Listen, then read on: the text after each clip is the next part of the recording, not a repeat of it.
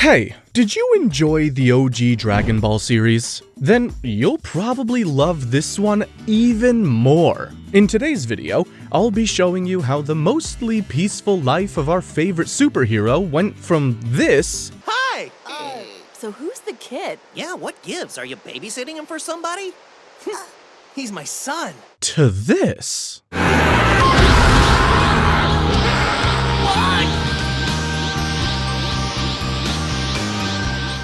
The hype is real! And just in case you didn't know, Dragon Ball Z Kai is basically the more appetizing, well-paced version of Dragon Ball Z. So, without wasting any time, let's go ahead and dive right in.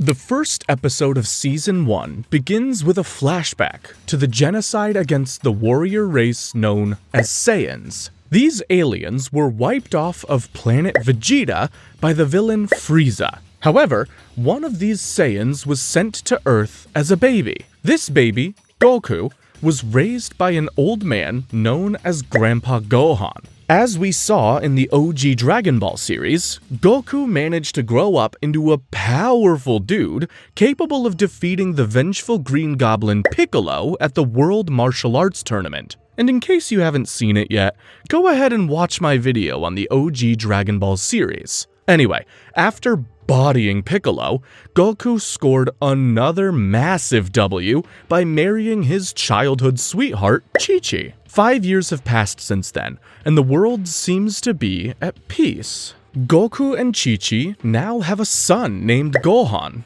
after Goku's grandfather. It's honestly one of Goku's more thoughtful decisions. We then see Goku and little Gohan heading out to meet up with friends at the Kame house. This is the home of Goku's mentor, Master Roshi. Meanwhile, a mysterious space pod crashes onto Earth. The occupant, who happens to be a Saiyan, steps out in full battle armor. He immediately starts scouting around for strong fighters using the scouter device over his left eye. It's a race of utter weaklings. There's someone with a decent power level. He locks onto Piccolo at first and quickly pulls up on him. Piccolo tries to defend himself from being killed, but their power levels are so far apart that the Saiyan doesn't even stick around to finish the job. He just leaves, like Piccolo isn't even worth his time, because he sensed someone stronger. And that someone, of course, is Goku. Back at the Kame house, Goku is introducing Gohan to Master Roshi, as well as his friends Krillin and Bulma. It feels like a happy reunion for all of about 5 minutes. Then, the Saiyan shows up, and right away, things really feel off. Instead of attacking immediately, he starts talking to Goku like they already know each other. He asks Goku, or Kakarot as he calls him, why he hasn't terminated every native life form on Earth like he was supposed to. Goku's looking real confused. Things begin to escalate when Krillin tries to get the Saiyan to leave, and just one smack to the face and Krillin is already knocked out. And just like that, the peaceful reunion is over before it ever really even started. In episode 2, the mysterious Saiyan finally introduces himself as Raditz. And according to him, he's Goku's older brother. Goku, of course, has absolutely no memory of this. Raditz suspects that the reason Goku doesn't remember his lineage is probably because he hit his head as a kid. Master Roshi confirms that Goku did in fact hit his head as a kid, and it somehow tamed his more violent tendencies. Raditz then drops the real bombshell. Apparently, Goku isn't just some weirdly strong guy on Earth, he's actually part of the alien warrior race called the Saiyans. These Saiyans go around planet hunting and eradicating the native inhabitants. After each planetary conquest, they'd sell the planet to any willing buyer and make a crap ton of money. Sheesh. We putting price tags on planets now? Dang. Anyway, due to the attack on planet Vegeta, there are only 4 Saiyans left, including Goku and Raditz. After revealing all that info, Raditz gets straight to the point. He wants Goku to join him in wiping out the human race, like it's just another job on a to-do list. Goku refuses immediately. Back off, Kakarot! Can't you see? Open your eyes! You were born for this! So Raditz decides to escalate things in the worst way possible and kidnaps Gohan, basically forcing Goku's hand. After Raditz leaves, Piccolo shows up, and surprisingly, he's not here to fight Goku. Instead, he offers to team up to take Raditz down, since this new guy is clearly a problem for everyone. It's one of those the enemy of my enemy is my friend situations, and Goku doesn't really have the luxury of being picky, so he agrees. The two of them track Raditz to the crash site of his space pod and confront him together. But Raditz isn't even slightly concerned. In fact, he's almost bored. He casually tells them that even if they somehow manage to beat him, there are two other Saiyans out there who are even stronger than he is. So now it's not just about saving Gohan anymore. It's starting to look like Earth has a much bigger problem coming its way. In episode 3, Goku and Piccolo finally face off against Raditz, and it goes about as badly as you would expect. The power gap is ridiculous. Every move they make, Raditz shuts it down like it's nothing. Realizing that they can't win head-on, Goku and Piccolo come up with a risky plan. Goku decides to hold Raditz in place while Piccolo charges up a new technique he's been working on, the Special Beam Cannon. It takes time to build up, which is a problem when you're fighting someone who could end you in seconds. Still, Goku manages to keep Raditz occupied just long enough for Piccolo to fire, and then it almost works. The beam shoots straight at Raditz, but at the last second, he dodges it by the smallest possible margin. So now, they've used up their best shot, and Raditz is still standing. Goku tries to turn things around by grabbing Raditz's tail, figuring it might be a weakness. And for a moment, it actually works, leaving Raditz completely immobilized. But the Saiyan quickly flips the situation, tricking Goku into letting go, and immediately goes back to dominating the fight.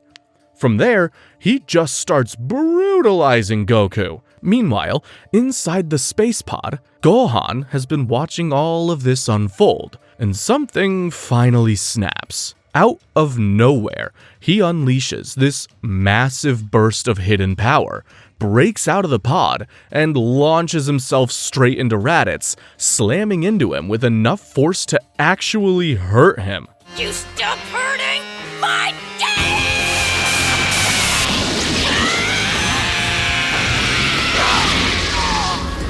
It's one of those WTF moments that leaves Raditz absolutely spooked. But then, Gohan's power drops as quickly as it came, leaving him vulnerable again. Raditz, now angry, moves to finish him off, but Goku jumps in and manages to restrain Raditz one more time. At this point, Goku realizes there's only one way to end this. He tells Piccolo to fire the Special Beam Cannon again, even though it means hitting both him and Raditz. Piccolo hesitates for a split second and then goes for it. The beam gets fired, and this time, it doesn't miss. It pierces straight through Raditz, and through Goku as well. And just like that, the battle is over. As Raditz lies there dying, Piccolo mouths off about the Dragon Balls. These are 7 balls that, when gathered together, can be used to summon the wish-granting dragon Shenron. In other words, if Goku ends up dying from the attack, he can be resurrected with the Dragon Balls. Raditz somehow passes on the info to his 2 faraway comrades. Before drawing his last breath, Raditz chips in one final warning. The 2 other Saiyans he mentioned earlier, they will be arriving on Earth in 1 year. So if they think this fight was tough, things are about to get a whole lot worse. Right after that, Bulma and the others show up, but they're too late. By the time they arrive, Goku has already succumbed to his injuries. Those Dragon Balls are about to come in real handy. In episode 4, Goku's body suddenly disappears. Piccolo suggests that this is the work of Kami, aka the god of the earth. So, right now, our boy is somewhere in the afterlife, also known as the Otherworld, where deities in the universe reside. In the meantime, Bulma takes Raditz's scouter, figuring she might be able to fix it and use it to track down her boyfriend Yamcha, as well as 2 allies, Tien and Chiaotzu. Basically, if more Saiyans are coming, they're gonna need all the help they can get. Piccolo, on the other hand, makes a very unexpected move. He decides to take Gohan with him, not to return to his mom, but to train him. His reasoning is pretty simple. Gohan has insane hidden power, and with those other Saiyans on the way, they're gonna need it. Still, the method is questionable at best. I mean, where's the parental consent? Meanwhile, in the afterlife, Goku meets up with Kami, who gives him a shot at getting stronger. He tells Goku about King Kai, a revered deity who can train him. After making the necessary arrangements, Goku begins his journey to King Kai's planet through a winding path known as Snake Way. It is a ridiculously long stretch of road that goes through the outer world. So while everyone else is dealing with problems on Earth, basically Goku is starting a marathon in the afterlife. As Goku begins his journey, Krillin is stuck with what might be the hardest task of all, telling Chi-Chi what happened at the Kame house. He tries, but completely fumbles it. Everyone all right? See, about that. Thing is, Goku's kinda... What? Between Goku's death and Gohan being taken, there's really no easy way to break that kind of news, and Krillin clearly isn't built for it. Out in the wilderness, Piccolo wastes no time getting started with Gohan's training. And by training, he means throwing the kid straight at a giant rock to force out his hidden power. It sounds insane, and it kinda is, but it works. Gohan instinctively unleashes his strength and obliterates the rock without even thinking about it. Piccolo sees this and realizes he was right. The power is there. Now it's just a matter of dragging it out of him, whether Gohan likes it or not. In episode 5, Bulma manages to repair Raditz's scouter, which should help them keep track of power levels and stuff. Not long after, the ninja Yajirobe shows up with a message for Krillin. Apparently, Kami has summoned him, and not just him. Yamcha, Tien, and Chiaotzu are all called to the lookout above Korin Tower for training. The lookout is where Kami lives, and it's gonna play a very vital role in the story. In the meantime, Yajirobe also delivers a message from Kami telling them not to revive Goku with the Dragon Balls until after 1 year. So while Goku is trying to train in the afterlife, and Gohan is surviving Piccolo's extreme mentorship, the rest of the crew is being pulled together to prepare for what is coming. The episode ends with Chi-Chi arriving at the Kame house to search for Goku and Gohan. She literally blacks out after she learns that Goku is dead and Gohan was taken away by Piccolo, which is a pretty valid reaction in my opinion. Meanwhile, Gohan's training officially gets underway. Piccolo basically dumps him alone on a mountaintop and leaves him to survive on his own. After some time passes, Gohan is still out there struggling, trying to cope with being alone. Then one night, he looks up at the full moon, and that turns out to be a huge mistake. Out of nowhere, he transforms into a giant great ape, completely losing control of himself.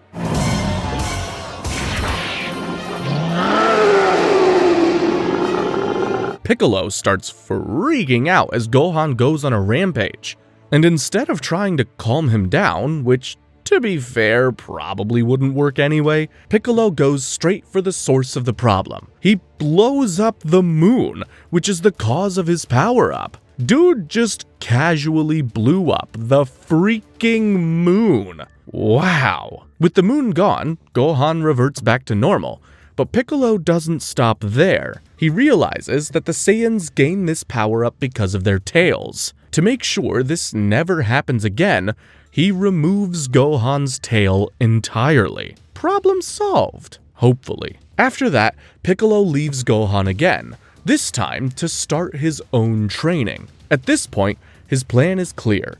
Toughen the kid up the hard way and get himself stronger too, because those two Saiyans are still on the way to Earth. In episode 6, about 6 months have passed since Gohan went berserk.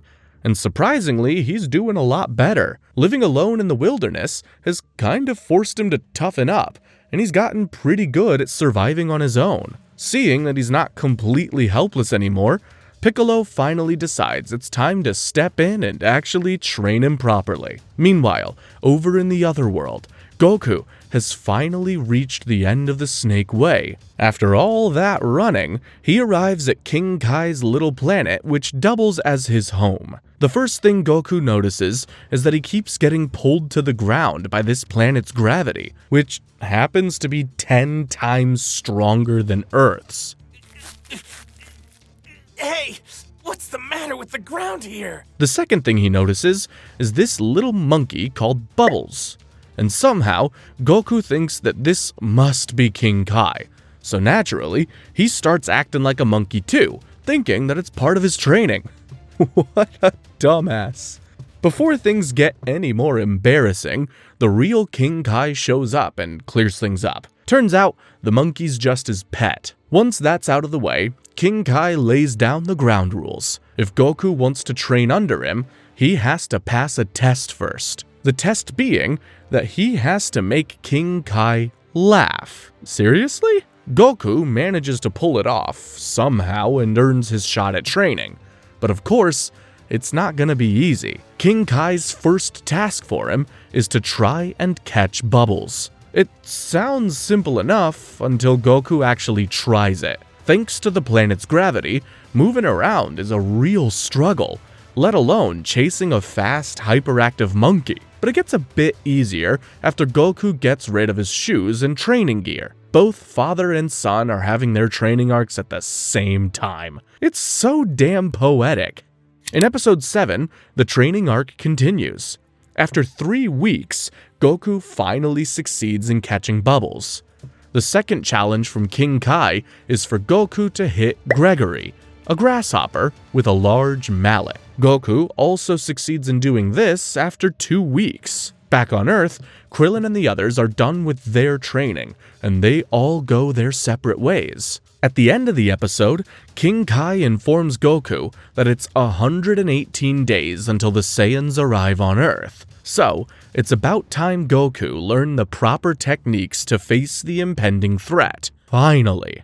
Episode 8 begins with a massive time skip. Goku has already learned how to use the Spirit Bomb, a technique invented by King Kai. To pull it off, the user gathers energy from living things and shoots off said energy for a massive attack. However, King Kai warns Goku to only use the Spirit Bomb as a last resort. But more importantly, Goku has to return to Earth to face the Saiyans, who will be arriving in less than 24 hours. King Kai helps facilitate a telepathic message from Goku to Master Roshi. Goku tells Roshi to use the Dragon Balls to resurrect him. Shenron gets summoned, and Master Roshi's wish is granted.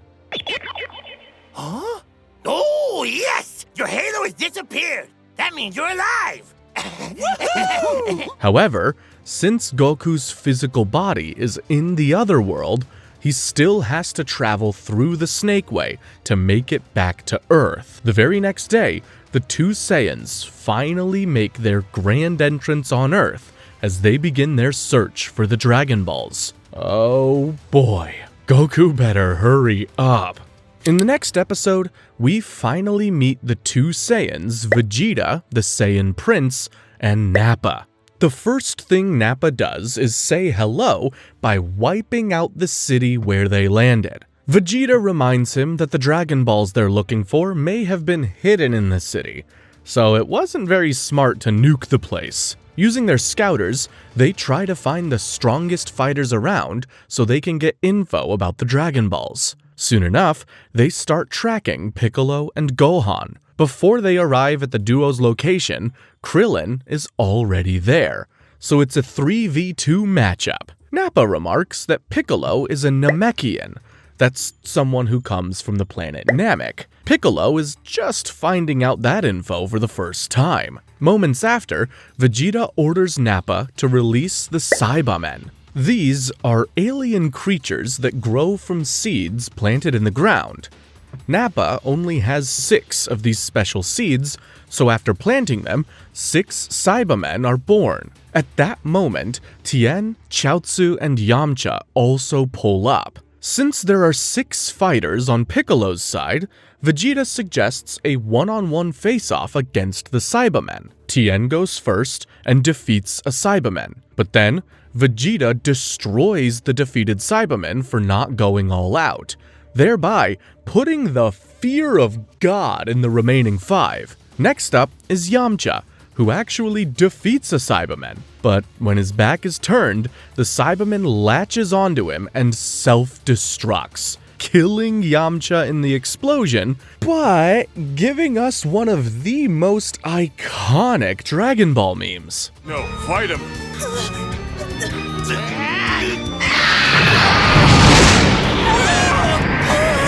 Damn, I guess that's one way of going all out. In episode 10, an enraged Krillin uses his scattering bullets technique to destroy the 4 remaining Saibamen. Going forward, I will be referring to Goku's fighting allies as the Z-Fighters. With the Saibamen out of the way, Nappa faces off against the Z-Fighters.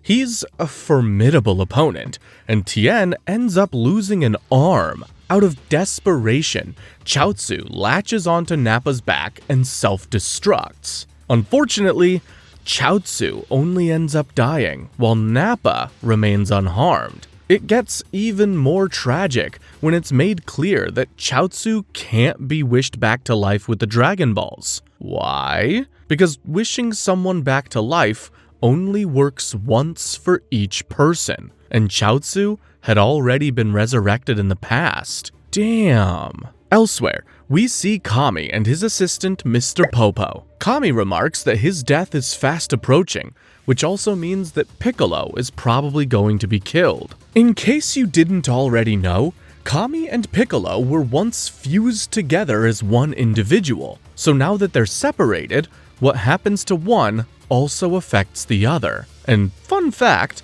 Kami was the one who created the Dragon Balls. Typical deity stuff. And to make matters worse, Tien collapses and dies after using all of his life force to launch an attack against Nappa. It is looking terrible, man. Anyway, Krillin desperately calls out to Goku to hurry up and save them, while Vegeta realizes that Goku and Kakarot are the same person. Krillin tells him that Goku has been training specially for this moment, and he'll be here very soon. Nappa tries to finish off the remaining Z-Fighters, but Vegeta barks at him to stand back. They're yours to destroy. That's ridiculous! I'm not waiting for anybody! Nappa!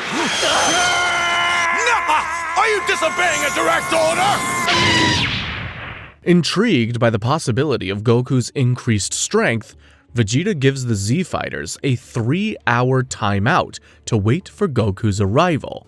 How considerate. Is it bad I'm starting to like this dude? In the next episode, Goku's still traveling through the outer world for what seems like forever, but eventually he makes it to the end of Snake Way and gets teleported to Earth by Kami. While falling down from out of the sky, he catches 2 sensu beans from Korin. Sensu beans are magical beans that can instantly restore a person's strength and stamina, and Korin is a cat that grows these sensu beans at Korin Tower. After eating 1 sensu bean, Goku summons the Flying Nimbus, a magical cloud that serves as his personal Uber. Feeling eager for a fight, our hero starts heading towards the battlefield. Vegeta uses his scouter to sense that Goku's power level is above 5,000. This absolutely freaks him out, and he orders Nappa to kill the remaining Z fighters before Goku arrives.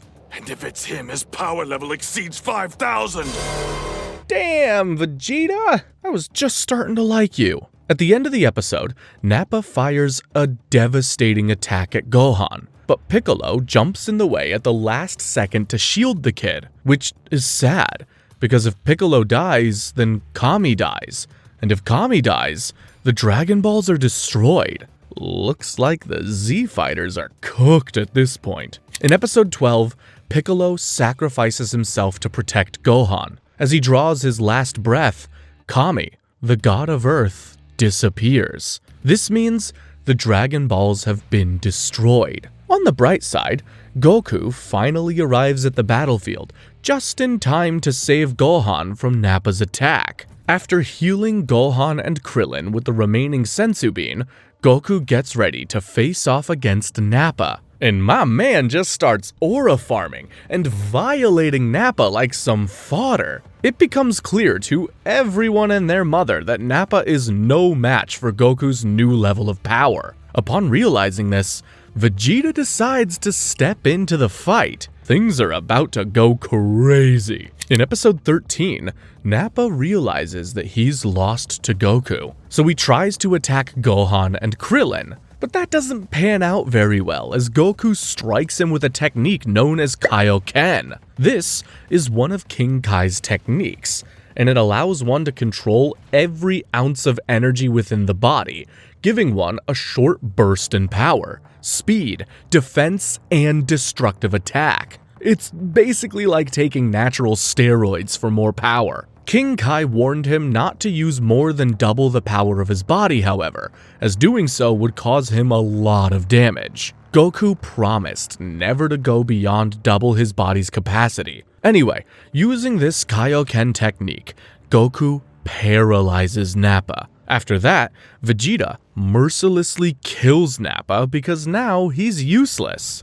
With Vegeta still itching to fight, Goku tells Gohan and Krillin to leave the vicinity so he can fight without any distractions. Krillin then tells Goku to lure Vegeta to a different location so the bodies of their fallen comrades won't be destroyed. After Goku and Vegeta move to a new battleground, the two Saiyans begin fighting. At first, the two are evenly matched, but then Vegeta powers up and starts getting the upper hand. Goku prepares the Kaio-Ken times 2, which is just double the regular Kaio-Ken. But sadly, even this power-up isn't enough to defeat Vegeta, so Goku decides to break his promise to King Kai and use Kaio-Ken times 3, which is more than double the amount of power his body can handle. Oh boy, this better be good or Goku's toast. In the next episode, Goku's speed and power jump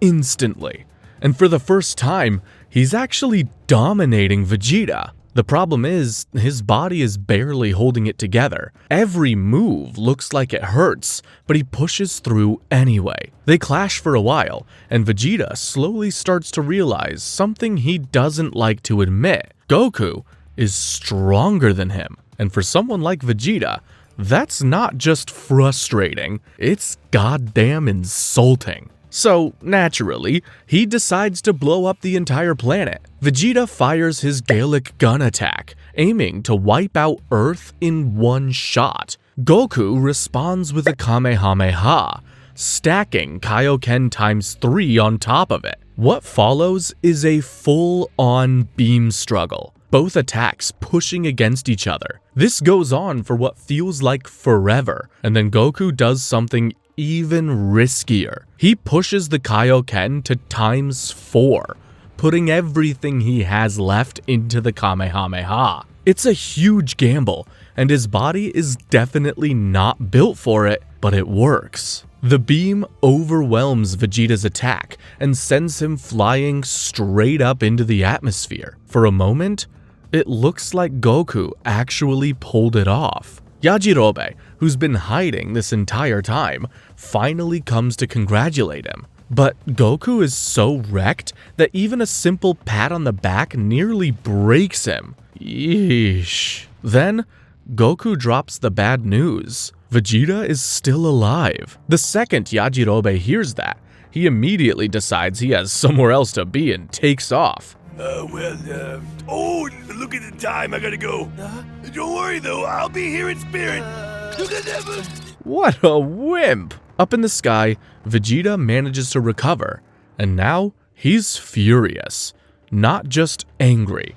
He's personally offended that a low-class Saiyan pushed him this far, so he decides to take things to another level entirely. His plan is to transform into a great ape, which would multiply his power tenfold. There's just one problem though. The moon is gone. Someone we know already blew it up in the past, which throws him off for a second. Thanks, Piccolo. But Vegeta isn't out of options. He decides to create his own solution, a power ball, basically an artificial moon. It drains a chunk of his energy, but it does the job. The moment it lights up in the sky, Vegeta transforms into a great ape, towering over everything with a massive power boost. From a distance, Krillin and Gohan see the light from the power ball and realize that something's wrong. They decide to head back and help, because at this point, Goku clearly can't handle this alone, and Goku knows it too. As things stand, his only real option left is the Spirit Bomb, but that takes time to charge, and time is the one thing he doesn't have.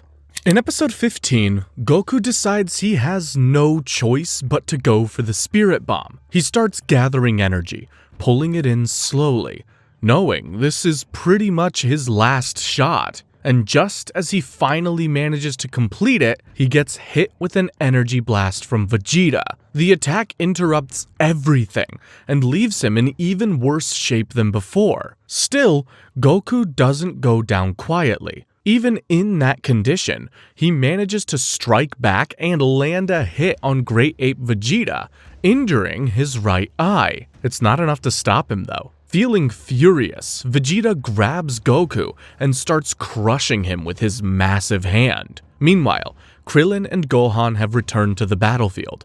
Watching all of this unfold, they both try to come up with some kind of plan. They figure the best way to stop Vegeta is to cut off his tail and force him out of the Great Ape form. Simple idea, but we all know it's much harder to actually pull off. They try to make a move, but it doesn't work. Just when it looks like they're all out of options, Yajirobe, who's been hiding again, as usual, actually steps up. He finds the perfect opening, rushes in, and slices off Vegeta's tail with his sword.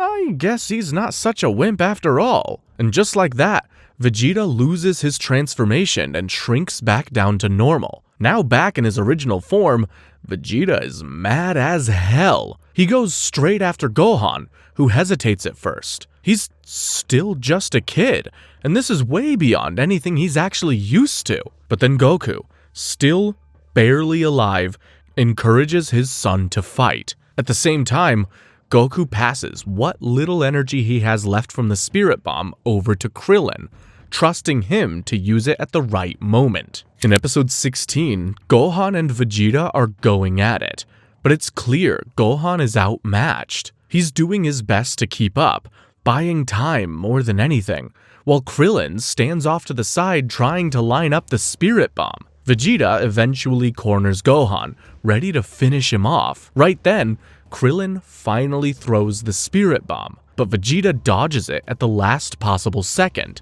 Now, the attack is flying past him and heading straight toward Gohan. At the last moment, Gohan manages to deflect the Spirit Bomb and send it back to Vegeta. It hits him head on, and at first glance, it looks like that might finally be it. But Vegeta still doesn't go down. Dude's a freaking cockroach. In response, he unleashes a massive super explosion wave, blasting everyone and leaving the Z fighters badly injured. At this point, it feels like they just can't catch a break. Then, out of nowhere, Gohan's tail grows back, And just like before, the moment he looks at the artificial moon in the sky, he transforms into a great ape. Suddenly, the whole fight flips again. Gohan, now this massive powerhouse, starts overwhelming Vegeta, tossing him around like he's nothing. Vegeta, desperate and running out of options, manages to cut off Gohan's tail mid-air, forcing him back to normal. But the damage is already done. As Gohan falls from the sky while still in ape form, he lands directly on Vegeta, crushing him under his weight. And just like that, Vegeta is finally beaten. Still, even now he's not giving up. He calls in his space pod and tries to make his escape, but Krillin isn't about to let him go that easily. He grabs Yajirobe's sword and steps in, ready to finish Vegeta once and for all. And so, the episode ends. Holy cliffhanger! In the next episode, just as Krillin is about to skewer Vegeta for good, Goku stops him. And honestly, it's a bit of a wild thing to do. Goku admits it himself. He wants Vegeta to live. Not because it's the safe or smart choice, but because he wants another shot at fighting him someday. I know it's wrong, but please, let him go. For me. I need to be able to fight him again someday. Really, dude? It's pure Saiyan pride talking. Krillin hesitates, clearly not thrilled about letting someone that dangerous walk away. But in the end, he trusts Goku and backs off. Vegeta, battered and barely alive, takes the chance and escapes Earth in his space pod. With the battle finally over, the rest of the group shows up.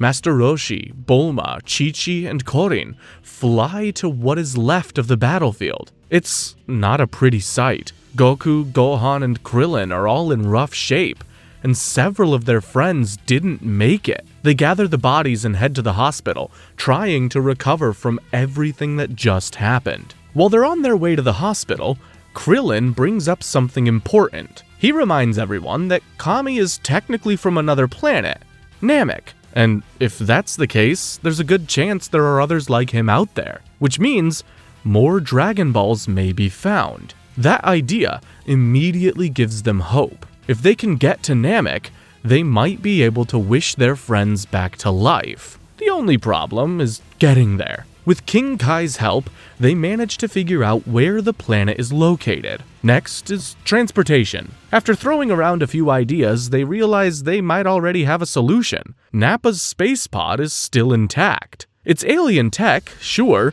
but it's something. Bulma takes charge of the situation, deciding to examine it and see if it can actually make the trip.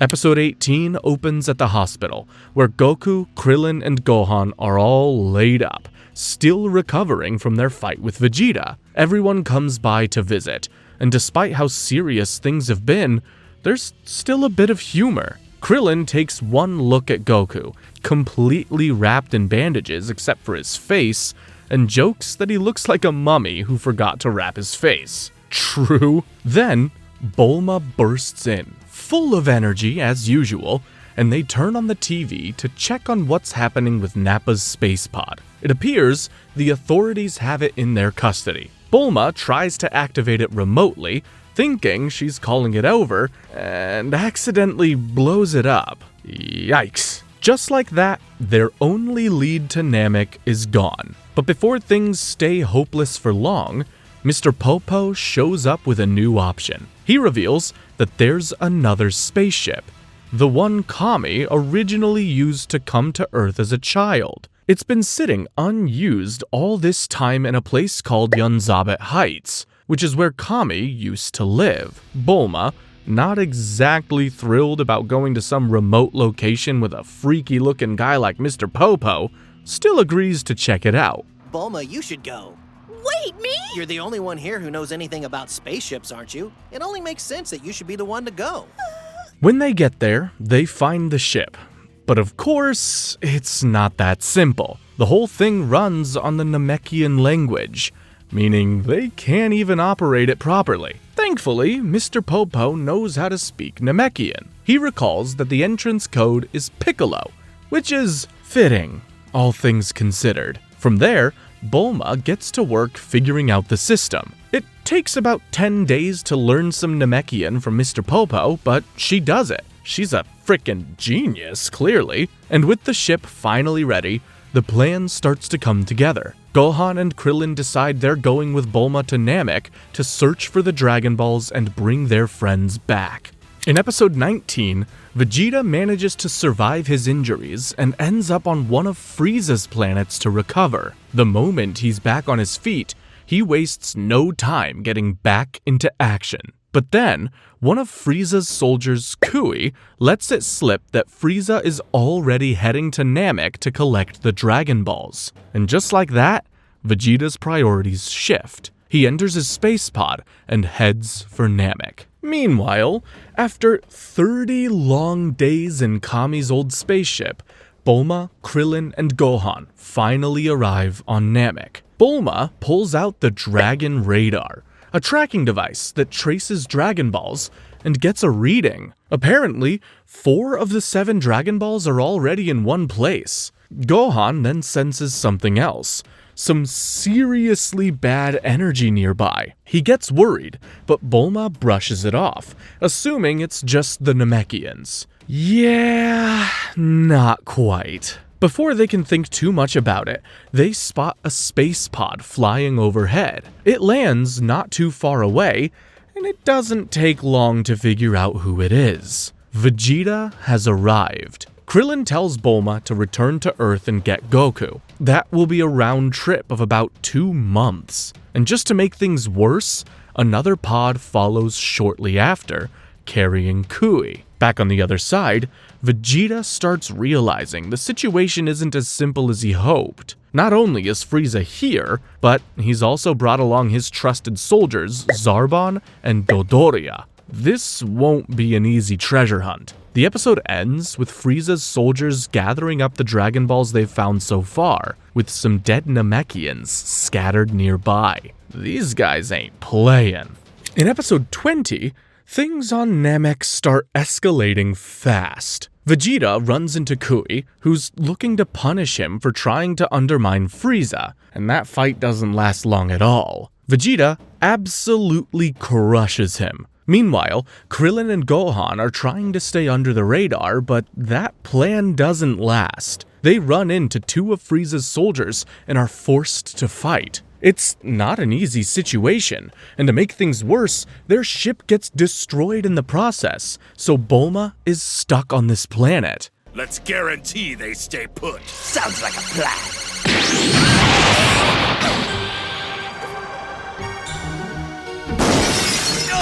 Back on Earth, Goku is still in the hospital, at least for a moment, because Yajirobe shows up with a fresh batch of senzu beans from Korin. The second Goku gets one, he eats it, and just like that, he is fully recovered. Naturally, his first thought isn't to rest. It is to get to Namek as fast as possible, as Bulma already sent a message narrating the dangerous situation over there. With everyone else already out there, and things clearly getting worse, Goku starts preparing to head into space himself. In episode 21, Goku heads straight to Capsule Corporation, where Bulma's dad, Dr. Brief, has already been busy preparing a spaceship for him. And it's not just any ship. This one is designed for both travel and training. In about 6 days, Goku will be on Namek. But knowing him, he's not about to just sit around during the trip. The moment he takes off, he cranks up the gravity inside the ship to 20 times Earth normal level and starts training immediately. 'Cause of course he frickin' does. Meanwhile, on Namek, things are getting worse by the minute. When Frieza's forces locate a Namekian home, they try to force the inhabitants to give up their Dragon Ball. The Namekians finally start fighting back, but it quickly becomes clear they are outmatched. Zarbon steps in and easily overwhelms them, realizing that Frieza's men are tracking them using scouters. A Namekian named Mori takes action and destroys the devices to cut off that advantage. I'd say you're thoroughly screwed! It's a smart move, but it comes at a cost. The episode ends with Dodoria charging at him, determined to make an example out of the Namekians for resisting. On the sideline, Krillin and Gohan are secretly watching the situation unfold. In episode 22, Frieza stops Dodoria from attacking Mori, ordering him to kill off the younger Namekian fighters first. Shortly after, Mori is forced to hand over a Dragon Ball, and when he refuses to give up the location of the other Dragon Balls, he gets killed. These Frieza guys are ruthless. Things get even more intense when Krillin and Gohan step in to save a young Namekian kid named Dende from Dodoria. They grab him and make a run for it. But Dodoria isn't the type to just let that slide. He immediately goes after them. The chase doesn't last too long though. Krillin pulls out the solar flare technique, blinding Dodoria long enough to escape and hide. It's a close call, but they manage to get away safely with Dende. Not long after, Dodoria runs into someone else, Vegeta, and this time, he's the one in trouble. The fight between them is short and one-sided. Vegeta completely overwhelms Dodoria, leaving him desperate. Realizing that he is about to die, Dodoria tries to bargain for his life and offers Vegeta some secretly held information. Vegeta lets him talk. That's when Dodoria drops the truth. Planet Vegeta wasn't destroyed by some random catastrophe as he was informed. It was Frieza who did it. He wiped out the Saiyans because he was afraid of how strong they might become. That revelation is devastating. Everything Vegeta believed about his race's end turned out to be a lie. And all this time, he's been doing Frieza's dirty work on other planets. For a moment, it looks like Dodoria might actually make it out alive, but Vegeta isn't the forgiving type. As soon as Dodoria tries to run, Vegeta finishes him off without hesitation. For Vegeta, he doesn't really mind getting his planet destroyed. It's the fact that Frieza is scared of the Saiyans that mostly intrigues him. Interesting. Even the mighty Frieza trembles at what the Saiyans are capable of. Priorities are a little messed up, but okay, he got the spirit at least. In episode 23, Vegeta is moving around the planet, now taking advantage of something new he picked up on Earth. That is, his ability to sense the energy of others without a scouter. Using that, he locks onto Gohan, Krillin, and Dende in the distance. Realizing the danger, Gohan and Krillin quickly suppress their energy to avoid being tracked any further. The problem is, Dende has no idea how to do that. So his energy is kinda noticeable. Vegeta starts honing in on it, but then gets thrown off when a giant Namekian fish suddenly shows up nearby. He assumes that was the source of the energy and moves on, missing the trio completely by pure coincidence. From there, Vegeta stumbles across a small Namekian village. There are only about 20 people there, and he immediately demands their Dragon Ball. The elder of the village refuses, standing his ground despite knowing exactly the kind of enemy he's dealing with. It doesn't end well for the Namekians. Vegeta wipes out the entire village without hesitation and takes the Dragon Ball for himself. I was expecting to have to hunt for it, but alas, it might as well be gift-wrapped.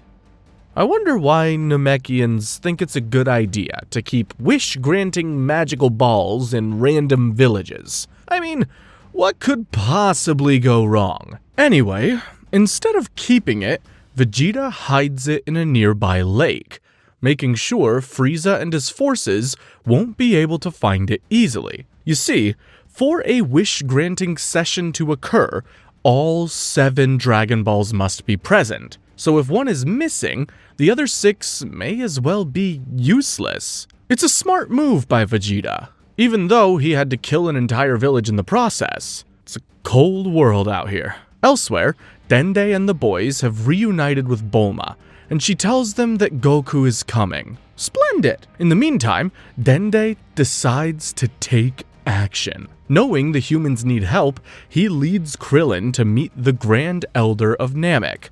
hoping he might have a way to turn the situation around. And most importantly, the Grand Elder has a Dragon Ball. So, Krillin and Dende zoom off to meet him.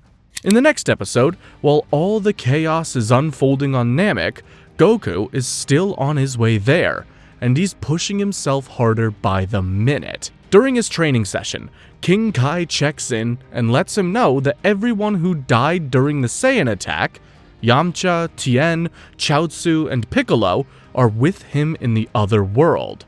Yo, you hear me all right, Goku? Yamcha! Just so happens we ran into Kami on this side. He told us all about King Kai and how to find him. Goku fills them in on what's happening on Namek, and that's when King Kai realizes something serious. Frieza is involved. The moment he confirms that, he warns Goku to stay far away, making it clear that Frieza is on a completely different level of danger. But Goku, being Goku, isn't exactly planning to back off. Piccolo even chimes in from the Afterlife, telling Goku that he'll train as much as possible, so that when he's brought back to life, they can take Frieza down together. Piccolo's so freaking cool. After talking with them, Goku gets back to training, now pushing himself under 50 times Earth's gravity. Meanwhile, on Namek, Krillin and Dende are on their way to see the Grand Elder Guru,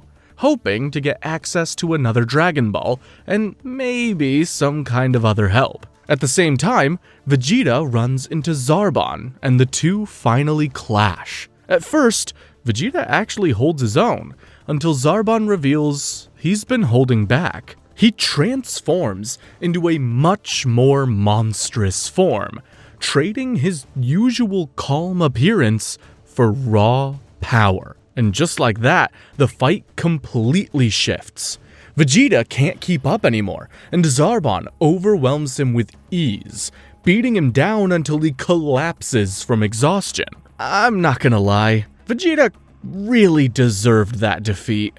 In episode 25, Krillin and Dende finally make it to the Grand Elder's home. There, they are greeted by Nail, a powerful-looking assistant and bodyguard of the Grand Elder. Inside the home, they meet the very old Grand Elder Guru, who's clearly not in the best shape. He talks to them about the Dragon Balls, the danger facing his people, and how badly Namek needs help right now. After reading Krillin's mind, he sees everything. Krillin's past, the history of Kami, and how Piccolo came to be. More importantly, he realizes that Krillin is genuinely a good person with no bad intentions, and on top of that, senses hidden potential within him. So, just like that, Guru unlocks that hidden potential. Krillin's power spikes massively, catching even himself off guard. Realizing how useful that could be,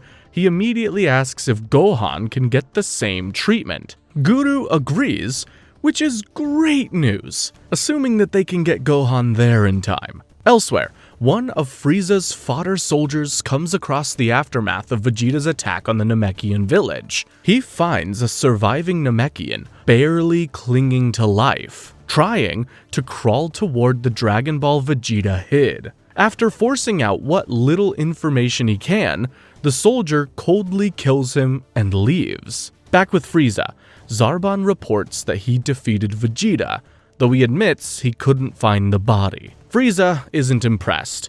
In fact, he's annoyed that Zarbon didn't consider the obvious, that Vegeta might have already gotten his hands on a Dragon Ball and hidden it somewhere. What gave you the right to deal with him without my consent in the first place? Had it not occurred to you that Vegeta may very well have found a Dragon Ball on his own and, I don't know, hidden it? That suspicion is confirmed when the fodder soldier returns and reports what he found at the destroyed Namekian village. Instead of rewarding him, Frieza kills him on the spot for eliminating the only Namekian witness who could have provided more useful information. It's a not-so-friendly reminder that working for Frieza is not exactly a safe career choice. Now, fully aware that Vegeta might still be in play, Frieza sends Zarbon back with new orders. Find Vegeta and bring him in alive. Zarbon tracks him down, barely conscious, and brings him back to the ship, placing him in a healing chamber. As Vegeta begins to recover, Frieza has a strange feeling. A premonition. Somehow, he senses that a Saiyan will be the one to defeat him, and the unsettling part is that he knows it won't be Vegeta. Instead, it's a fabled Super Saiyan, as he called it, who may prove to be his undoing. Better save this thought, cause it's very important. In episode 26, the moment Vegeta's fully healed, he wastes no time. He sneaks around Frieza's ship, finds the Dragon Balls Frieza has already collected, and creates enough of a distraction to grab them and get out. It's a risky move, but somehow it actually works. Just like that, Vegeta flips the situation and puts himself back in the game. Meanwhile, Krillin heads back to Bulma, looking for Gohan so they can take him to Guru and unlock his hidden potential. But Gohan isn't there. Instead, he's gone off on his own to retrieve the 4-star Dragon Ball Vegeta hid earlier in the lake near the destroyed village. And to his credit, he actually finds it. Gohan grabs the Dragon Ball and heads back. For a brief moment, with Gohan and Krillin each holding a Dragon Ball, it feels like things might actually be going their way. Then, Vegeta shows up.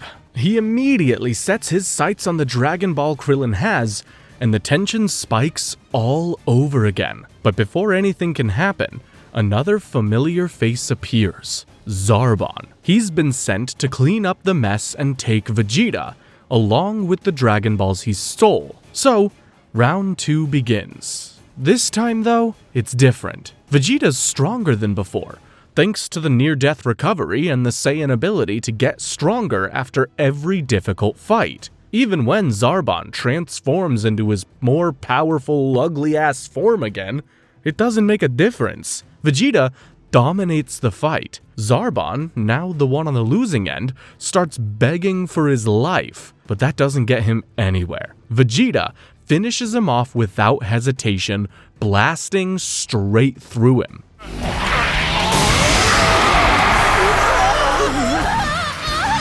With Zarbon gone, Krillin may be the next on the chopping block if he doesn't give up the Dragon Ball. Uh-oh.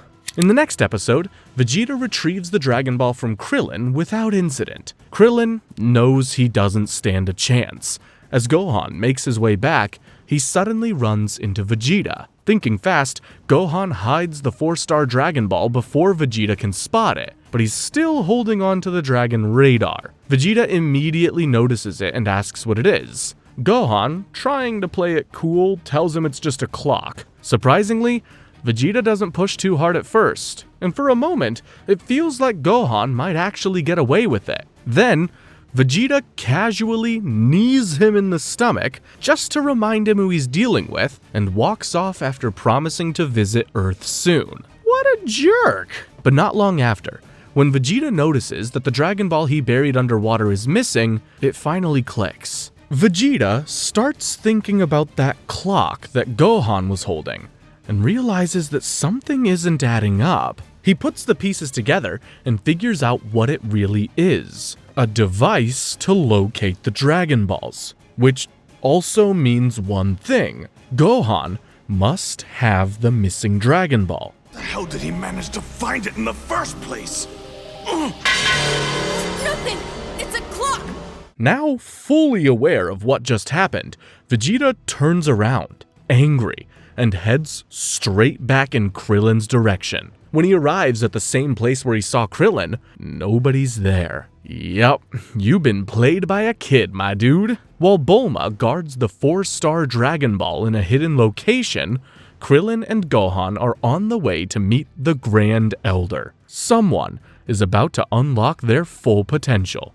In episode 28, Krillin thinks that he and Gohan have put enough distance between themselves and Vegeta to stay hidden, and for a moment, it actually seems like they've pulled it off. But the second they pick up speed while flying, their energy spikes, and that's all Vegeta needs to lock on to them again. Realizing that they've been found, Krillin quickly comes up with a plan.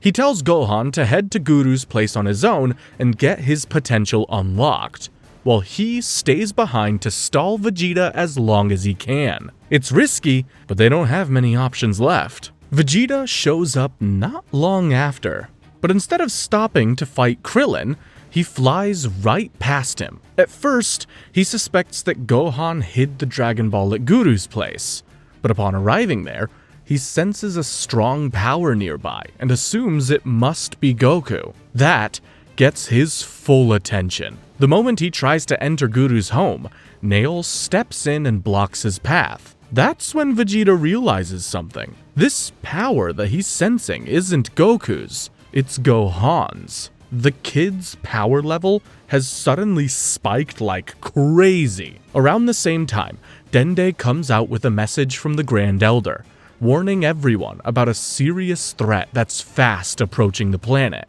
Vegeta picks up on it too, and immediately knows what this means. The Ginyu Force, Frieza's elite team of 5 individuals, is coming to Namek. Frieza's called them to handle the mess he's been dealing with. This means things are about to get much worse for everyone involved. Even Vegeta understands that this isn't something he can handle alone. All right, listen up. I'll explain this once. Imagine someone as strong as I've become since our first meeting.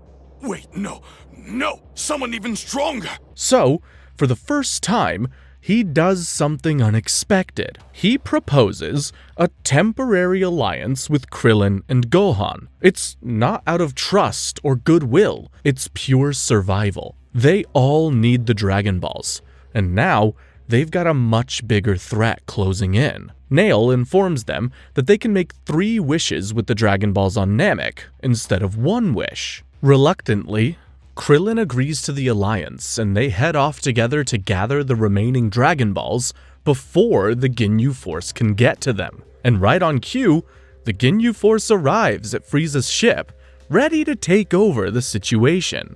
In episode 29, Vegeta, Krillin, and Gohan finally make it to the spot where Vegeta hid the remaining Dragon Balls. But before they can do anything with them, the Ginyu Force shows up. Damn, these guys are fast! Captain Ginyu, head of the Ginyu Force, casually takes the Dragon Balls from them and decides to deliver them to Frieza himself. He leaves the rest of the team behind to deal with Krillin, Gohan, and Vegeta, because to the Ginyu Force, this isn't even a serious fight.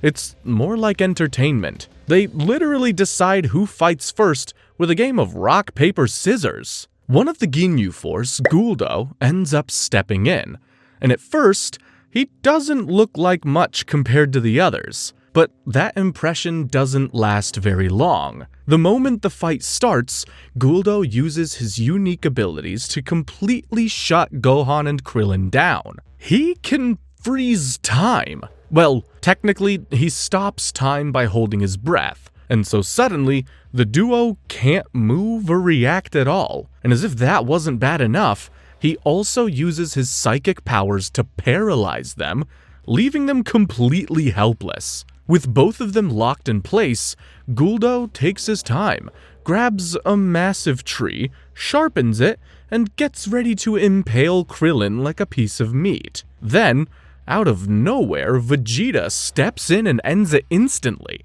cutting Guldo's head off before he can finish the job. That move gets the attention of the rest of the Ginyu Force, who are quite pissed that Guldo's death will affect their special Ginyu Force pose. Priorities, I guess. At this point, Gohan, Krillin, and even Vegeta know they're in serious trouble. Guldo was already a problem, and he was the weakest one. All they can really do is hope Goku shows up soon, cause they're gonna need him.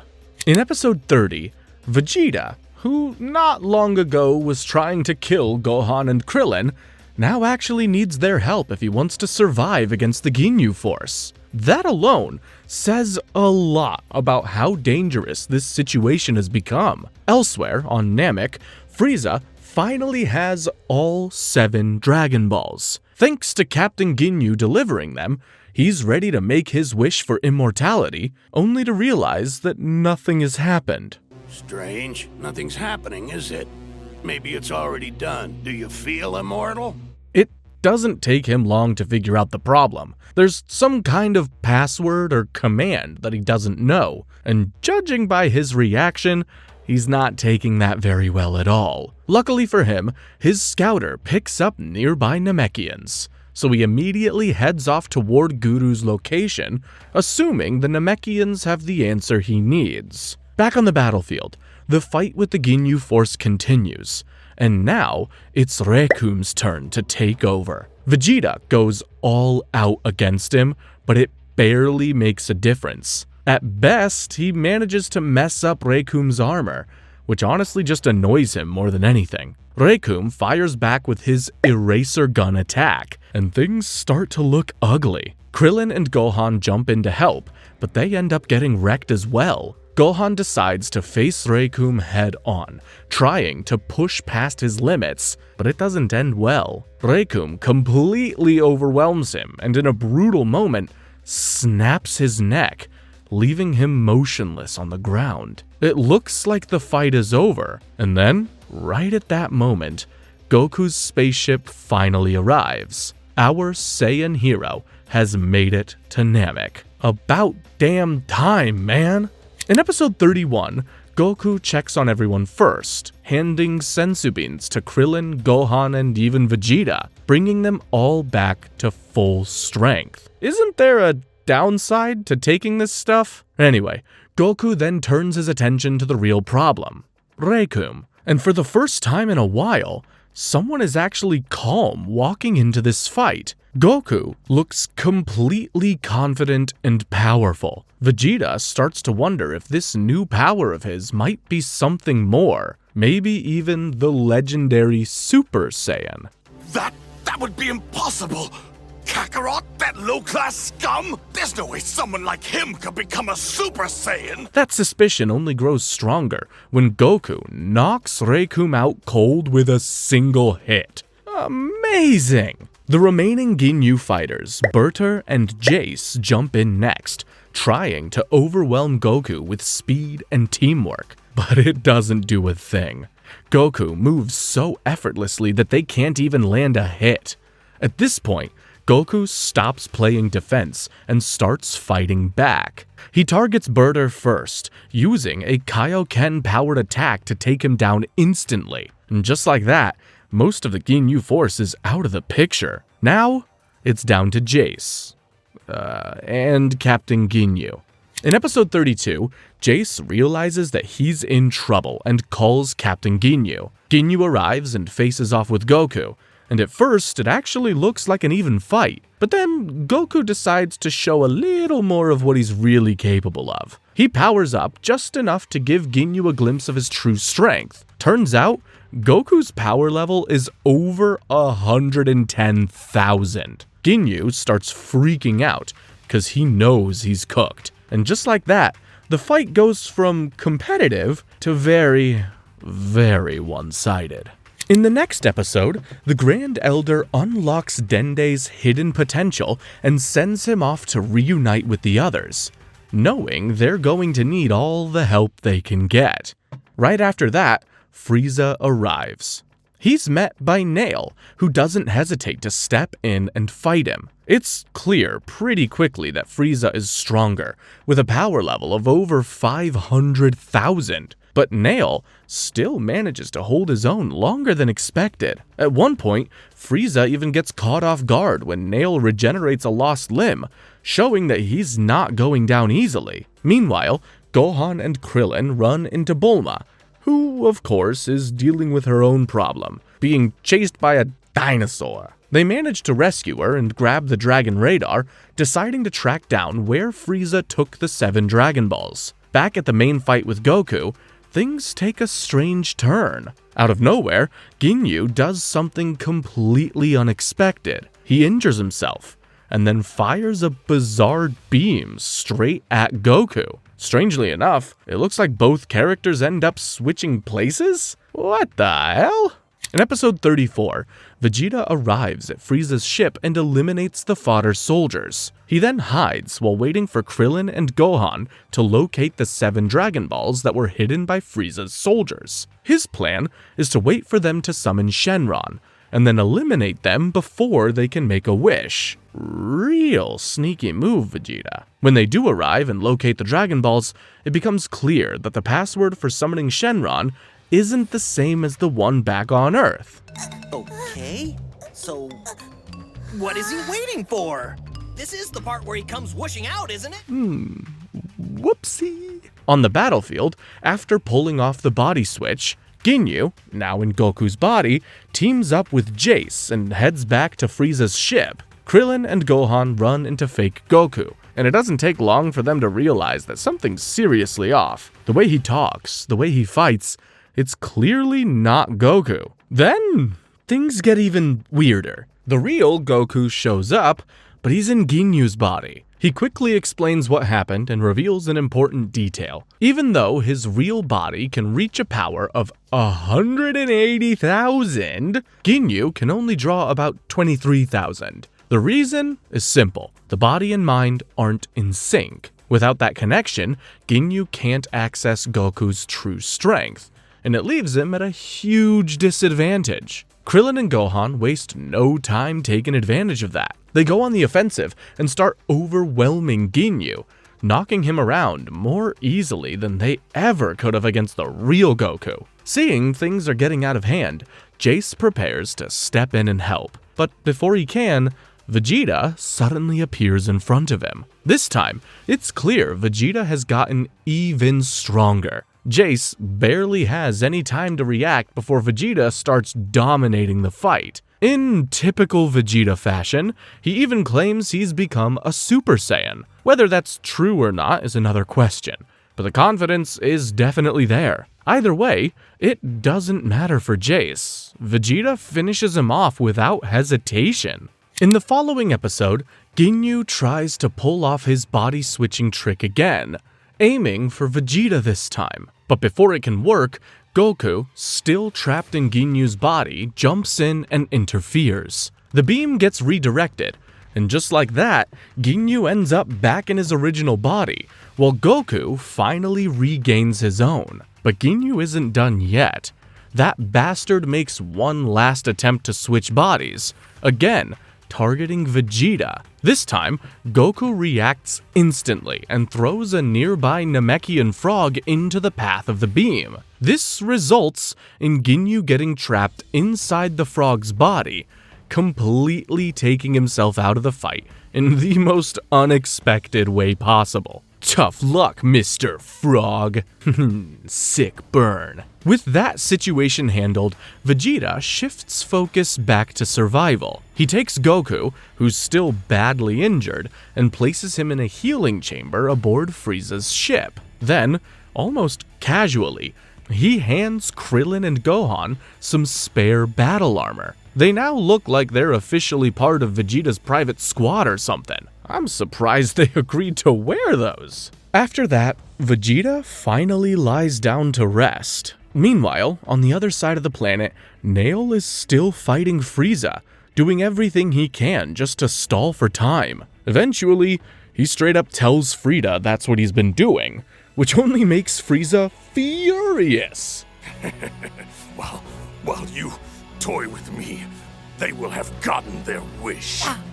What? Realizing he's being delayed intentionally, Frieza immediately heads back toward his ship. Back at the ship, while Vegeta is still asleep and Goku is still recovering, Krillin, Gohan, and Dende reunite. Apparently, the Grand Elders sent Dende to help them with the password for activating the Dragon Balls. They gather the Dragon Balls and get as far away as possible so Vegeta doesn't notice. And they finally do it. They summon Porunga, the Namekian Eternal Dragon. Okay, this is definitely scarier than Shenron.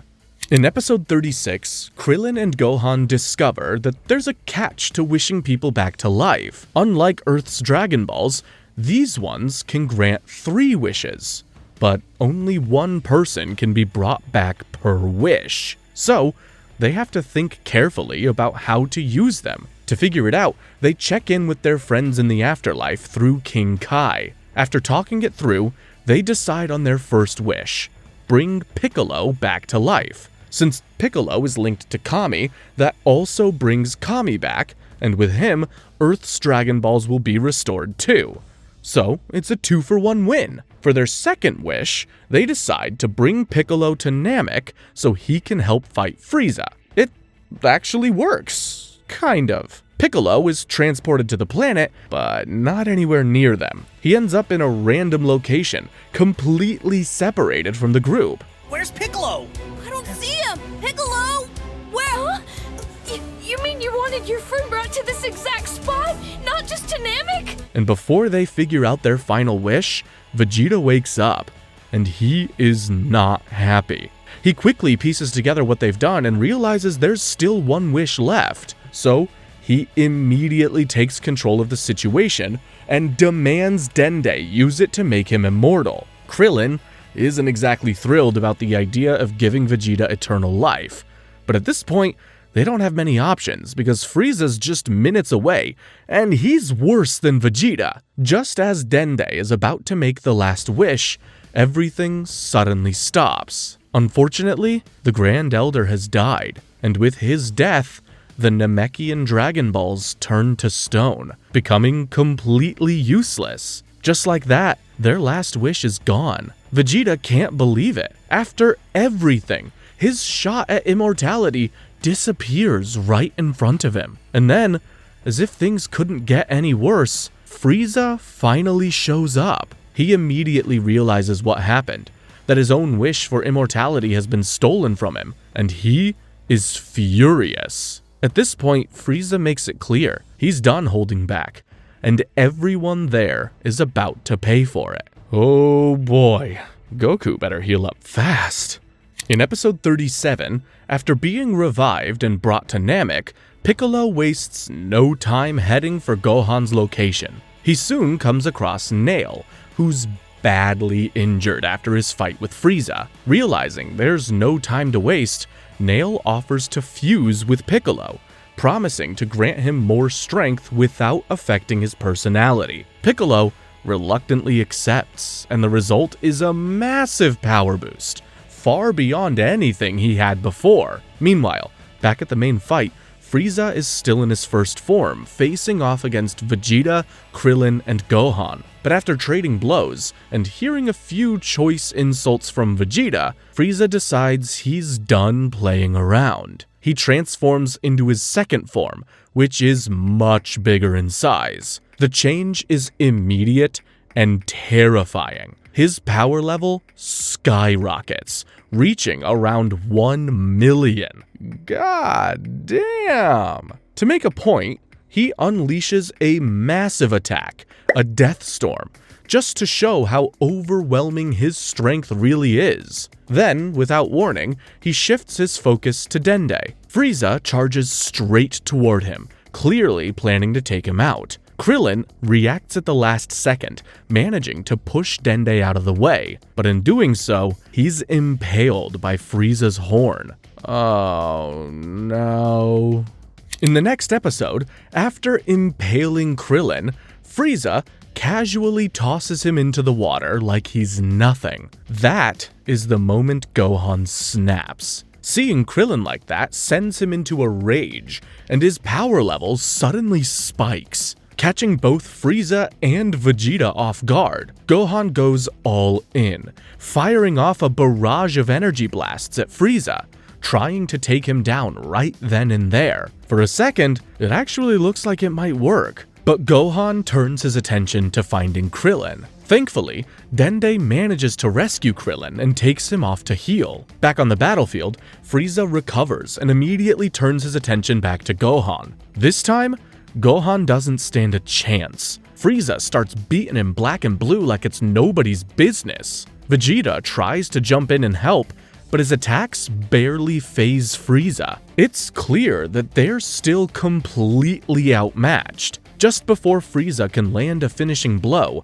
Krillin, now back in the fight thanks to Dende's healing ability, launches a Destructo Disc attack from a distance. It slices through Frieza's tail, actually doing real damage for once. Time to die. Tien!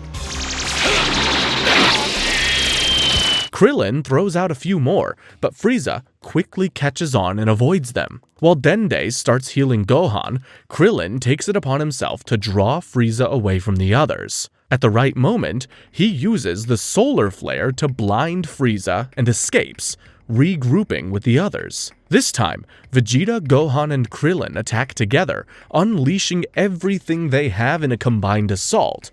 They actually manage to injure Frieza, which is something, but it's still not enough to stop him. And just as they brace themselves for what comes next, Piccolo finally arrives. All hail the King of Aura Farmin'! In episode 39, Piccolo arrives on the battlefield, now powered up from fusing with Nail, and immediately takes on Frieza. At first, the fight is surprisingly even. Piccolo's actually able to keep up, trading blows with Frieza and holding his own in a way no one else has managed so far. But as the fight goes on, Piccolo starts to notice something. Frieza still has a slight edge, so he decides to push things further. He removes his weighted training gear, and the difference is instant. Piccolo's speed and power jump, and now he's the one taking control of the fight, forcing Frieza on the defensive. For a moment, it looks like they might actually have a chance. Then, Frieza transforms again. What do you think? Was it worth the wait? Now, if you're ready, let's begin round 2. Damn, he looks freaky. His third form is even more monstrous.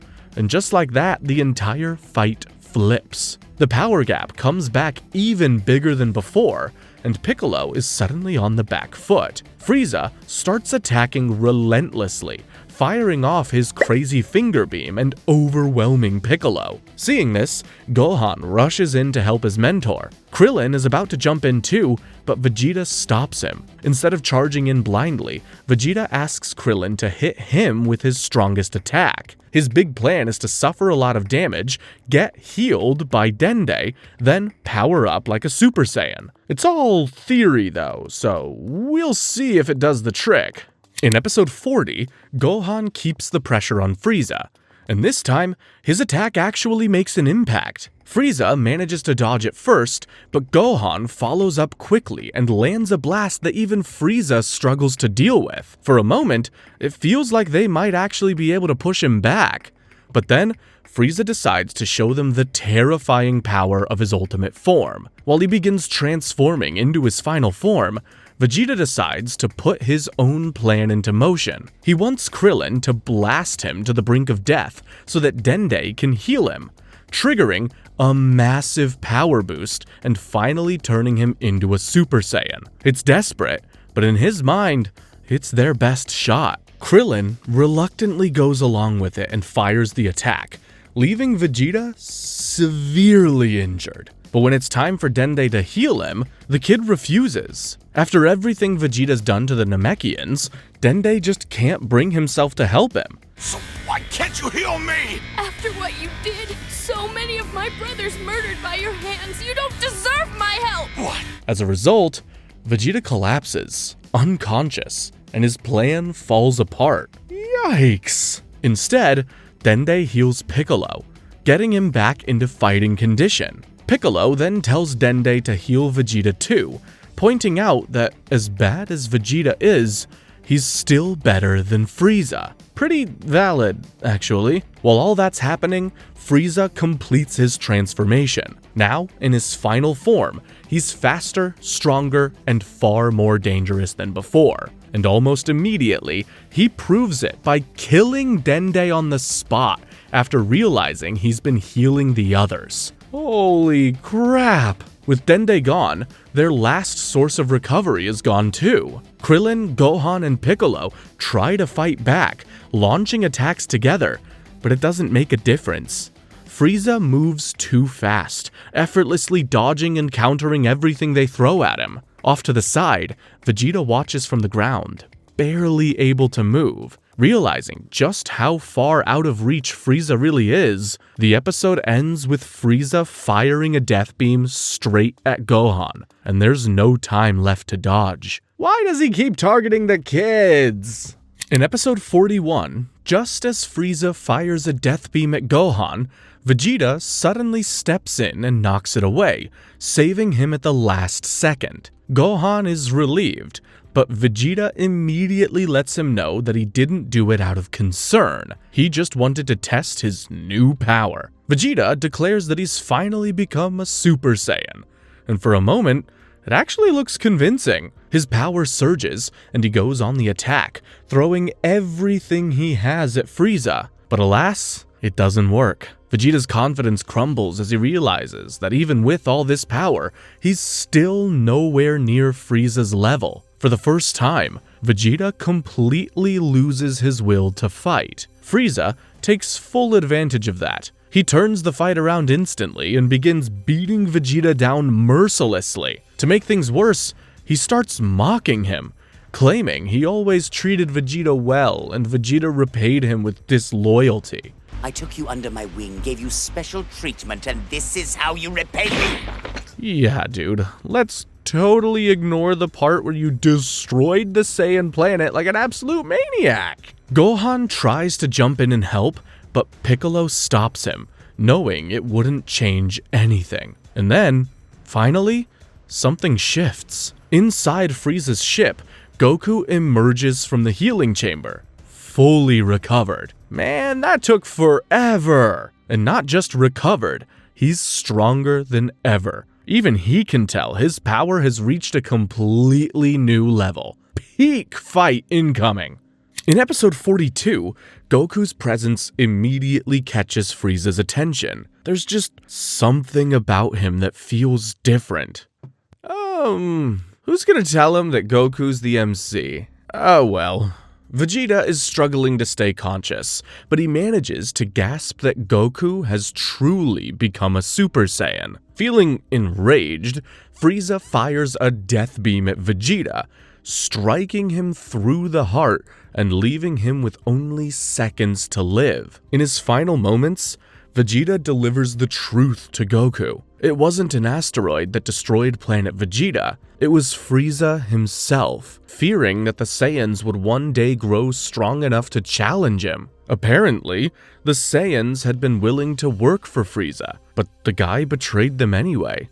His every last order, he betrayed us. He disposed of our race like common trash, wiped us from existence, so that now we are all that remain. With that truth revealed, Vegeta passes away. Damn, why am I feeling bad for Vegeta of all people? Anyway, Goku praises Vegeta's Saiyan pride, realizing that the guy's been dealing with some self-loathing ever since he was forced to work for Frieza. Goku then buries Vegeta right there, creating a grave for the fallen Saiyan warrior. After that, he turns his full attention to the Psycho in front of him. This is about to be the most epic fight in the series yet.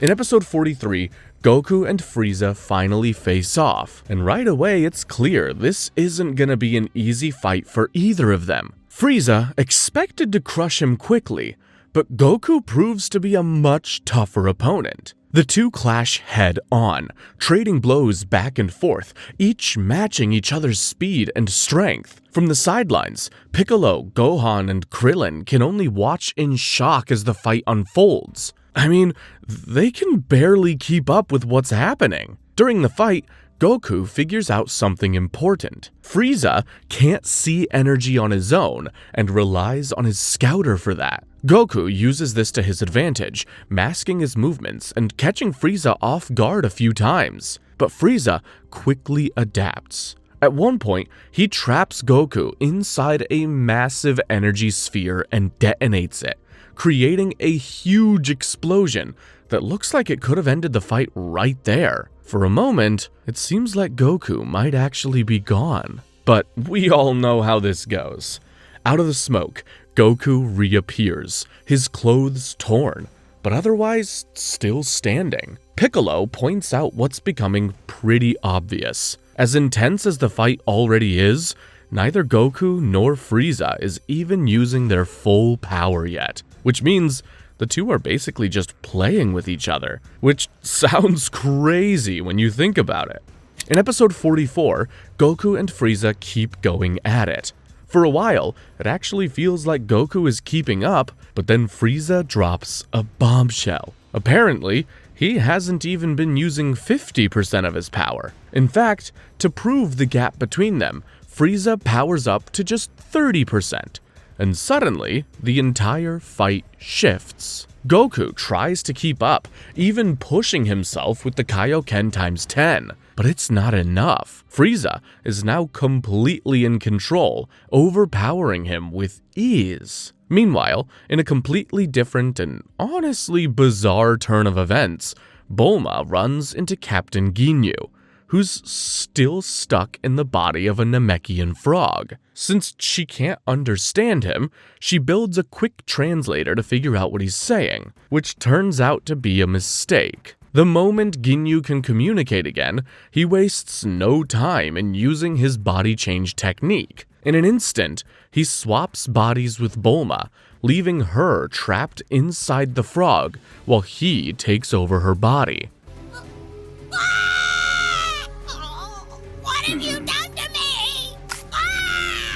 My gratitude, young lady. Lesson learned.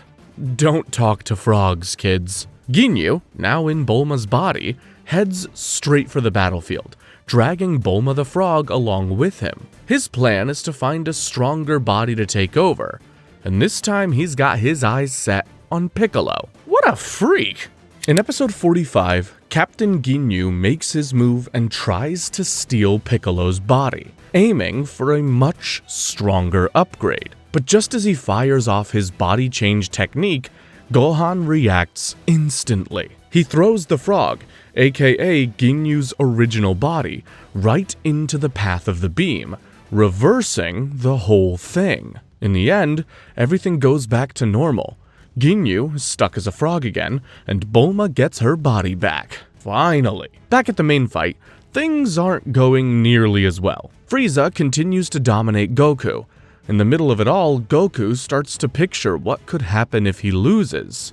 Everyone he cares about, wiped out by Frieza. That thought hits him hard, and it pushes him to dig deeper for greater strength. He then powers up and unleashes everything he's got. He uses Kaio-Ken times 20, combined with a massive Kamehame-Ha. It's his strongest attack yet, a desperate attempt to finally take Frieza down. But even that isn't enough. Frieza survives. Again. Even worse, the strain from using the 20 times Kaio-Ken technique leaves Goku completely drained and barely able to stand. For a moment, it looks like he's reached his limit. Then, Goku has another vision, this time of the Saiyans who came before him. Faces like Vegeta, his own late father Bardock, even the Saiyan ruler King Vegeta,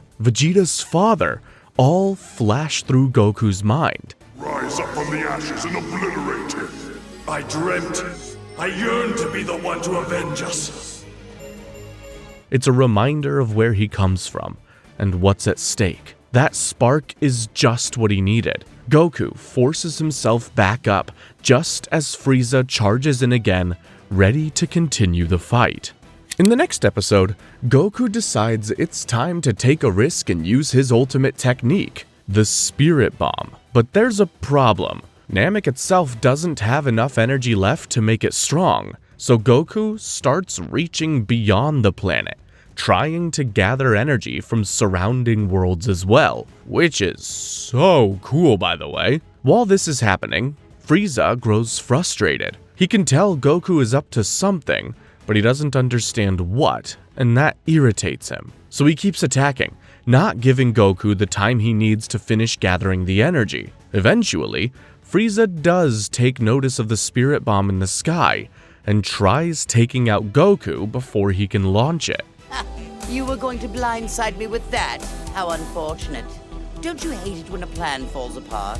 I know I certainly do. Seeing this, Piccolo steps in. He gathers a bit of energy from Gohan and Krillin and jumps into the fight, doing everything he can to distract Frieza and buy Goku more time. But even that isn't enough, sadly. Frieza quickly overpowers Piccolo and begins beating him down as well. In episode 47, Goku finally launches the Spirit Bomb, putting everything he has into it. It slams into Frieza, and for a moment, it looks like he might actually stop it, but he can't. The attack overwhelms him and explodes, engulfing him completely. For the first time in a while, it feels like the threat is over. The others start to relax, even thinking about heading back to Earth now that Frieza's gone. After everything they've been through, it finally seems like they won. But then, Frieza shows up again. He's badly injured, but still alive, and still more than strong enough to wipe them all out. This dude doesn't know how to quit. Without hesitation, he fires a death beam straight at Goku. At the last second, Piccolo jumps in and pushes Goku out of the way, taking the hit himself and collapsing. Before anyone can react, Frieza turns his attention to Krillin. Almost casually, he lifts him into the air and, with a cruel remark, makes his body explode from the inside. No, Frieza! Don't do it! Goku! Brutal. Krillin is now gone, and that moment changes everything. Goku, already pushed to his limits, finally snaps. The shock, the anger, the grief, it all hits at once. His body begins to change, and his energy surges violently as his hair turns gold and rises. In real time, Goku transforms into the legendary Super Saiyan. Hype! Now far stronger than before, he tells Gohan to take the injured Piccolo, find Bulma, and get off Namek immediately, because from here on out, this fight is his alone. Episode 48 begins with Goku now transformed. As Gohan carries the injured Piccolo away from the battlefield, Goku takes on Frieza alone. But unlike before, it's no longer a struggle. Goku completely outclasses him. For the first time, Frieza is the one on the back foot. He stares at Goku, starting to piece it together, and then it hits him. His worst fear has come true. Standing right in front of him is the very thing he has always dreaded. Goku even confirms it without hesitation, declaring he is a Super Saiyan. I am the Super Saiyan, Son Goku!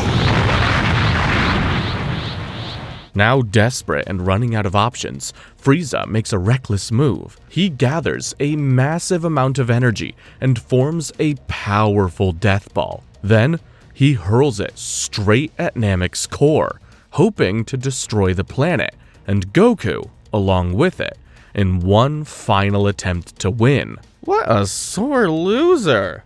In episode 49, Frieza declares that Namek will explode in 5 minutes. Goku, now a Super Saiyan, doesn't even flinch. He calmly says that 5 minutes is more than enough time to defeat Frieza and make sure his friends escape. Instead of attacking, Goku does something unexpected. He actually lets Frieza power up to his full strength. Frieza begins pushing himself to 100%, his maximum power, and King Kai can't believe what Goku is doing. I mean, who in their right mind would let Frieza power up to 100%? Goku, apparently. From afar, King Kai begs Goku to finish Frieza before it's too late, but Goku refuses. He wants to beat Frieza at his absolute best. Fueled by anger and grief, he makes it clear this isn't just about winning anymore. It's about avenging Krillin, knowing full well Krillin can't be brought back again with Earth's Dragon Balls. Krillin can't be brought back to life with the Dragon Balls a second time! And I refuse to take the death of my best friend sitting down! While all of this is happening, Gohan is doing everything he can to get everyone to safety. After dropping Piccolo off at Goku's ship, he runs off to find Bulma. He manages to reach her just in time before falling debris crushes her. Poor girl's been through hell. In episode 50, Frieza, now at full power, launches himself at Goku with incredible speed. He actually manages to land a few solid hits, showing just how much stronger he's become. But even then, he casually brushes it off, saying he was only warming up. Surprisingly, Goku seems almost relieved to hear that. He's been waiting for Frieza to go all out, and now he knows the real fight can finally begin. What a relief. I was beginning to worry that was as strong as you could get. Frieza, for his part, gives Goku a rare bit of acknowledgement. He admits that Goku is strong, possibly the strongest person in the universe, if Frieza himself didn't exist. While this intense showdown continues on Namek, things are moving behind the scenes back on Earth. Mr. Popo informs Kami that all 7 Dragon Balls have been gathered. Without wasting time, Mr. Popo summons Shenron as instructed and makes a wish to revive everyone killed by Frieza and his forces. That means the Grand Elder Dende and most of the Namekians will be brought back to life, along with Vegeta. Dragon Balls are such cheat codes, man. In episode 51, Shenron successfully grants the wish, bringing back everyone who was killed by Frieza and his forces on Namek. That includes Grand Elder Guru, which also means the Namekian Dragon Balls are active again. Genius move. With things back in motion, King Kai quickly reaches out to the Grand Elder and explains the situation on Namek, that the planet is on the verge of exploding and they need to get everyone out fast. Understanding the urgency, the Grand Elder sends Dende to Porunga to make the third and final wish that he failed to make before. This time, the wish is simple: teleport everyone on Namek to Earth, everyone except Goku and Frieza. Although King Kai had pleaded with Goku not to remain on Namek, Goku had insisted on seeing this battle to its conclusion. Frickin' battle junkie over here. At some point, Frieza takes notice of Porunga's appearance and rushes over to wish for immortality. Unfortunately for him, he doesn't speak Namekian like Dende. All living beings save the ones known as Goku and Frieza shall be transported to planet Earth. Dende's wish is granted, and just like that, the others are removed from Namek, leaving only the 2 fighters behind. Now, with no one else around and the planet falling apart beneath them, Goku and Frieza face each other one last time, preparing to settle everything before Namek explodes. In the next episode, Goku and Frieza are trading punches like crazy. However, Goku notices that Frieza's power level is taking a nosedive due to his 100% maximum power output taking a horrible toll on his body. At this point, Goku feels satisfied that he's won and decides to call it quits. But Frieza, unable to accept defeat, launches a pair of slicing attacks at Goku. But the Super Saiyan manages to dodge them, and Frieza's the one who ends up sliced in half by his own attack. Oof. In episode 53, we shift back to Earth, where the Grand Elder Guru passes away once again. But before he does that, he transfers his role and power to Mori, one of his eldest sons. With that, Mori becomes the new Grand Elder, ensuring that the Namekian Dragon Balls continue to exist. Meanwhile, on the collapsing planet Namek, the fight has reached its end. Frieza, now badly injured and on the verge of defeat, does something completely unexpected. He begs Goku for mercy. Have mercy on me. How the mighty has fallen. Despite everything Frieza has done, Goku can't bring himself to just leave him to die. Against his better judgment, he shares a bit of his own energy with Frieza, giving him a chance to survive before turning to leave the planet. That turns out to be a dumbass move, because Frieza's pride won't let things end like that. The moment Goku lets his guard down, Frieza launches one last desperate attack. That is the final straw. Goku, now done with giving chances, turns back and effortlessly deflects the blast, sending it right back at Frieza with a powerful Kamehame-Ha, seemingly finishing him off for good. With no time left, Goku rushes to find a way off the planet. He manages to reach Frieza's ship and tries to get it working, all to no avail. Then it happens. After a gazillion episodes, Namek finally explodes. Big yikes. In the following episode, Yamcha telepathically tells Bulma and the others that Goku has apparently died in the explosion. To make things worse, even though the Namekian Dragon Balls can bring Goku and Krillin back, there's a problem. They'd just reappear in the empty space where Namek used to be and die all over again. So now, they need a smarter plan. Surprisingly, it's Vegeta, the last person you would expect who comes up with one. Instead of bringing them back directly, he suggests wishing their souls to the other world first. From there, they can be safely revived on Earth without, immediately suffocating in space. Once the Namekian Dragon Balls have become active again after 130 days, they put the plan into action. The first wishes are used to revive Krillin successfully, but when they try to do the same for Goku, they get a surprise. Turns out, he's not actually dead. Not only that, but when Porunga tries to summon him back to Earth, it doesn't work, because Goku doesn't want to be summoned. Somehow, Goku survived and is still out there, planning to make his way back to Earth on his own time. Vegeta suspects that Goku's busy training on another planet, and decides to steal a spaceship to go find him. Or to train as well, probably. Yes, that's it. I'm certain of it. He's found some remote planet where he can train in secrecy.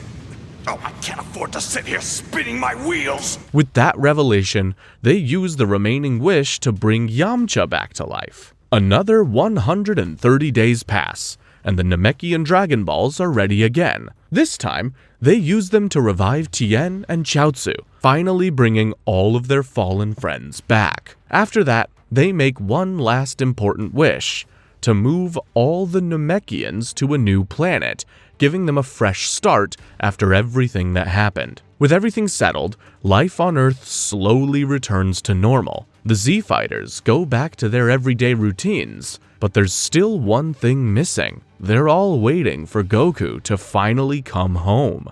In episode 55, a year has passed since the battle on Namek, and life on Earth has mostly gone back to normal. Chi-Chi is still making sure Gohan focused on his studies, while Gohan can't help but wonder when his dad is finally coming home. Soon enough, Vegeta returns to Earth after his own time away, but he's clearly annoyed to find that Goku still isn't back. Since he has nowhere else to go, Bulma suggests he stay at her place until Goku shows up. Vegeta isn't exactly thrilled about it, but he goes along with it anyway. Then, suddenly, everything changes. While studying, Gohan senses a powerful and violent energy approaching Earth, and it feels familiar. Too familiar. It's Frieza. Gohan immediately rushes to the source, where the others have already gathered. Moments later, Frieza arrives in a spaceship, and he's not alone.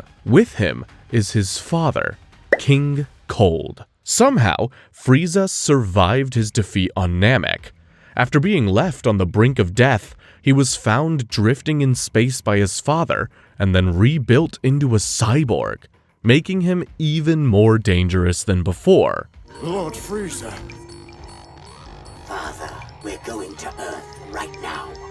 The Super Saiyan must die. Without wasting time, Frieza orders his soldiers to wipe out everyone on Earth while they wait for Goku to arrive. But before his men can do that, a mysterious boy appears out of nowhere, and in an instant, he cuts them all down like it's nothing. Who the hell is this?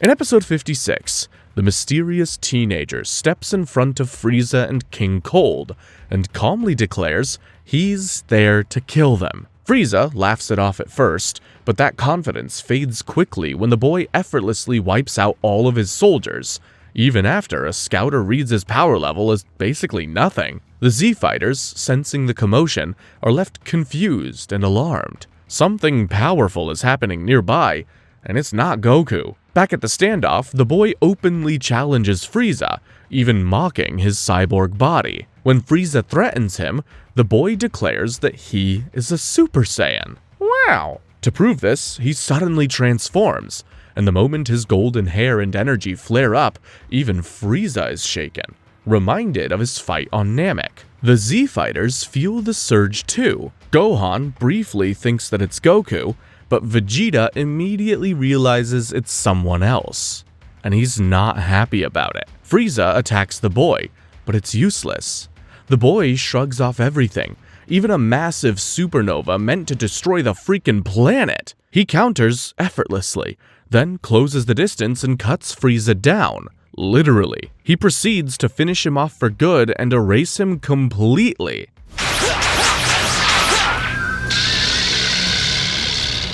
Impressive. King Cold tries a different approach, offering the boy a place by his side, but gets rejected instantly. He then attempts a sneak attack, thinking the boy's sword is the source of his power, but is proven completely wrong. The boy overpowers him with ease and kills him without hesitation, destroying his ship right after.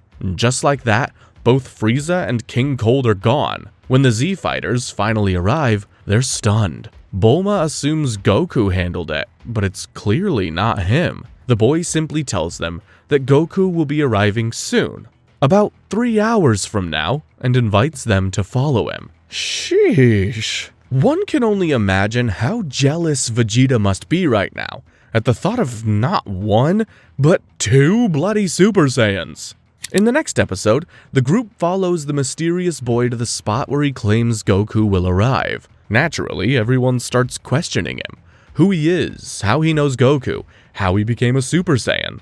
But the boy dodges most of it. The only things he really gives away are that he's 17, and that he's not from Capsule Corporation, even though he's wearing their logo. That seems pretty sus. Vegeta, of course, is the most bothered. From his point of view, there shouldn't be another Super Saiyan walking around, especially one who doesn't even look like a proper Saiyan, since the boy's natural hair isn't black. After a while, the waiting pays off. A space pod crashes nearby, and Goku finally arrives. Everyone's relieved, but also confused, especially when Goku admits he has no idea who this mysterious boy is. When they point out that the boy is the one who killed Frieza, Goku's impressed and a little curious. The boy asks to speak with Goku alone, and they head off a short distance away. There, he reveals something important. Goku was actually supposed to defeat Frieza himself, but the boy stepped in because things weren't going according to plan. Goku shrugs it off, saying he could have arrived quickly and handled it anyway, thanks to an ability he learned called instant transmission. That's when the boy realizes he may have accidentally changed the course of history. Before explaining further, the boy asks Goku to transform into a Super Saiyan. Goku does it on command, confirming he's mastered the form. The boy follows suit, and just like that, there are 2 Super Saiyans face to face. Something that absolutely drives Vegeta insane from a distance. After a quick test spar, which Goku handles effortlessly, the boy finally tells the truth. His name is Trunks, and he's from the future. Whoa. He explains that he traveled back in time to warn Goku about what's coming. In 3 years, 2 androids created by Dr. Jiro of the Red Ribbon Army will appear and devastate the Earth. Dr. Jiro was a villain that Goku defeated in the past. You crushed the Red Ribbon Army itself years ago. However, Dr. Jiro survived and carried on with his research. In Trunks' timeline, everyone, Vegeta, Piccolo, Tien, Yamcha, Krillin, Chiaotzu, all die fighting them. Even Goku never makes it to that battle because he dies earlier from a heart virus. Yikes. To prevent that, Trunks gives Goku some medicine to take once the symptoms of the virus appear. Then comes the more personal twist. Trunks reveals he's actually the son of Vegeta and Bulma, born 2 years in the future. What? Yeah, even Goku's thrown off by that one. Trunks quickly asks him to keep that parental background a secret, since exposing that detail to Bulma and Vegeta could change things, thus erasing him from existence. With his mission complete, Trunks says he'll return in the future, if everything goes well, and join the fight against the androids. Then, he leaves in his time machine, disappearing just as suddenly as he arrived. When the others show up, Piccolo admits he overheard everything and fills them in, except the Vegeta x Bulma connection. It's a lot to take in, but seeing Trunks' time machine makes it hard to doubt. So, they decide to train and prepare for the future.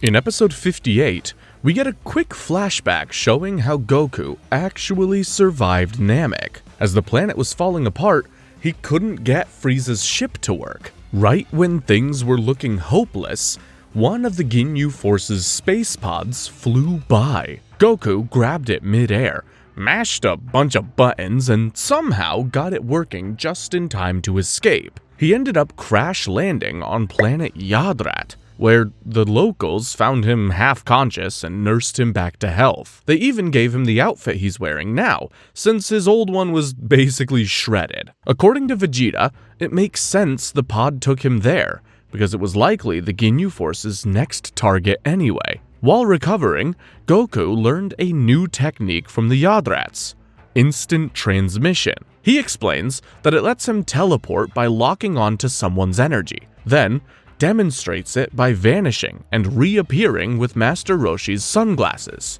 Naturally, everyone's impressed, except Vegeta, who's already annoyed enough as it is. Then, the conversation shifts back to the future warning. Piccolo, who overheard everything earlier, lays it out clearly. In 3 years, 2 androids created by Dr. Jiro will appear near South City and start wreaking havoc. He makes it clear, if anyone isn't ready by then, they should stay out of the fight. Bulma suggests a smarter solution. Just find Dr. Jiro now and stop everything before it starts. But Vegeta immediately shuts that down. He's not about to miss out on a fight like this. Unsurprisingly, Goku agrees. Well, I actually kind of want to fight them too, to tell you the truth. And besides that, the guy hasn't invented anything yet, so there's no reason to hurt him. Just Saiyans being battle junkies as usual. So, instead of preventing the threat, they decide to face it head on. With that settled, everyone goes their separate ways to train. Vegeta reminds Goku that their rivalry isn't over. Piccolo agrees to train with Goku and Gohan, and Goku casually tells Bulma to have a healthy baby, which confuses everyone except him. From there, we get a glimpse of the next 3 years. Goku, Gohan, and Piccolo train together, constantly pushing each other, with Gohan steadily getting stronger. Tien and Chiaotzu train on their own. Yamcha works solo, but can't help feeling left behind. Krillin tries to train with Master Roshi, who's, unsurprisingly, more interested in nude magazines than martial arts. Pervy old man. Then, there's Vegeta. He goes all in, demanding a gravity chamber that goes up to 300 times Earth's gravity, then pushes it even further. At one point, he pushes himself so hard, he blows up the entire chamber and nearly kills himself. Even after that, once he recovers, thanks to Bulma's help, he cranks up the gravity again, completely fixated on surpassing Goku. Meanwhile, at home, Chi-Chi initially refuses to let Gohan train, insisting he focus on his studies. But after realizing how serious the threat is, and surviving one of Goku's gentle pats that sends her flying, she reluctantly agrees, making Goku promise this will be his last fight. Time flies, and before anyone realizes it, 3 years are up. Goku, Gohan, and Piccolo head out, ready to face the androids in South City. In episode 59, Goku, Gohan, and Piccolo meet up with Krillin mid-flight. When they arrive, they find Yamcha, Tien, and Bulma, who's holding a baby. That alone throws everyone off. Gohan assumes it's Yamcha's kid, which he immediately denies. Then, Goku casually announces that the baby is Trunks, and Vegeta's the father. Bulma is completely caught off guard, since she definitely didn't tell anyone yet. There's still no sign of Vegeta, but Goku's not worried. He's sure he'll show up. Tien says he had to leave Chiaotzu behind to protect him, and as they wait, things are oddly quiet. Then, suddenly, Yajirobe shows up just to deliver a bag of senzu beans from Korin, and immediately leaves, clearly not interested in sticking around for what's coming. Time keeps ticking past the predicted arrival, until out of nowhere, an explosion goes off in the air.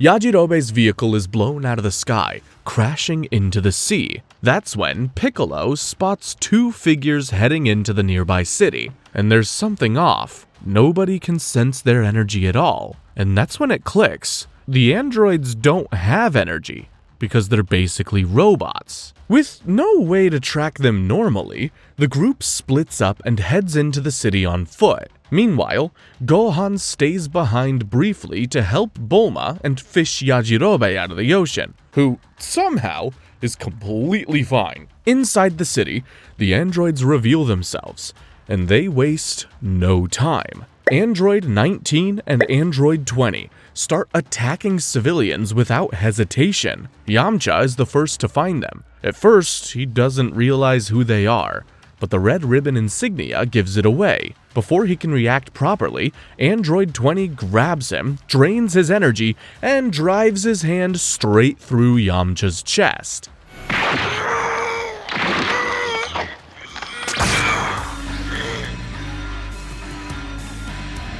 Just like that, Yamcha's taken out. The explosion from a nearby crash alerts the others, and they rush to the scene. When they arrive, Android 20 casually tosses Yamcha's body at their feet. Goku immediately tells Krillin to get him out of there and use a senzu bean to save his life. Goku then suggests moving the fight somewhere more isolated, but instead of agreeing peacefully, Android 20 proves a point by blasting a huge chunk of the city apart. Goku steps in and stops him, knocking off part of his headgear and revealing the mechanical brain underneath, confirming exactly what they're dealing with. Despite everything, the androids actually agree to relocate, but not out of mercy. They're completely confident, telling Goku to pick a place where he wants to die. These guys are on demon time. In the next episode, Goku, Piccolo, and Tien lure the androids away from the city to fight somewhere less destructive. Elsewhere, Krillin uses a senzu bean to revive Yamcha, who immediately warns them about the androids' biggest advantage. They can absorb energy. Realizing how dangerous that is, Krillin, Gohan, and Yamcha rush off to pass that info along. Meanwhile, as the fighters face off, the androids reveal the full story behind their creation. Dr. Jiro spent years studying Goku using tiny spy robots, collecting data on his fighting style and power, all to get revenge for the fall of the Red Ribbon Army. The only problem is, Jiro never saw what happened on Namek, so the androids have no idea about Super Saiyans. Goku takes full advantage of that and transforms right in front of him. At first, the fight against Android 19 goes Goku's way. He's stronger, faster, and clearly in control, but things start to shift when 19 absorbs energy from Goku's attacks, including a Kamehame-Ha. Bit by bit, Goku's stamina starts dropping, and then it gets worse. Goku suddenly clutches his chest, something Gohan immediately recognizes. It's the heart virus Trunks warned about. The problem is, it's hitting now, not when it was supposed to, and Goku never took the medicine. His heart can't shake the infection! That doesn't make sense! How can his heart still be an issue when he took the cure? Well, he never got sick, so he didn't take it. Dad couldn't see the point of bothering with the cure when there was nothing wrong with him. His strength starts fading pretty fast. As Goku struggles to stay on his feet, Android 19 moves in to finish things by draining what little energy he has left. Piccolo quickly and confidently tries to step in, but Android 20 shuts him down instantly with a blast, sending him crashing to the ground. What an aura loss moment for Piccolo. In episode 61, just as Android 19 is about to finish draining Goku's energy, Vegeta suddenly shows up and saves him with a brutal kick to 19's face. Oh, and turns out Piccolo was just pretending to be taken out by Android 20 to distract him, so it wasn't an aura loss moment after all. With Goku in no condition to fight, Yamcha quickly steps in and takes him away to get the heart medicine back home. Then, Vegeta steps forward, and to everyone's shock, he transforms into a Super Saiyan. Unlike Goku, who first reached that form through grief and rage over losing Krillin, Vegeta got there in a much more Vegeta way, from pure frustration. The idea that he couldn't surpass Goku pushed him over the edge, and somehow that was all it took. Once the fight starts, it's not even close. Vegeta completely dominates Android 19. Every attack lands harder and faster than anything the android can handle. Even 19's energy absorption doesn't help. Vegeta figures it out quickly and just rips off his arms, taking that ability entirely off the table. You cannot escape! Yes, keep that grip for all you're worth! Don't let go!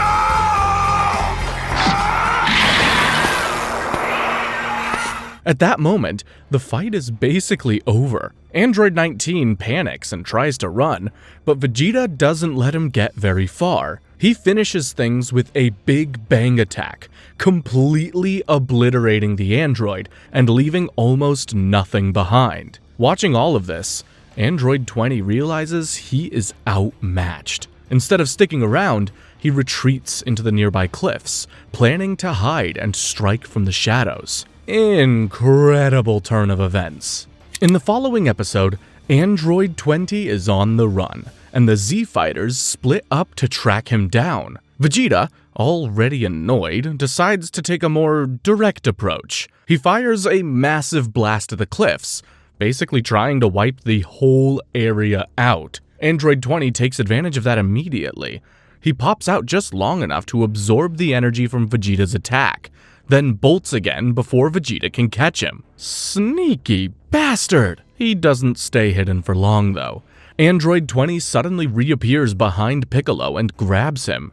He then starts to drain his energy. Piccolo's power begins dropping fast, but Gohan senses it just in time and rushes in, forcing the android to let go. After getting a Senzu Bean, Piccolo jumps back into the fight, and this time, he completely turns things around. He goes head to head with Android 20 and proves he's more than strong enough to handle him. Meanwhile, Trunks finally arrives from the future to join the fight, and something immediately feels off. The androids here don't match what he remembers from his timeline. Android 19 is already destroyed, and Android 20 isn't someone he recognizes at all.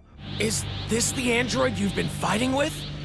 I don't get it, he's not one of the androids from my time. Wait, what? That's when it becomes clear. History has already started to change. Back in the fight, Android 20 realizes he's outclassed and decides to retreat. His plan now is to escape to his lab and activate two other androids, 17 and 18. Before leaving, he fires off a massive blast to cover his escape, engulfing the area in destruction. In the chaos, Bulma's ship, with baby Trunks and Yajirobe on board, get caught in the attack and starts crashing down. Hey, Bulma, just out of curiosity, who brings a baby to a place like this?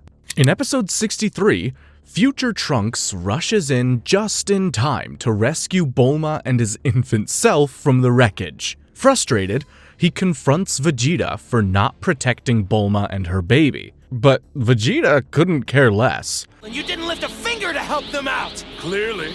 Don't you care about your son and his mother? Should I? They're both weaklings who only serve to get in my way. His only focus is finding Android 20 and proving his strength. After failing to track the android down, he reluctantly returns to the group. The tension between Vegeta and Bulma becomes obvious when she openly mocks him in front of everyone. She even jokes that baby Trunks is crying because he's scared of his father. In the middle of the chaos, Bulma pieces together something important.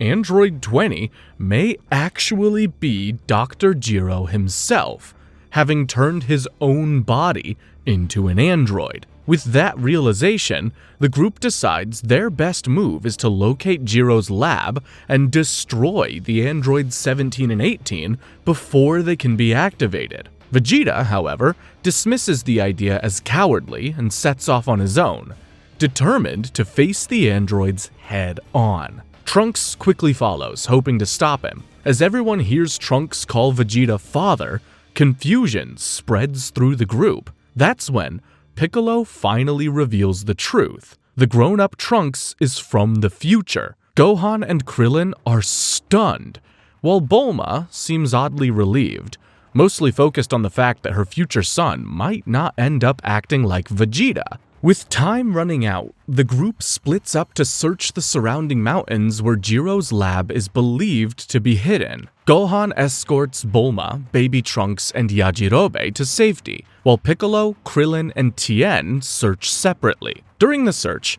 Krillin briefly encounters Dr. Gero, but the android escapes as soon as he senses Piccolo approaching. And so, the cat-and-mouse chase continues. In the next episode, Dr. Gero finally reaches his hidden laboratory, with Krillin right behind him. Moments later, Tien, Piccolo, Vegeta, and future Trunks catch up and force their way inside, but they're already too late. Gero has activated Android 17, a male with dark hair, and Android 18, a female with blonde hair. They're basically siblings. At first, the two seem calm and cooperative, but it doesn't take long for things to spiral out of control. Android 17 quickly makes it clear they have no intention of being controlled, destroying Gero's shutdown remote and removing his only leverage. At the same time, Android 18 ignores Gero's warnings and decides to activate Android 16, a fully mechanical model he had considered a failure. Before Gero can react, Android 17 turns on him, killing his creator without hesitation. How dare you! You are mine! You're my creation! Obey me! Oh boy. Realizing how dangerous the situation has become, Trunks acts fast and fires a powerful blast, hoping to destroy Android 16 before he can be awakened. The attack completely wipes out the lab, and when the smoke clears, all three androids are still standing, completely unharmed. Android 16 is then activated anyway. With nothing left to stop them, the androids decide to follow their original mission, to find and kill Goku. But just as they're on their way, Vegeta steps in and blocks their path, eager to test his strength. Android 16 shows no interest in fighting, but Android 18 accepts Vegeta's challenge, setting the stage for the next battle. In episode 65, Android 18 steps up to face Vegeta, and despite his confidence as a Super Saiyan, this fight quickly turns one-sided. She toys with him at first, then completely overwhelms him, breaking through his attacks and leaving him badly beaten. Future Trunks jumps in to help, but he doesn't fare any better. Android 18 effortlessly blocks his attacks, showing just how far beyond them the androids actually are. At the same time, Android 17 handles the rest of the fighters just as easily. Piccolo and Tien try to hold their ground, but they're completely outmatched and are quickly beaten down. Krillin can only watch from the sidelines, realizing there's nothing he can do against enemies this powerful. Can't really blame the guy. He tries and fails to convince the androids to quit going after Goku, since their creator, Dr. Jiro, is no more. According to Android 17, it's basically like a fun game for them. Dr. Giro has nothing to do with it. You see, Krillin, we're playing a game. Did you say a game? With all the Z fighters defeated, the androids simply lose interest and decide to leave, sticking to their plan of finding Goku. But before they go, Android 18 pauses for a moment, walks over to Krillin, and to his complete shock, gives him a quick kiss on the cheeks before leaving. Ooh, who could have seen that one coming?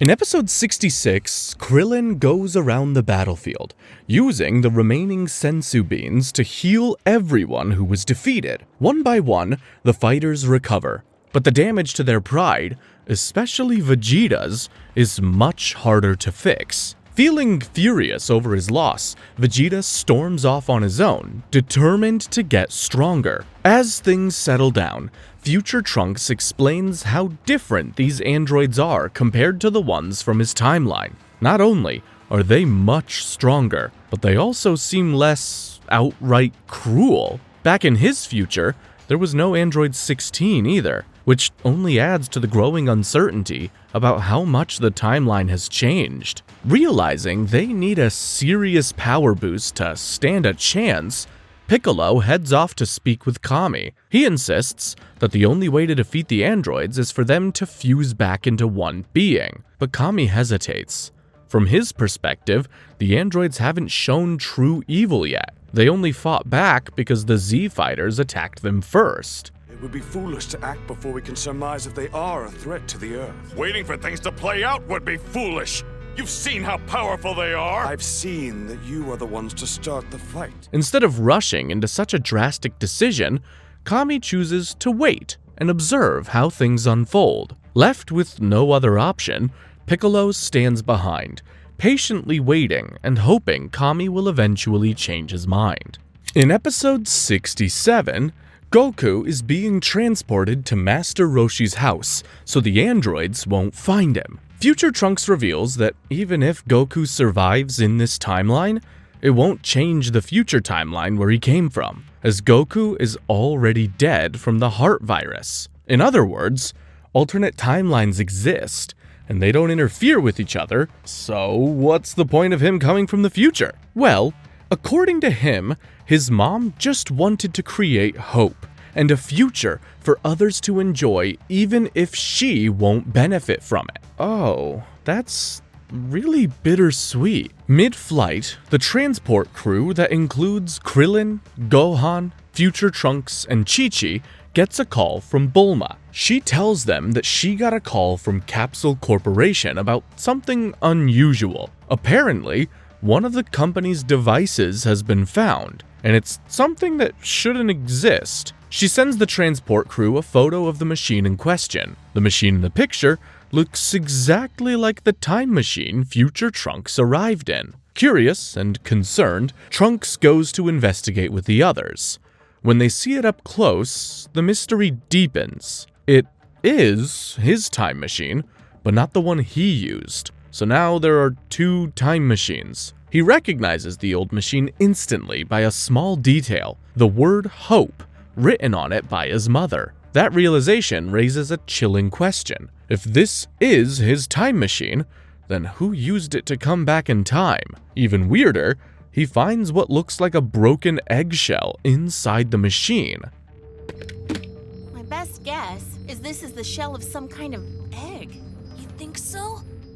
I've never seen an egg like that before. Trunks then discovers that whoever used the old time machine landed here exactly 4 years ago, or 1 year before Trunks defeated Frieza and his father. At that moment, we shift to Kami, who also pieces something together. The dark, unsettling presence he sensed some years ago. It wasn't the androids after all. It was something else entirely. Something that arrived on Earth using the very same time machine. In other words, something else also came from the future before Trunks did. Spooky stuff.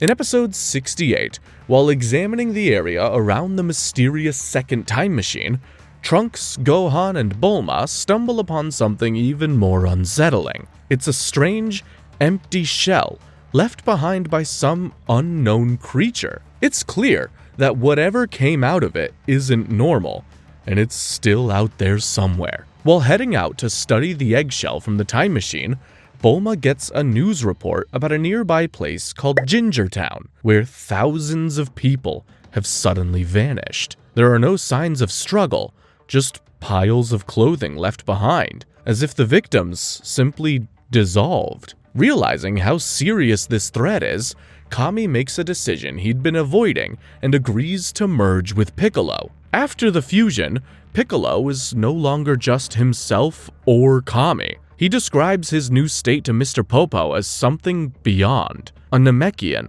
who has long since forgotten his original identity. Please, take care of yourself. I'm neither Kami nor Piccolo now. I'm only a Namekian who has long since forgotten his true name. Without wasting time, he heads straight for Ginger Town. When he arrives, the place is eerily silent and completely deserted. Then, from the shadows, the source of the terror finally reveals itself. A strange green creature steps forward to face him. In the following episode, as Piccolo faces off against the mysterious creature, things immediately take a disturbing turn. The monster casually impales a nearby victim it had been dragging along, and then absorbs him, leaving nothing behind but empty clothes. It is a horrifying sight, and even weirder, the energy coming from the creature feels familiar. Some of the Z fighters sensing it are confused, as they're picking up traces of energy that resemble Frieza, King Cold, Vegeta, and even Goku. Meanwhile, Krillin and future Trunks rush toward Ginger Town, drawn by the intense battle already underway. Elsewhere, Androids 17 and 18 also notice something unusual in the atmosphere. Android 16 scans the situation and reports that two powerful fighters are chasing, and that one of them is roughly on par with Android 17. Naturally, 17 doesn't believe it. Combatants unknown. Neither one appears in my database. But according to my sensors, one of them has power roughly equivalent to your own. Back in Ginger Town, Piccolo initially has the upper hand, pushing the creature back in combat. But the fight takes a shocking turn when the monster suddenly uses Piccolo's own special beam cannon against him. As they continue trading blows, the creature reveals that Piccolo's advantage won't last, because it hasn't yet reached its perfect form. Then, without warning, it fires a Kamehame-Ha at point-blank range. Piccolo barely dodges, but the move leaves him open. The creature quickly follows up, grabbing him and piercing his left arm. While absorbing his left arm, Piccolo manages to break free, but his arm is completely useless. Feeling confident in his superiority, the creature finally introduces itself. Its name is Cell, and it reveals that it was created by Dr. Jiro. Wait, so that's actually an android? That thing's creepy as hell. In episode 70, believing that he has the upper hand, Cell takes a moment to explain exactly what he is. He reveals that he was created using the cells of the universe's strongest fighters, including Piccolo, Goku, Vegeta, Frieza, and King Cold. The project was started by Dr. Jiro and continued for 20 years by a supercomputer, which perfected him in secret. Cell then drops an even bigger revelation. His goal is to achieve his perfect form by absorbing androids 17 and 18. I was created to be the perfect fighting machine, but to achieve that status I required more than the bioenergy of humans. I cannot become truly perfect until I have also absorbed two highly specialized life forms. In his own timeline from the future, those androids were already destroyed,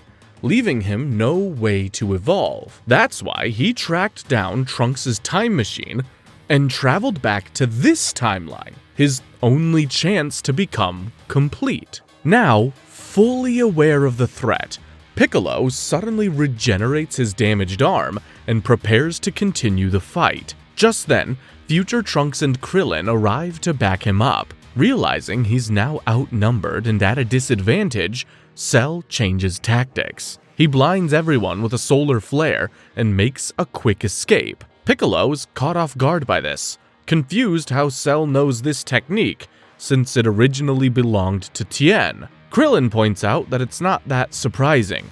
Both he and Goku can use it too, so Cell likely picked it up from their cells. Soon after, Vegeta and Tien arrive, and Piccolo fills them in on everything he's learned. Meanwhile, Cell heads off toward a nearby town, continuing to absorb more people. Creepy as hell. His goal is simple: grow stronger until he's powerful enough to take on androids 17 and 18 and finally reach his perfect form. In the next episode, after Piccolo finishes explaining everything about Cell, Vegeta immediately takes off, declaring that he's going to push past the limits of a Super Saiyan. Meanwhile, future Trunks and Krillin decide to head back to Dr. Jiro's destroyed lab. When they arrive, they blast through the rubble and uncover a hidden ladder leading to an underground chamber. Inside, they find Dr. Jiro's supercomputer still running, along with an embryonic cell developing in a tank. They also discover blueprints for Android 17. Realizing how dangerous all of this is, they destroy the entire basement. The computer, the growing cell, everything. Krillin takes the blueprints to Capsule Corporation so Bulma and her father can analyze them, while Trunks leaves to train with Vegeta. On his way back, Krillin runs into Cell just as he's about to absorb more victims. He manages to save a woman and her child at the last second and tells them to run while he tries to stall. Knowing he can't win, Krillin uses a solar flare to blind Cell and attempts to escape by grabbing onto a passing airplane driven by the woman he just saved. But Cell recovers almost instantly, leaps onto the plane, and resumes his attack. Just when things look hopeless, Piccolo and Tien arrive and force Cell to retreat. Sensing the odds turning against him, Cell hides his energy and disappears so no one can track him. Over the next 3 days, reports of entire towns being wiped out continue to spread, making it clear that Cell is only getting stronger. To avoid being detected, the group decides to travel by hovercraft as they search for him. Back at the Kame house, a sudden rumble shakes the area, prompting Chi-Chi to check on Goku, only to find he's no longer inside. She looks outside and sees him training. Yeah, the shockwave is coming from his Kamehame-Ha. Goku! Hi! Goku! I'm sorry I gave you such a big scare.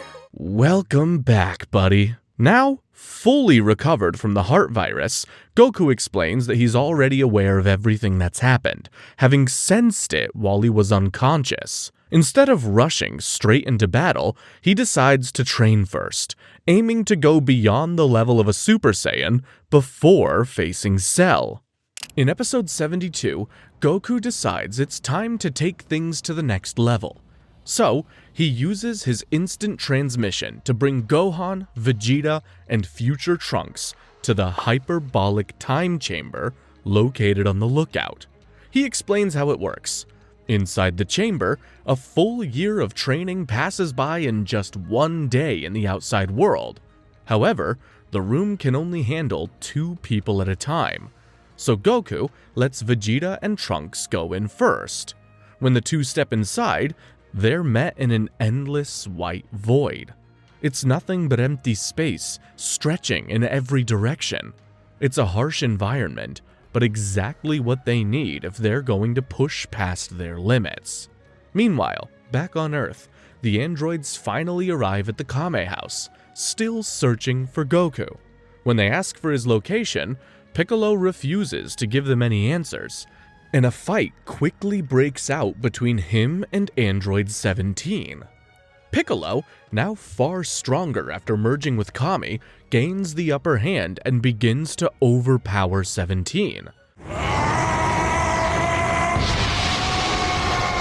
Something is wrong here. He even attempts to finish him off, but at the last second, Android 17 manages to evade the attack. As the battle continues outside, back at the hyperbolic time chamber, Vegeta and Trunks are just about to complete their training. Their time inside is nearly up, and everyone is about to find out whether it's truly possible to surpass the power of a Super Saiyan. In episode 73, Bulma continues working tirelessly at Capsule Corporation, studying Dr. Jiro's blueprints in hopes of finding a way to stop the androids. Meanwhile, the battle between Piccolo and Android 17 intensifies. Once 17 gets serious, it becomes clear that the two are evenly matched, trading blows without either gaining a clear advantage. As the fight drags on, Android 17 points out his biggest advantage. His energy never runs out. Unlike Piccolo, who will eventually tire, 17 can keep going indefinitely, meaning the longer the battle lasts, the more it tilts in his favor. Oh boy. Elsewhere, Cell senses the massive power coming from their fight and begins heading straight toward it. Feeling confident, he notes that his power has already surpassed both Android 17 and 18's. Not far away, Krillin and the others receive a call from Bulma. She's finally finished modifying a shutdown device based on Dr. Jiro's design and is on her way to deliver it, giving them a potential way to stop the androids without fighting. Back at the battlefield, the situation suddenly takes a turn. Just as Piccolo and Android 17 continue their clash, Cell arrives. His presence immediately shocks Piccolo, who realizes things have just gotten far worse. In the following episode, because Bulma is taking longer than expected to arrive with the shutdown device, Krillin decides to meet her halfway instead of waiting around. Back at the battlefield, Piccolo quickly realizes how dangerous the situation has become with Cell now present. He urgently warns Android 17 that Cell's goal is to absorb both him and Android 18 to reach his perfect form. He tells him to run while he still can. But 17, stubborn as ever, refuses to back down. Join me and help me fulfill our father's lifelong ambition to create the perfect warrior. I think I've heard enough of this nonsense. With no other choice, Piccolo steps in to fight Cell himself. But it doesn't go well.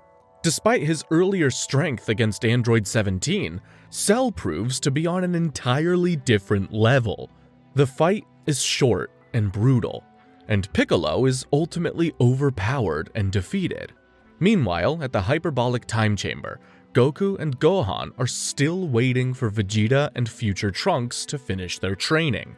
Suddenly, Gohan senses Piccolo's energy dropping fast and immediately tries to rush off to help, but Goku stops him, knowing that Gohan isn't strong enough yet to face what's out there. Frustrating. In the next episode, just as Cell is about to absorb Android 17, Android 16 finally steps in. He calmly declares that he and Cell are nearly equal in power and immediately engages him. In a powerful move, 16 rips off Cell's tail, preventing him from absorbing anyone. For a moment, it looks like that he might actually turn the tide, but Cell quickly regenerates his tail, thanks to the Piccolo cells within him. Damn it! Android 16 doesn't let up though. He unleashes his strongest attack, Hell's Flash, blasting Cell at point-blank range and seemingly leaving him badly damaged.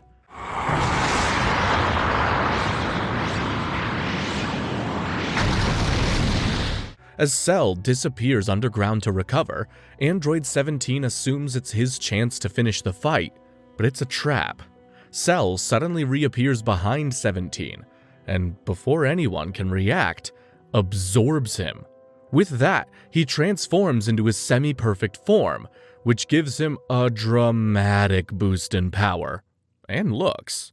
He still looks creepy, but, not as much. Up until now, Tien had been watching from the sidelines. but seeing how desperate the situation has become, he steps in. Pushing himself beyond his limits, Tien repeatedly fires his Neo Tri-Beam, holding Cell in place and buying precious time for Android 18 to escape. Wow, who would have thought we'd be helping the enemy who was literally trying to kill Goku? In episode 76, Tien pushes himself to the absolute limit, repeatedly firing his attack at Cell to hold him in place. The attack drains him rapidly, but it buys just enough time for Android 18 and Android 16 to escape. Eventually, Tien collapses, completely exhausted and unable to move. Just in time, Goku arrives and uses instant transmission to rescue both Tien and the badly injured Piccolo, bringing them back to the safety of Kami's lookout. Around the same time, Vegeta and future Trunks finally emerge from the hyperbolic time chamber. Geez, about time!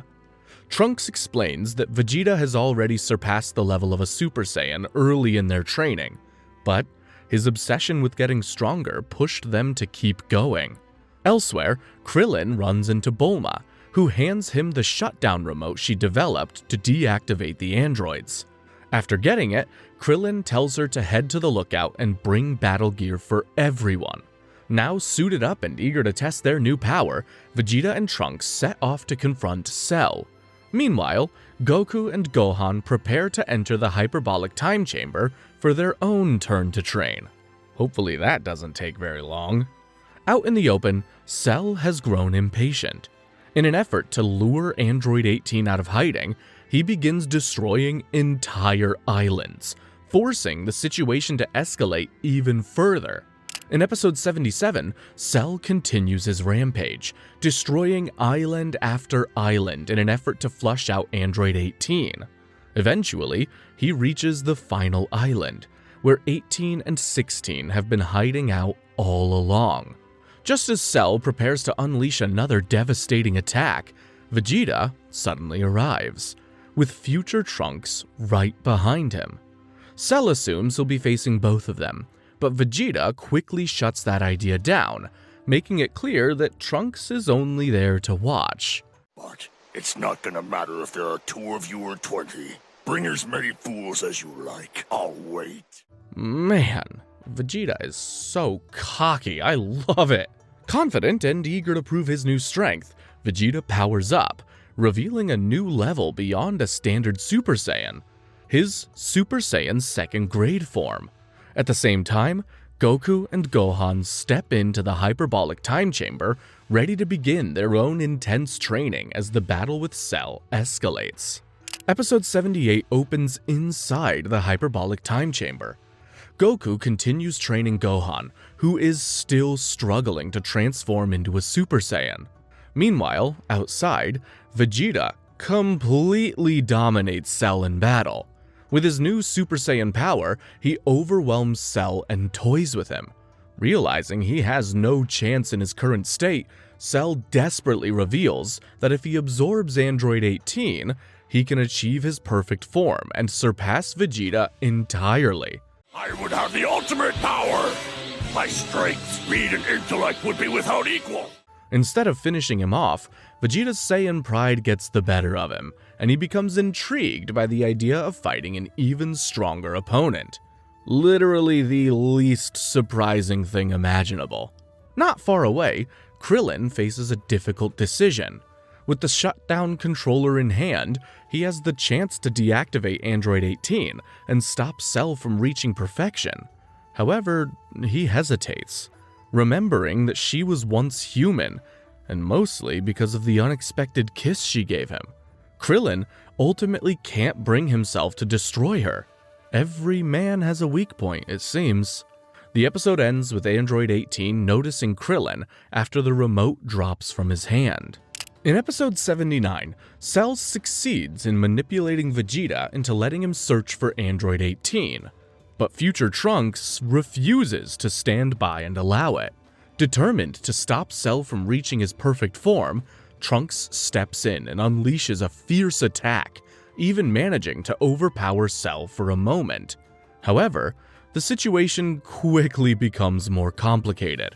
At some point, Cell spots Android 18 nearby with Android 16 and Krillin, who are distracted by their own tense and awkward encounter. Realizing his goal is within reach, Cell begins to move toward them. At the same time, Vegeta tries to stop Trunks from interfering any further, forcing Trunks into an unthinkable position of fighting his own father just to prevent Cell from evolving. Who are you trying to fool? You're too soft-hearted to attack your own father! I call your bluff! Take your best shot! While father and son clash, Cell takes his time, calmly advancing and fending off Android 16 and Krillin with ease. Despite Trunks' efforts and his earlier advantage, everything falls apart in an instant. Cell uses the solar flare to blind everyone, creating the opening he needs. Before anyone can recover, he absorbs Android 18 and finally achieves his long-awaited perfect form. Okay, that looks extremely badass. In the next episode, Gohan grows frustrated with his lack of progress and pushes Goku to fight him seriously, believing it's the only way he can finally become a Super Saiyan. Goku agrees and powers up to his full strength, and then unleashes a massive Kamehame-Ha. As Gohan struggles to hold back the attack, he reflects on all the times he felt too weak to protect the people he cares about. That mix of anger and self-doubt finally triggers a breakthrough, allowing him to transform into a Super Saiyan. Well, only for a brief moment. Goku is super proud of him, and the tense moment quickly turns lighthearted as he jokingly suggests Gohan get a haircut. Meanwhile, Cell, now in his perfect form, seems to be feeling himself after gaining an overwhelming power. Feeling angry over Android 18's fate, Krillin charges at Cell and throws everything he has at him, including a Destructo Disc. It makes no difference. Cell doesn't even flinch. With a brutal kick, he nearly kills Krillin, leaving him barely alive. Still unwilling to believe he's been surpassed, Vegeta steps forward to challenge Cell. As the battle begins, it quickly becomes clear that Vegeta is no match for him. As the fight rages on, future Trunks rushes to Krillin's side and gives him a senzu bean. Once revived, Krillin urgently warns Trunks that Cell's power is far beyond anything they've faced, and that he hasn't even shown his full strength yet. Realizing how dire things have become, Krillin urges Trunks, who admits that he's actually stronger than his father, to stop holding back and use his true power. Trunks hesitates, not wanting to humiliate his dad, but eventually accepts that he may have no choice. Still, he decides to wait until Vegeta is no longer able to continue, unwilling to reveal his full strength in front of him. Meanwhile, Cell continues his relentless assault, leaving Vegeta completely overwhelmed by his newly perfected power. Vegeta really deserved that ass-whooping after letting his pride get in the way of common sense. In the next episode, Vegeta unleashes his ultimate technique, the Final Flash. Carefully aiming the attack to avoid destroying Earth, he fires a devastating blast that actually manages to blow off Cell's right arm. For a brief moment, it seems like Vegeta might have turned the tables. But the hope is short-lived. Thanks to Piccolo's regenerative abilities, Cell calmly regrows his arm as if nothing happened. He then retaliates and quickly knocks Vegeta unconscious, proving just how wide the gap between them has become. Seeing his father fall, future Trunks finally steps in. Seizing the opportunity, he begins to tap into the hidden power he's been holding back. At first, he allows Cell to push him around slightly, buying time for Krillin to safely carry Vegeta away from the battlefield. With Vegeta out of the way, Trunks drops the act. Now, with no reason to hold back, he prepares to face Cell head-on as their true battle is about to begin. In episode 82, future Trunks and Cell prepare to be evenly matched, trading blows in a very tense battle. But as the fight drags on, a problem soon becomes clear. Trunks' attacks have stopped connecting. Despite his overwhelming power, Cell is simply too fast for him to hit. Refusing to give up, Trunks powers up even further, bulking up his muscles to gain even more strength. However, this only makes things worse.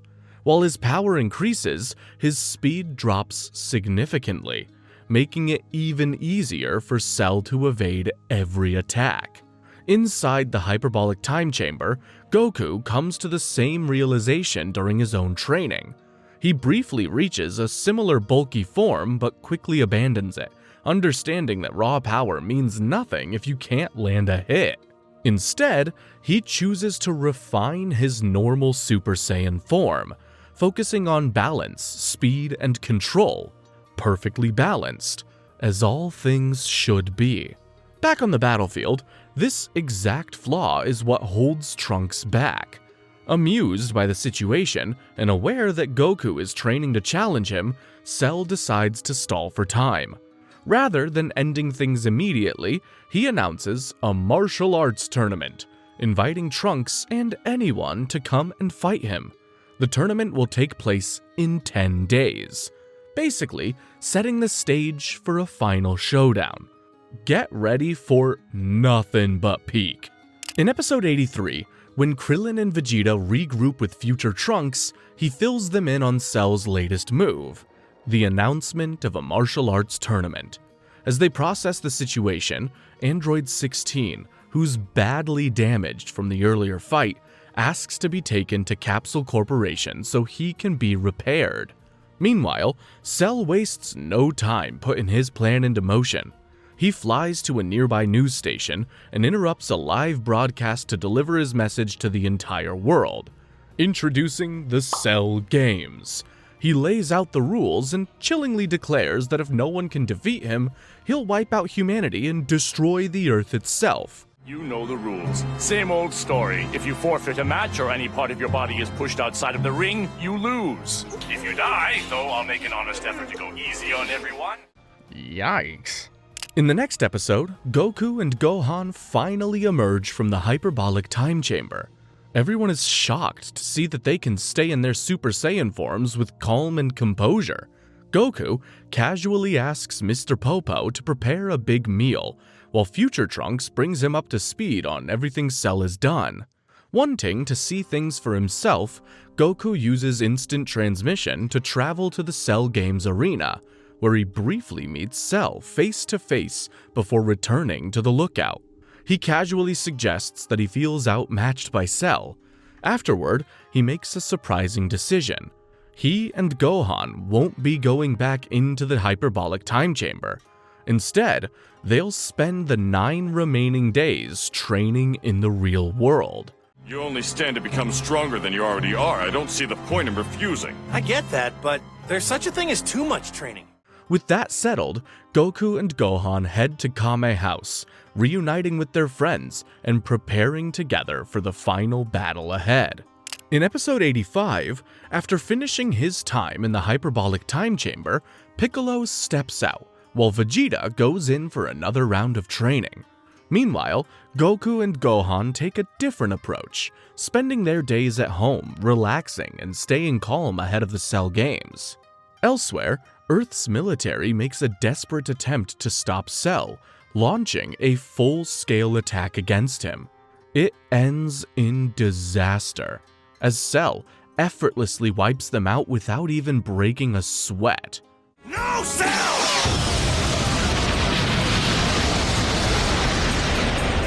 Oh, well, who could have seen that one coming? Hearing the news over the radio, Goku starts thinking of a way to undo the damage. He asks Piccolo if it's possible to separate from Kami so they can use the Dragon Balls again to revive all the people Cell has killed. However, Piccolo explains that separating is no longer possible after their merger. Not giving up, Goku comes up with another plan. he decides to find a new Namekian kid who can take Kami's place and create a new set of Dragon Balls. With that in mind, he prepares to head to King Kai, hoping to locate the Namekians, wherever they are, and set his plan in motion. In the following episode, Goku locates the new home of the Namekians with the help of King Kai. He then travels there to explain Earth's dire situation. Understanding what's at stake, the Grand Elder agrees to help and appoints Dende as the new Guardian of Earth. Good for the kid! Goku brings Dende back with him, and once there, Dende restores the Dragon Balls.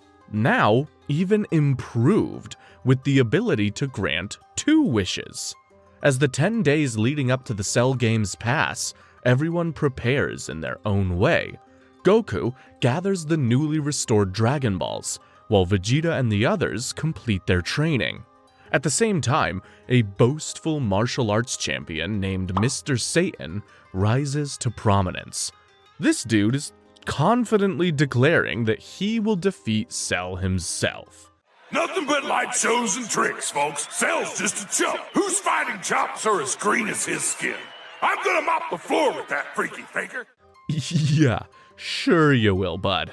On the day of the Cell Games, an important limitation of the new Dragon Balls is revealed.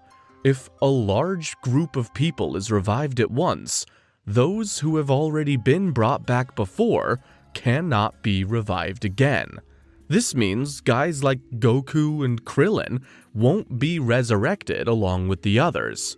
Despite this concern, Goku remains calm and optimistic. With everything in place, he and the others head out together to face Cell and bring the battle to its final stage. In the next episode, the Cell Games begin, and Mr. Satan wants to go first.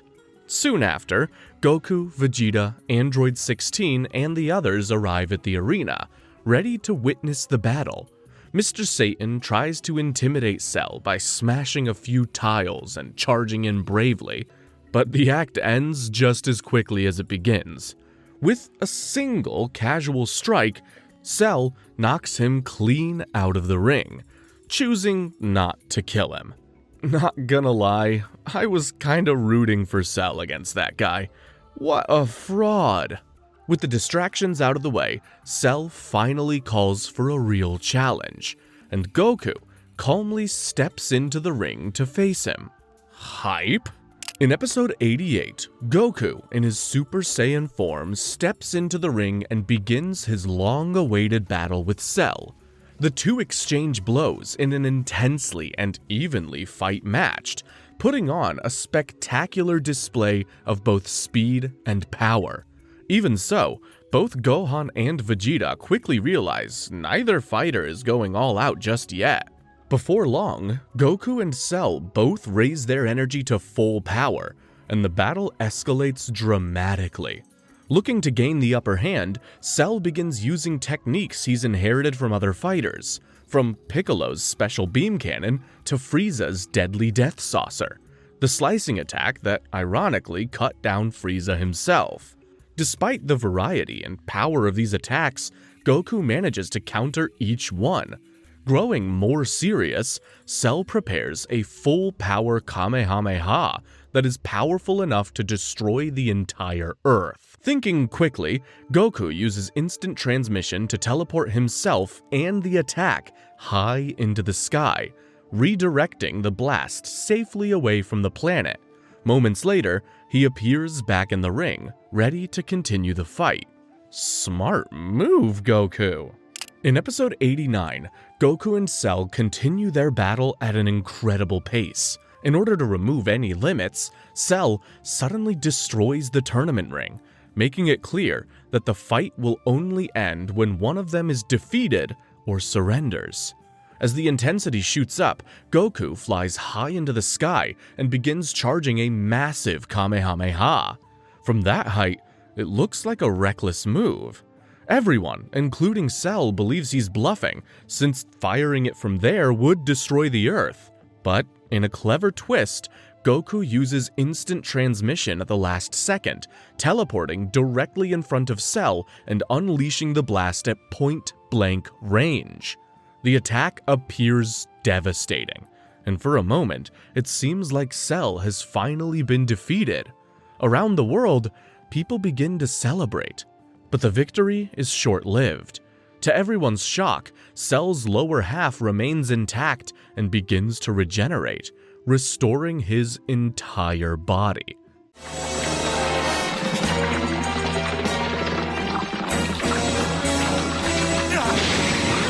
Thanks, Piccolo. Both fighters are now visibly drained, but neither is ready to give up. The episode ends with Goku firing a barrage of Kamehame-Ha, and the clash between them continues with just as much intensity as before. In episode 90, it becomes pretty clear that Goku's relentless energy barrage isn't enough to defeat Cell. Cell is still holding back some of his power, while Goku has already used up most of his own strength. Then, in a shocking turn, Goku does the unthinkable. He surrenders. Just as everyone is trying to process what's happening, he drops another bombshell. He declares that Gohan will be the next and final fighter to face Cell. Piccolo and Krillin immediately protest, unable to believe Goku would send his own son into such a dangerous fight. But Gohan steps forward and accepts the challenge.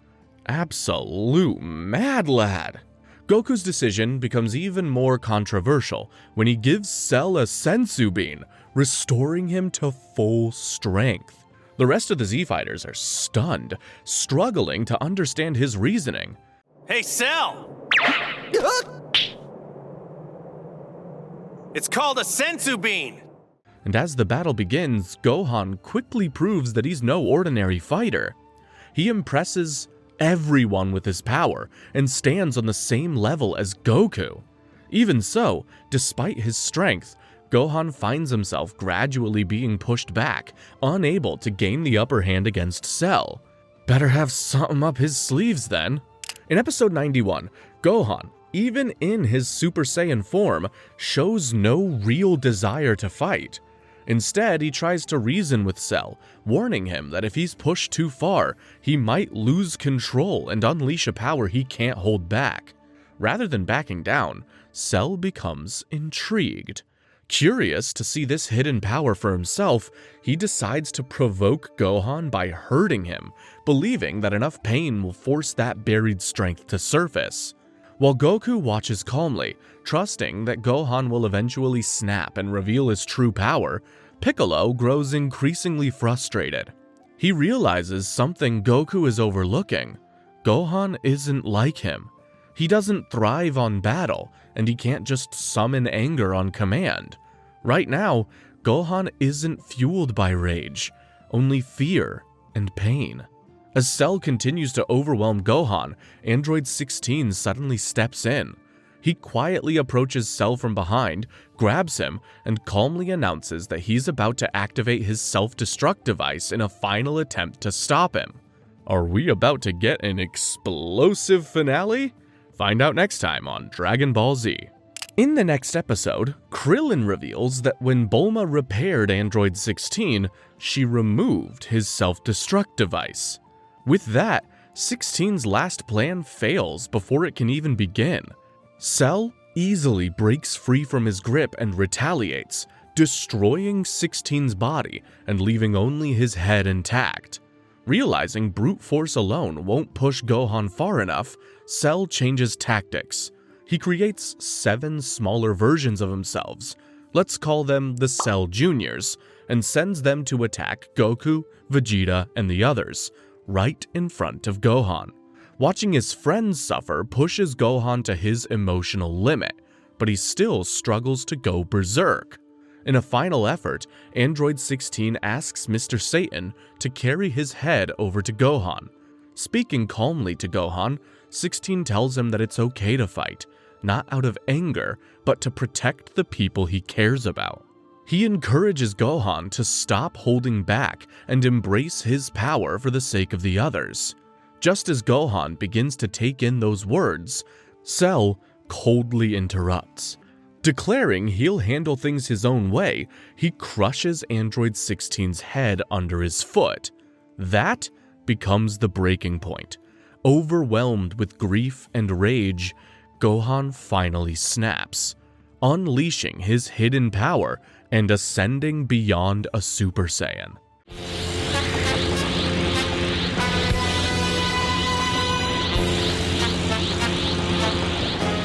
Is anyone else getting goosebumps?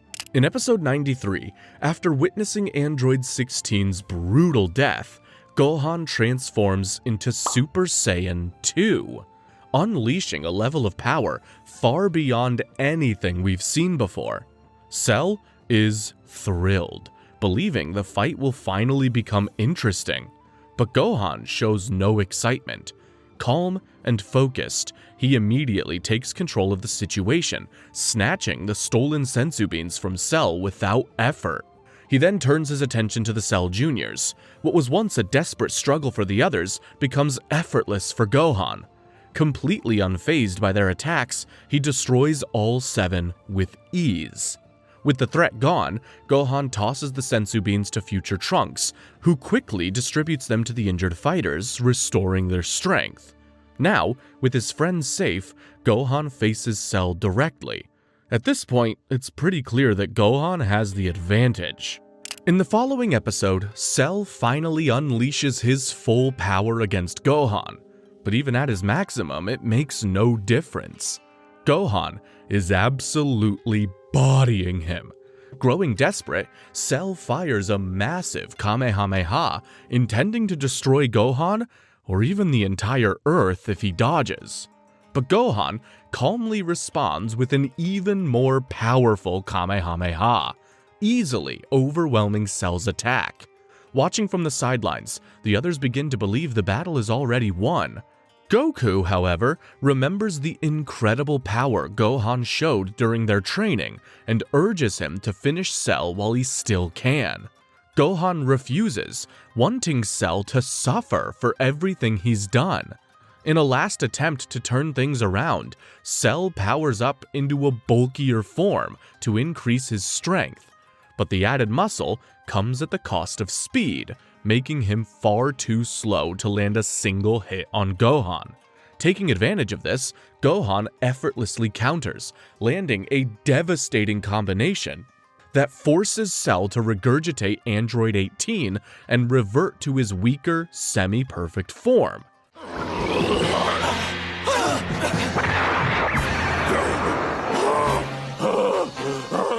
What a massive downscale! At first, it seems like victory is certain, but suddenly, Cell's body begins to swell and expand uncontrollably, signaling that something far more dangerous is about to happen. In the next episode, Cell begins charging a self-destruct explosion. With only seconds left, Goku calmly says goodbye to Gohan, praising him for the fight and reminding him to take care of Chi-Chi and focus on his studies. Then, in a final act of sacrifice, he uses instant transmission to teleport Cell away from Earth, bringing him to King Kai's planet, the only safe place he can reach in time. King Kai is understandably shocked. What is wrong with you? You can't bring that guy here! Sorry, King Kai, I had no choice. Moments later, Cell detonates, obliterating King Kai's planet and everyone on it. Sheesh. Back on Earth, Gohan and the others are left devastated, mourning Goku's apparent death. However, King Kai soon realizes something is wrong. Cell hasn't gone to the other world. That means he's survived. Suddenly, Cell returns to Earth using instant transmission. In a ruthless display of power, he immediately kills future Trunks with a single energy blast to the chest. He then reveals the truth. Apparently, his core survived the explosion, allowing him to regenerate into his perfect form once again. And now, thanks to his Saiyan genetics, he's become even stronger than before. Wait, so Cell not only survived, but he also regained his perfect form without Android 18 and gained instant transmission out of nowhere? Okay.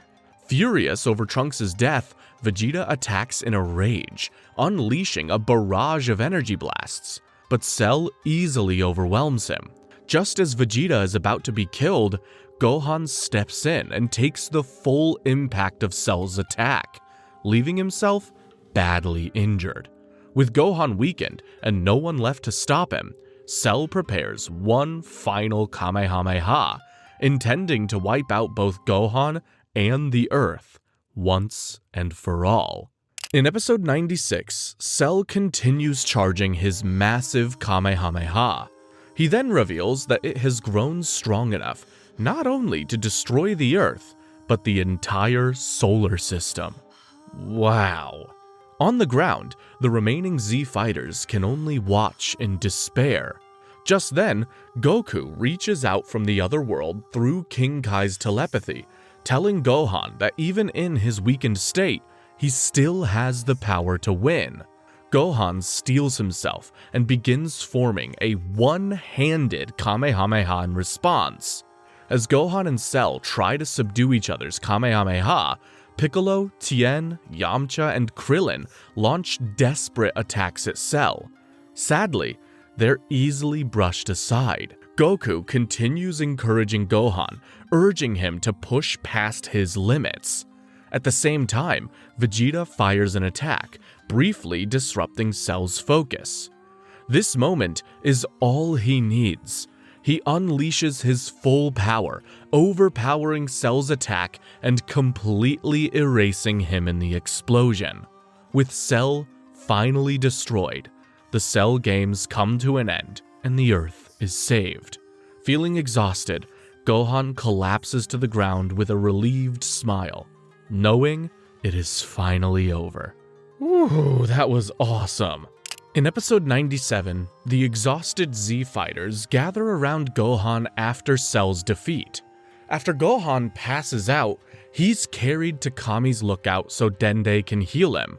Krillin also brings an unconscious Android 18, cause homeboy's got a crush on her.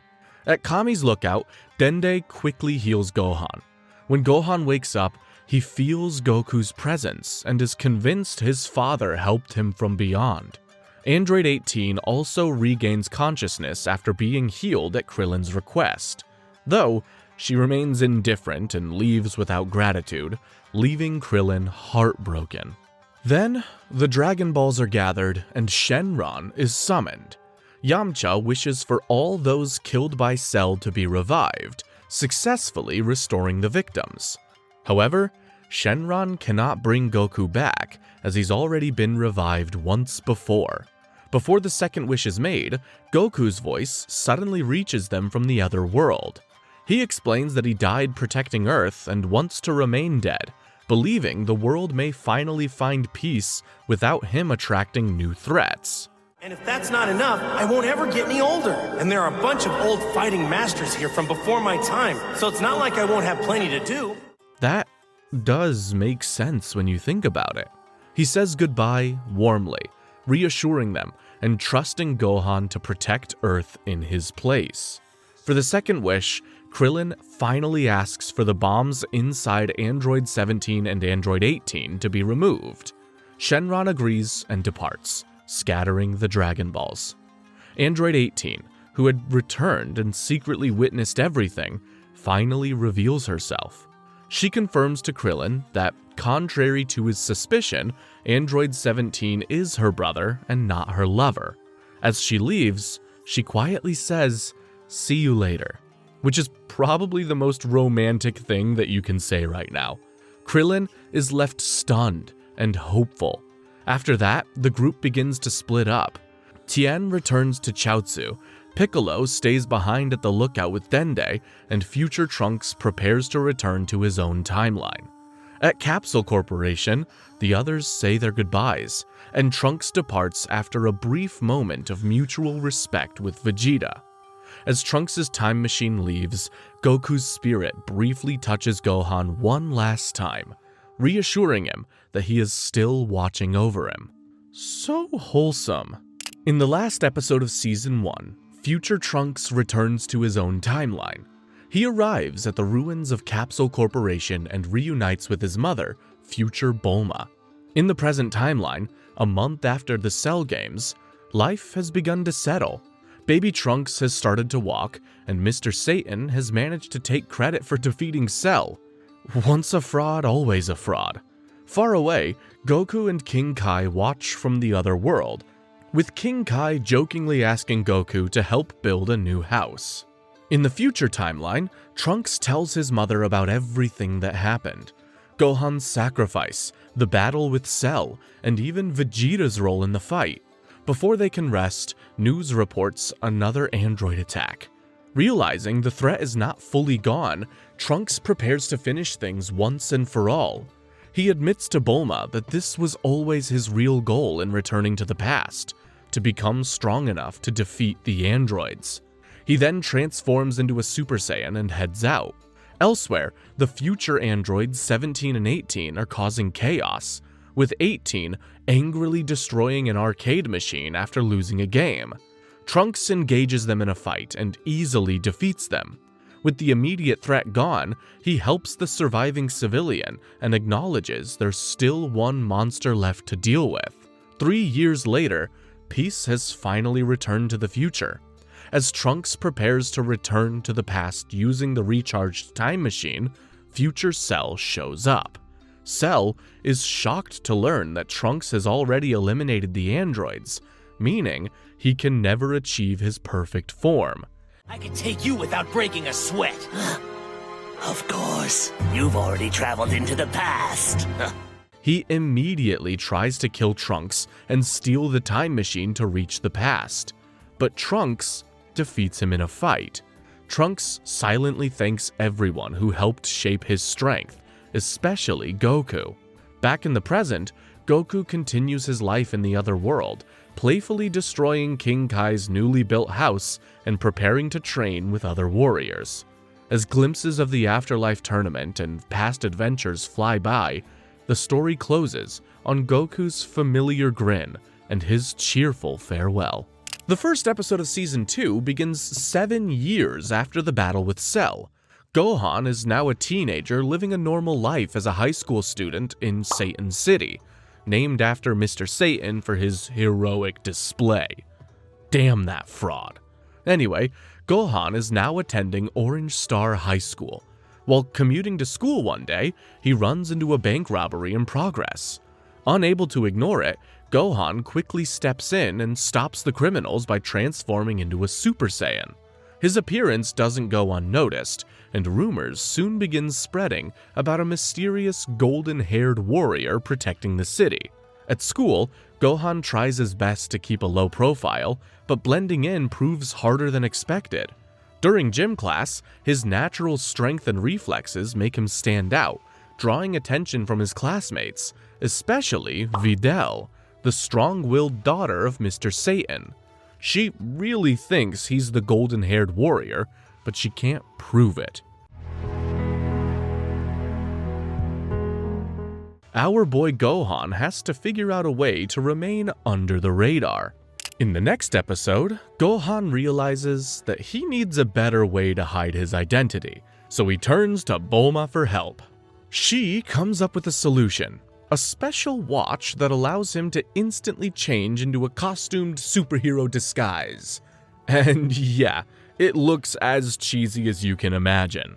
Oh, and we also meet Goten, Gohan's younger brother and Goku's last kid.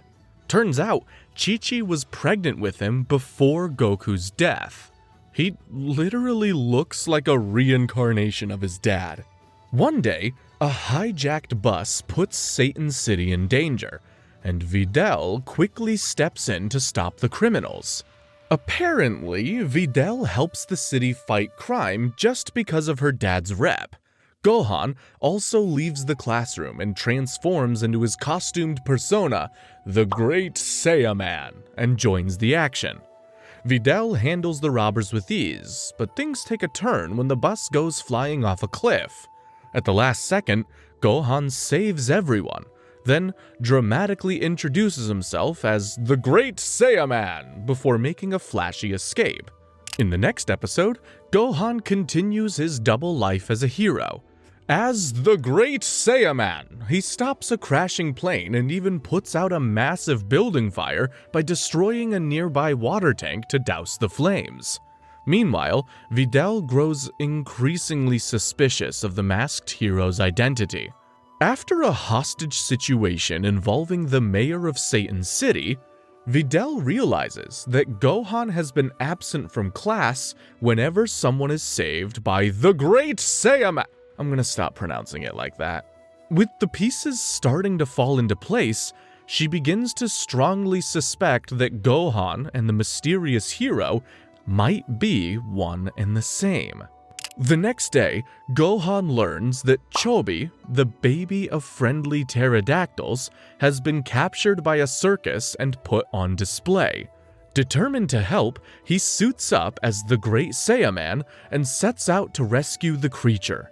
However, the situation backfires and Gohan is mistakenly labeled as a thief, putting him directly in the sights of Videl. As Videl chases him down, the situation worsens when Chobi's massive parents arrive in the city, causing chaos as they search for their child.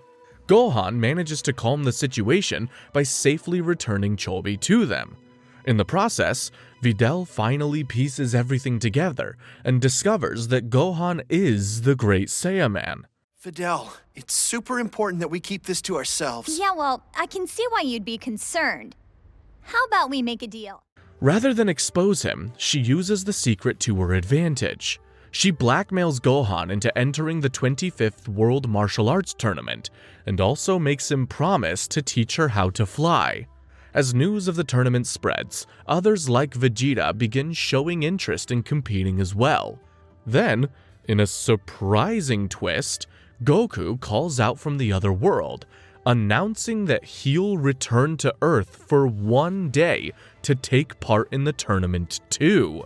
Saiyans are never, ever beating these allegations. They are all mindless battle junkies. In episode 5, after telling everyone about the upcoming tournament and finally convincing Chi-Chi to let him compete, Gohan takes a break from school to focus on training. He teams up with his younger brother Goten, expecting a simple practice session. But he's shocked to learn that not only is Goten incredibly strong for his age, he can already transform into a Super Saiyan despite not even knowing how to fly yet. At the end of the episode, Videl shows up to remind Gohan of his promise to teach her how to fly. Gohan's mom doesn't seem to be a big fan of Videl, as she thinks the young lady's only interested in dating her son. Videl reacts with disgust at the idea, but Chi-Chi ain't buying it. In episode 6, Gohan begins teaching Videl the basics, helping her learn how to control and focus her energy. She picks it up surprisingly fast, and within a day she's already able to float. Meanwhile, Goten, with a bit of guidance, manages to figure out full flight.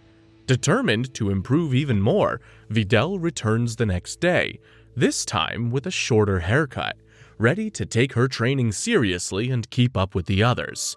Elsewhere, Vegeta is stunned to discover that his own son, Trunks, can also transform into a Super Saiyan, and is even slightly stronger than Goten. How in the world? Take that, stupid gravity!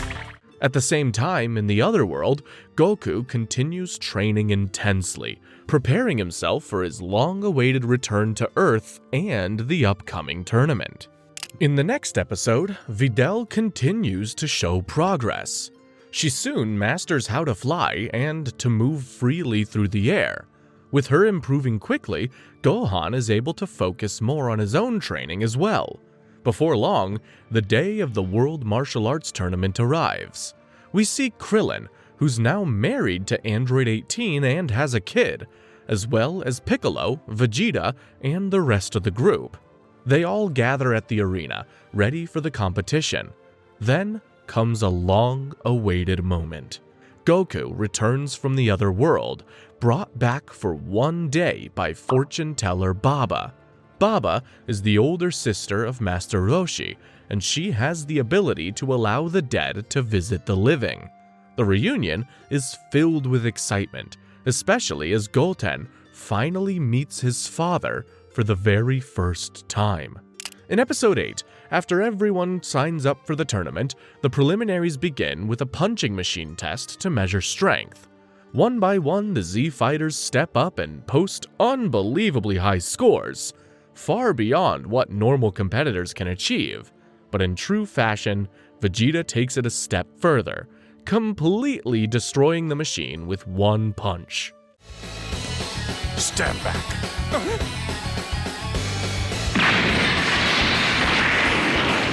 Everyone is completely stunned.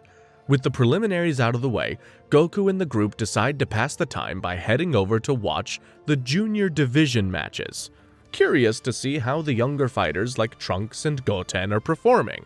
In Episode 9, the Junior Division kicks things off, starting with Trunks stepping into the ring.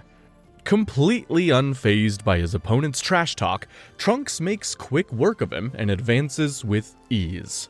Soon after, it's Goten's turn. Despite being a little nervous at first, he also proves far stronger than anyone expects, winning his match without much trouble. As the rounds continue, it becomes clear that both boys are on a collision course. And just as expected, the finals come down to Goten versus Trunks. Once the match begins, the fight quickly escalates into something far beyond a typical children's match. The two young Saiyans clash at incredible speed and power, leaving the audience stunned. Even Mr. Satan himself is speechless. Those little kids, they're unreal! The question is, who's gonna eventually come out on top? In the next episode, neither Trunks nor Goten gives an inch as they trade blows evenly. Trunks fires off a powerful double buster attack, and Goten responds with a Kamehame-Ha, matching him blow for blow. As the intensity rises, Goten instinctively transforms into a Super Saiyan under pressure. Not to be outdone, Trunks follows suit, and the battle becomes even more explosive. However, in the heat of the fight, Goten accidentally steps out of bounds when his legs touch the spectator area. With that, the match is decided. Trunks is declared the champion of the Junior Division. As part of the event, Trunks is then sat to face Mr. Satan in an exhibition match.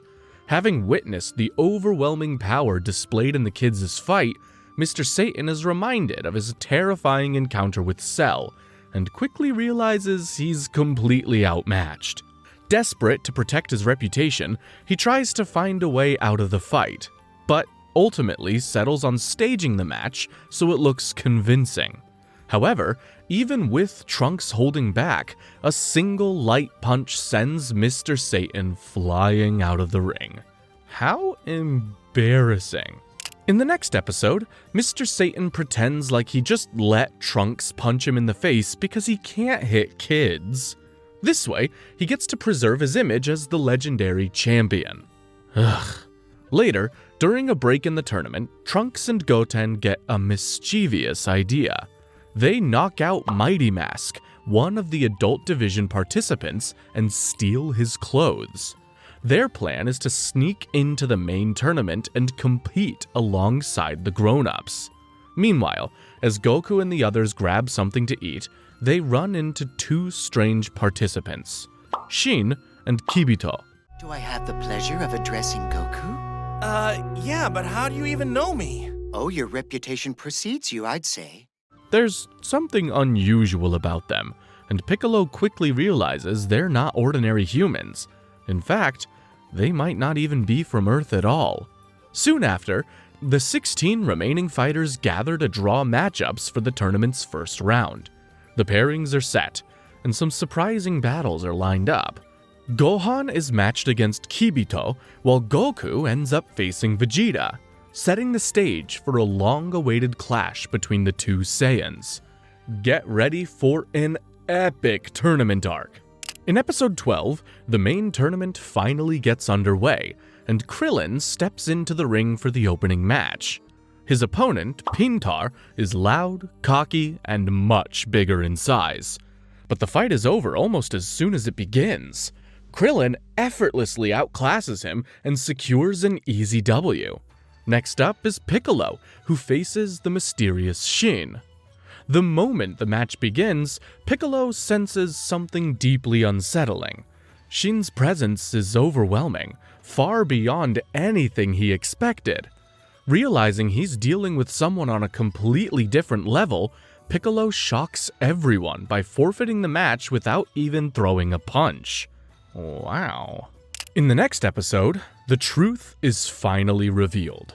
Turns out, Shin is a Supreme Kai, aka a god who creates planets and life in general. The realization leaves Piccolo stunned. Meanwhile, the next match begins between Videl and the intimidating veteran fighter Spopovich. At first, it looks completely one-sided, with Videl dominating the fight and landing blow after blow. But no matter how hard she hits him, Spopovich keeps getting back up as if nothing happened. The situation becomes increasingly disturbing when, after being pushed to her limit, Videl snaps and breaks his neck, only for Spopovich to casually stand back up like it meant nothing. From that point on, it becomes clear that something is very wrong. Watching from the sidelines, Goku realizes that Spopovich is nothing like the fighter he once was. In the past, he couldn't even last a few seconds against Mr. Satan, but now he's displaying unnatural endurance and strength. Think about it. No one thought Spopovich had a chance, but somehow he's flying and firing energy blasts? So what in the world's going on? Maybe someone should do a drug test or something. As the fight drags on, Videl starts to get tired, while Spopovich shows no signs of slowing down. Sensing her weakness, he finally turns the tables and begins landing kicks and blows. In the next episode, Videl refuses to give up and keeps fighting back, but Spopovich shows no mercy, continuing his brutal assault without hesitation. Watching this, Gohan can barely contain his anger and is on the verge of stepping in. Just before he does, Spopovich's partner, Yamu, suddenly intervenes and stops the fight. With one final throw, Videl is knocked out of the ring, ending the match. In episode 15, Goku returns from Korin Tower with 3 senzu beans, which he hands over to Gohan. Gohan then rushes to the infirmary and gives one to Videl, instantly healing her from the damage she suffered in the match. With that settled, Gohan heads back to the ring for his fight against Kibito. However, without his headscarf, his identity is exposed, and his classmates quickly realize that the Great Saiyaman is actually him. All that effort to disguise was for nothing after all. Before the match can even properly begin, Kibito insists that Gohan transform into a Super Saiyan. Though hesitant, Gohan agrees, and even takes it a step further by briefly showing the power of Super Saiyan 2. The sudden display shocks everyone in the arena. Among those watching are Yamu and Spopovich, who immediately recognize Gohan as the perfect source of energy they've been searching for. Why do they need it? Well, you're just gonna have to wait and find out. At that moment, Shin warns Goku and the others that Spopovich and Yamu want to take Gohan's energy, and so he tells them not to interfere, hinting that this is part of a larger plan. Right on cue, Yamu and Spopovich suddenly attack. They pin Gohan down, and Yamu uses a strange device to drain his energy while he's unable to move. What's going on? It's all right. You must trust me. Once they've taken enough, the two quickly escape into the sky. Shin immediately starts tracking them, while asking Goku and the others to accompany him. Episode 16 begins with Shin leading the way, while Goku and the others chase after Yamu and Spopovich. Shin finally explains what's really going on. He reveals the existence of the ancient and terrifying Majin Buu. a being of pure destruction, and the wizard, Babidi, who's trying to revive him. According to Shin, Babidi has been manipulating people like Yamu and Spopovich, using them to gather the massive amount of energy needed to awaken Buu. So basically, we gotta keep Babidi from busting Majin Buu out of that ball! That is correct. Meanwhile, Gohan has regained his energy, thanks to Kibito. After that, Gohan, Videl, and Kibito attempt to follow the others. However, the pace is too much for Videl and she's forced to turn back. Before leaving, she wishes Gohan luck, now fully aware that he, and not her dad, was the one who defeated Cell. Took you long enough. Gohan and Kibito soon catch up with the others, and together they arrive at their destination. A strange, ominous spaceship hidden in the landscape. From a distance, they watch as Babidi finally emerges from the ship, accompanied by the fearsome king of the demon realm, Dabura. Oh, shoot. In the next episode, Goku, Vegeta, and the others watch from a distance as Babidi finally makes his move. After collecting the energy gathered by Yamu and Spopovich, Babidi coldly disposes of them, with the help of his warrior, Pui Pui. Babidi is an actual monster. Before anyone can react, Dabura suddenly launches a surprise attack on the group. In an instant, Kibito is killed, while Krillin and Piccolo are turned to stone. Shin quickly explains that the only way to reverse this is to defeat Dabura. Realizing the urgency of the situation, the remaining fighters charge straight into Babidi's spaceship, hoping to find Dabura. Shin also follows behind, even though he knows this is a trap. Inside the spaceship, they discover that the ship is divided into multiple battle stages. Each level is designed to harvest energy from the fighters during combat, energy that will be used to revive Majin Buu. Wasting no time, Babidi sends Pui Pui to confront them on the first stage. Go on then, I suppose. Collect their energy like a good little boy. Right. Just leave it to me. As the battle begins, Vegeta steps forward, ready to take him on. In episode 18, the fight between Vegeta and Pui Pui is completely one-sided from the very start. Vegeta dominates with ease, leaving no doubt about who's stronger. Feeling frustrated, Babidi interferes by using his magic to change the battlefield to planet Zune, Pui Pui's home world, where the gravity is 10 times stronger than Earth's. Pui Pui expects this to give him the advantage, but it makes no difference. Vegeta isn't affected in the slightest and quickly finishes him off without breaking a sweat. If it were 1,000 times gravity, you might have actually slowed me down, but a paltry 10? I can barely even feel it. Frickin' cool. With Pui Pui defeated, a path opens to the next level of the spaceship. Goku and the others descend to Stage 2, where Babidi sends another fighter, Yakon, to stop them. This time, Goku steps forward to fight. Once again, Babidi alters the environment, turning the stage into a pitch-black world known as the Dark Star, perfectly suited for Yakon. At first, Goku transforms into a Super Saiyan to light up the darkness, but this plays right into Yakon's hands as the creature feeds on light. Yakon begins absorbing Goku's glowing aura.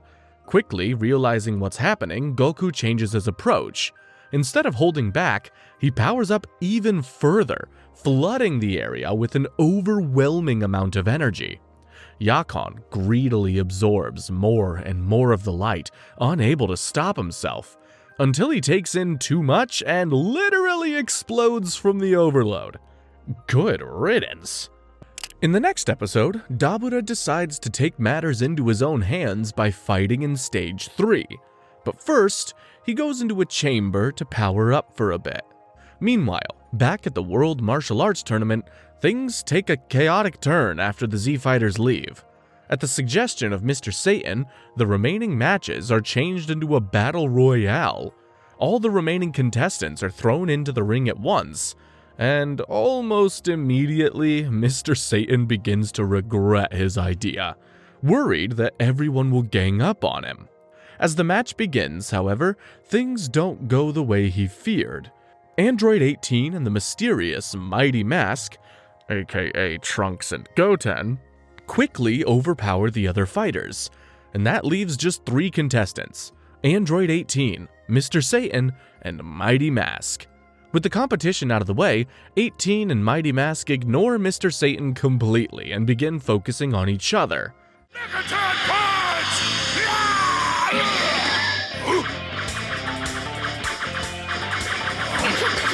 As they should.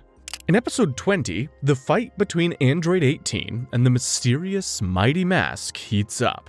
As the fight intensifies, the boys secretly transform into Super Saiyans and unleash a powerful combined attack. But Android 18 quickly figures out who's behind the costume. She launches a Destructo Disc, slicing straight through Mighty Mask's torso.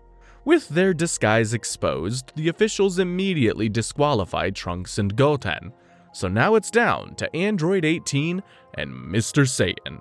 In episode 21, Mr. Satan is visibly terrified and knows he doesn't stand a chance against 18. Before the fight begins, 18 quietly makes him an offer. She'll let him win the championship in exchange for 20 million zenny. Sheesh, that's a lot of money. Without hesitation, Mr. Satan agrees. When the match starts, Android 18 deliberately throws the fight, allowing him to claim victory and keep up his reputation as the world's legendary champion. Looks like Mr. Satan will remain on Fraud Watch. Meanwhile, inside Babidi's spaceship, Dabura finally steps onto Stage 3, where his long-awaited battle with Gohan begins. Back on Earth, after hearing everything from Videl, Goten and Trunks can't contain their excitement about the Majin Buu situation. I wanna go too! Yeah! Wait, what? That way! Definitely! Eager to see the action for themselves, the two take off and head toward Babidi's spaceship. In episode 22, a brutal fight breaks out between Gohan and Dabura inside Babidi's spaceship. Despite his strength, Gohan struggles more than expected, which frustrates Vegeta.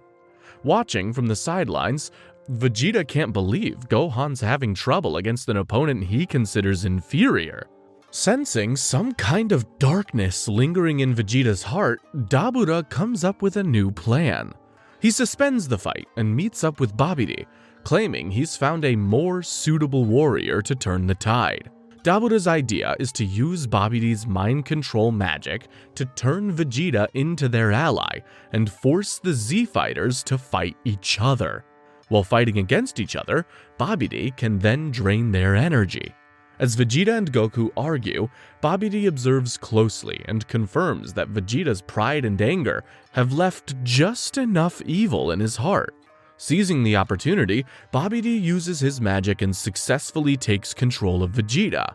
With his plan in motion, Babidi then transports everyone to a new location, the World Martial Arts Tournament Arena, setting the stage for an epic clash between former allies.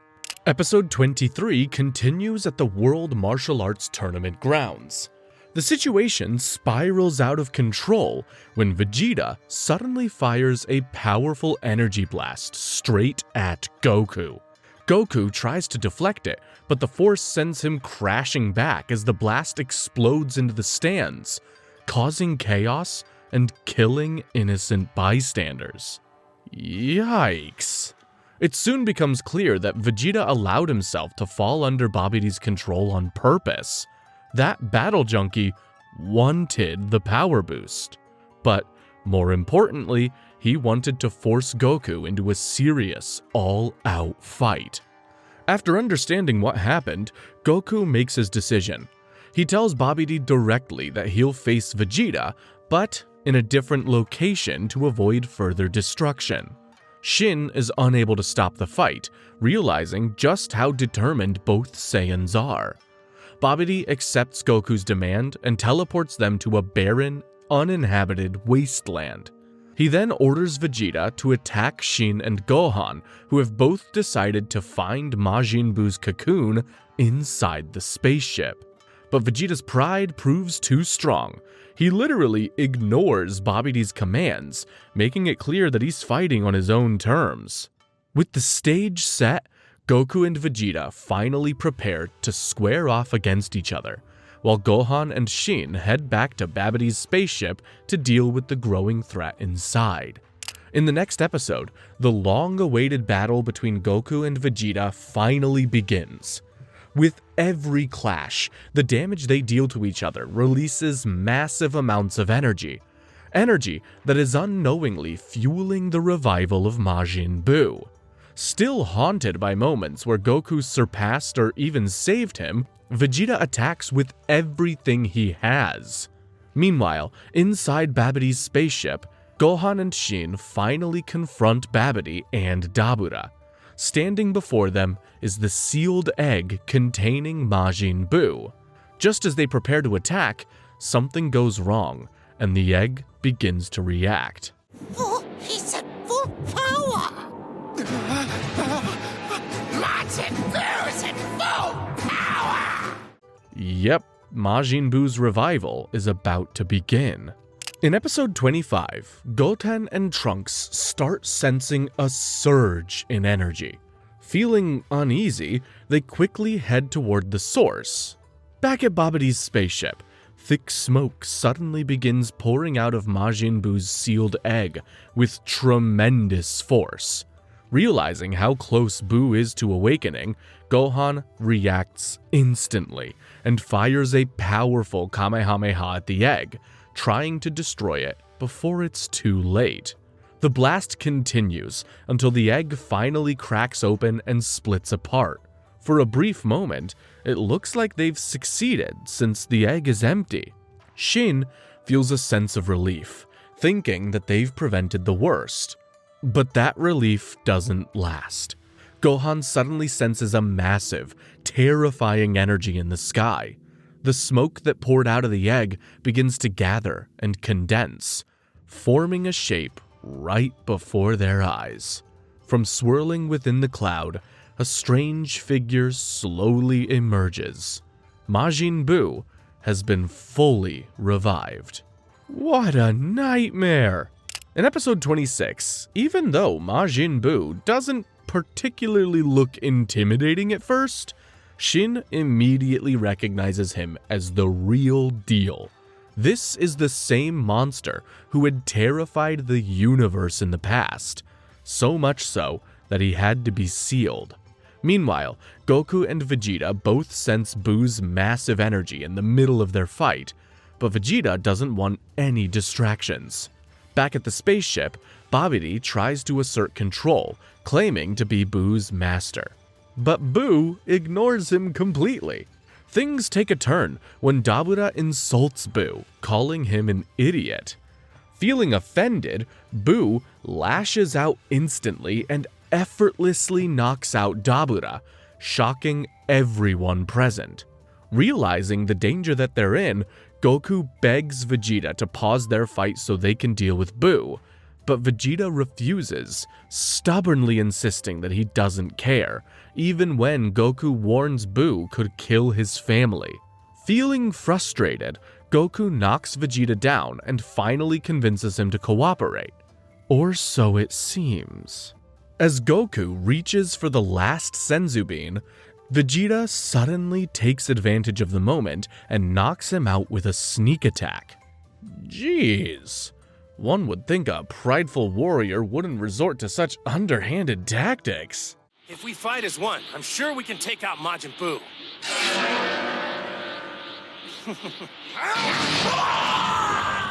Determined to face things his own way, Vegeta heads off alone toward Buu. Back at the battlefield, Gohan and Shin try to escape, but Buu quickly catches up. With overwhelming power, Buu knocks Gohan to the ground with ease. Shin attempts to fight back, but his attacks have no effect, making it painfully clear just how dangerous Buu truly is. In the following episode, Majin Buu completely overwhelms Shin. When Gohan tries to step in and protect the Supreme Kai, Buu casually blasts him away as well, leaving both of them helpless. Elsewhere, Vegeta arrives and senses that Gohan's energy has disappeared. Believing Gohan has been killed, Vegeta makes a drastic decision. He prepares to destroy Babidi's entire spaceship. Back inside the spaceship, Babidi orders Buu to finish off Shin. But suddenly, Dabura intervenes, striking Buu with a spear. Around the same time, Goten and Trunks arrive at the scene, and in the chaos, Trunks accidentally shatters the stone form of Piccolo. Uh-oh. Dabura then reveals his plan. Because he believed Buu would eventually betray Babidi, he tries to eliminate him first. But his effort is completely useless. Buu is unharmed, and in retaliation, he transforms Dabura into a cookie and eats him. What? With Dabura's death, Krillin is freed from the petrification spell and returns to normal. Piccolo is also restored, since his head remained intact and thereby allowed him to regenerate.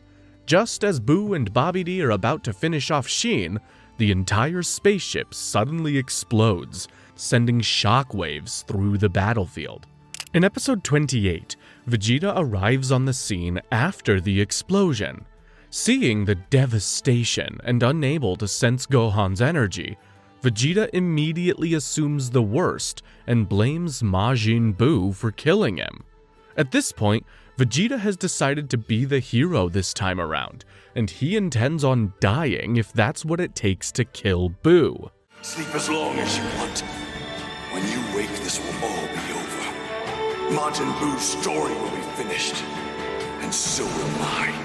Fueled by rage, Vegeta launches a relentless assault on Buu, unleashing powerful attacks that seem to do real damage. At one point, he even blasts a hole straight through Buu's stomach, but to everyone's shock, it makes no difference. Buu simply regenerates as if nothing happened. Almost immediately, Buu retaliates. With a twisted grin, he releases a massive explosion from his own body, catching Vegeta at point-blank range and leaving him badly injured. Clearly, this fight is gonna be a tough one. In episode 29, Majin Buu takes things to another level by tearing off a piece of his own body and wrapping it tightly around Vegeta, trapping him in place. Vegeta is mercilessly beaten as Buu pummels him over and over. Just then, Trunks rushes in, with Goten close behind. Working together, they manage to break Buu's hold, with Trunks landing a kick to free Vegeta, while Goten helps pull him away from danger. At the same time, Piccolo takes the opportunity to eliminate Babidi by slicing him in half. Realizing how dangerous the situation has become, Vegeta makes a heartbreaking decision. Wanting to protect his family, and I guess atone for everything he's done, he quietly embraces Trunks, showing a rare moment of affection. I'll hug you now.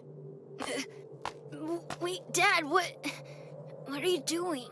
He should have done this more often, to be honest. Then, before anyone can react, he knocks both Trunks and Goten unconscious. He then asks Piccolo to take the boys far away from the battlefield. With no other option left, Vegeta resolves to do what he's never done before: sacrifice himself for others. Gathering every bit of his energy, Vegeta unleashes it in one massive burst, creating a colossal explosion that engulfs everything around him. In that moment, he gives his life in a final attempt to destroy Buu and save the planet. Damn. In the next episode, the massive shockwave from Vegeta's self-destruction ripples across the sea. It even affects the plane carrying Bulma, Chi-Chi, and the others. The aircraft begins to fall mid-air, but Android 18 quickly steps in and safely brings it to the ground. Despite this, Bulma can't shake the feeling that something terrible has just happened to Vegeta. Back at the battlefield, nothing remains of Vegeta but ash. However, when Piccolo investigates, he's horrified to see pieces of Majin Buu's body slowly regenerating.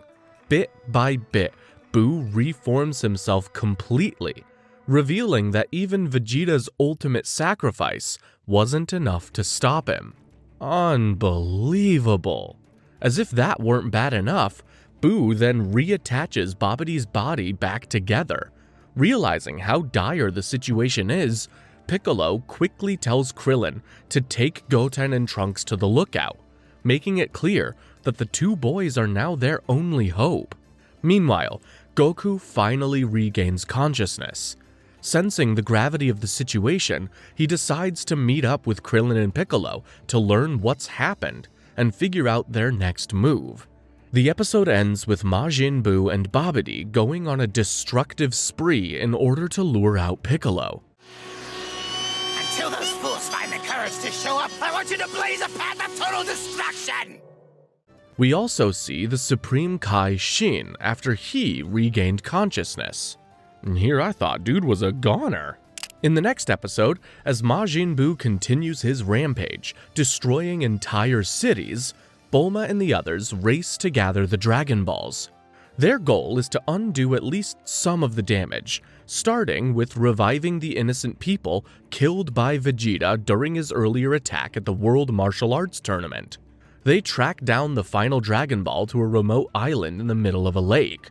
Meanwhile, at the lookout, Piccolo and Krillin are desperately trying to come up with a plan after bringing Goten and Trunks to safety. That's when Goku arrives. After being healed by Dende, Goku proposes a new strategy, something called fusion, a technique he learned from the other world. By performing a precise dance, two fighters of equal power can merge into a single, much stronger warrior. Basically, it's a combination technique where two fighters in similar size and power can merge their bodies together. Okay, you just lost me. It's almost similar to when Piccolo merged with Nail back on Namek. With no other options left, they decide that Goten and Trunks are the perfect candidates. And so, Goku begins preparing to teach them this really convenient technique. In episode 32, Bulma and the others successfully gather the Dragon Balls and summon Shenron. However, there's a problem. If they use all the wishes now, they won't be able to revive the people who may be killed while Goten and Trunks are still learning fusion. And as we all know, it takes 1 year to activate the Dragon Balls after they've been used.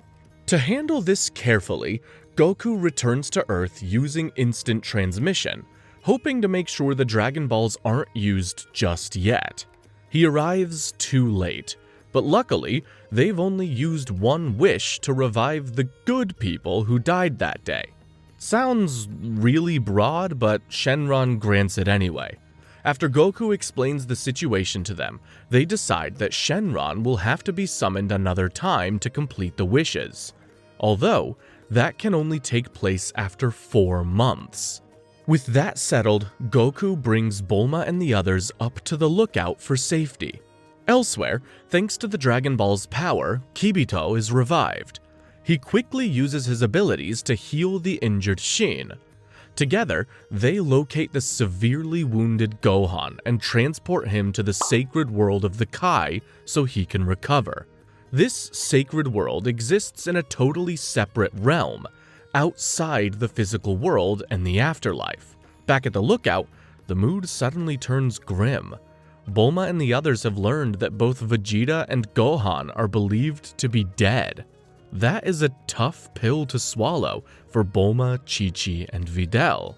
In the next episode, Babidi telepathically broadcasts a chilling message across the entire planet, declaring that Piccolo, Goten, and Trunks are wanted criminals. To prove he's not bluffing, he orders Majin Buu to demonstrate his power. Without hesitation, Buu transforms an entire city's population into candy and devours them. sending the world into absolute panic. Meanwhile, in the sacred world of the Kai, Gohan is revived by Kibito. Shin then presents him with a final hope of defeating Buu. It is the legendary Z-Sword, embedded deep within a jagged mountain. The sword is said to be impossible to pull out, even by the Kais themselves. Oh, so it's like Excalibur. Gohan is asked to try his luck and unlock its hidden power. Back at the lookout, Goten and Trunks regain consciousness. When they learn about the apparent deaths of both Vegeta and Gohan, the reality of the situation hits hard. Determined not to let their sacrifices be in vain, the two young Saiyans resolve to master fusion and take down Majin Buu themselves. That's the spirit. In episode 34, we shift over to the sacred world of the Kai, where Gohan faces a difficult challenge. Standing before the legendary Z-Sword, he struggles to pull it free, but it won't budge at all. Pushing himself even further, he transforms into a Super Saiyan and tries again. This time, he succeeds. However, his victory is short-lived, as the blade is incredibly heavy, making it difficult for him to even lift, let alone use effectively. I hate to burst your guys' bubble, but I'm not feeling any kind of Z-Sword power rush flowing through my body either. Wow, that's strange. Meanwhile, back on the lookout, Goten and Trunks watch in horror as Babidi and Majin Buu destroy yet another city. Realizing the urgency, they fully commit to learning the fusion dance as quickly as possible. But before they can focus, another telepathic message from Babidi echoes across the world. This time, the threat is personal. He announces that he has found Trunks' home, raising the stakes even higher and putting their loved ones directly in danger. They better hurry the hell up. In episode 35, Bulma tells Goku that she forgot the Dragon Radar at home. It's a very crucial tool for locating the Dragon Balls in the future, so Trunks rushes off to retrieve it. To buy him some time, Goku teleports directly to confront Majin Buu. Standing face to face with the pink monster, Goku decides to stall by showing off his power. He first powers up into a Super Saiyan. Then, from there, he pushes further into Super Saiyan 2, already a level beyond what most have ever seen. Finally, Goku goes even higher, revealing a form that surpasses them all. Super Saiyan 3.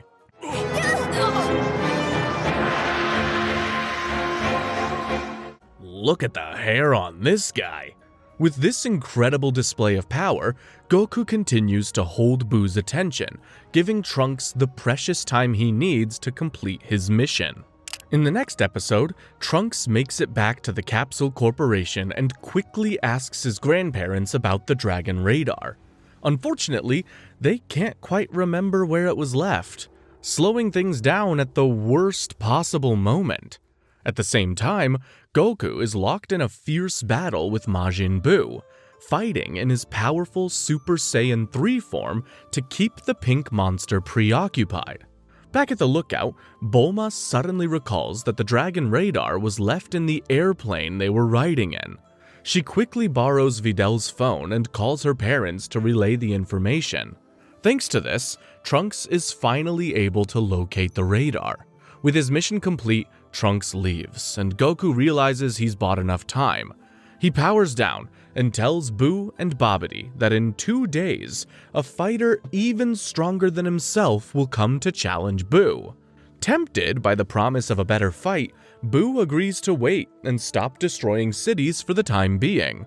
Before leaving, Goku takes a moment to taunt Babidi, warning him that King Yenma will deal with him when he dies. King Yenma is the judge of the dead, and he decides whether a soul goes to heaven or hell. With that, Goku returns to the lookout. Once he's gone, Babidi angrily blames Buu for letting Goku escape, and starts insulting him repeatedly. This is all your fault, Buu! You let him get away because you were too busy dawdling around to kill him. That turns out to be a huge mistake. Feeling annoyed, Boo suddenly grabs Babidi by the throat, preventing him from using his magic. Then, with a cold declaration that he no longer needs him, Boo kills Babidi on the spot, finally freeing himself from anyone's control. Who didn't see this one coming?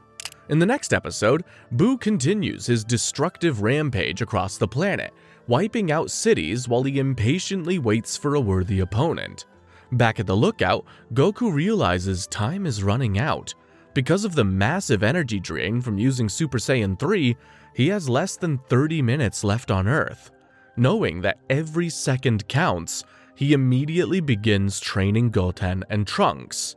Goku introduces them to the awkward-looking fusion dance. Despite how silly it seems, Goten and Trunks have no choice but to take it seriously and learn it as quickly as possible. In episode 38, Goten and Trunks start to grow restless during their fusion training. Curious and a bit impatient, they ask Goku to show them his Super Saiyan 3 transformation. Goku gives in and transforms, but the demonstration comes at a cost. The form drains the last of his remaining time on Earth. Realizing his time is up, Goku says his goodbyes and returns to the other world, leaving the responsibility of training the boys to Piccolo. Once there, Goku meets up with King Yenma and is relieved to learn that Gohan is still alive. The kid hasn't been here, and come to think of it, if your son had shown up at my desk, that's something I'd be sure to remember. So then... Encouraged by this, Goku immediately sets off, tracking Gohan's energy in hopes of finding him. In the next episode, Goku arrives in the sacred world of the Kai and reunites with Gohan, who's in the middle of training with the legendary Z-Sword.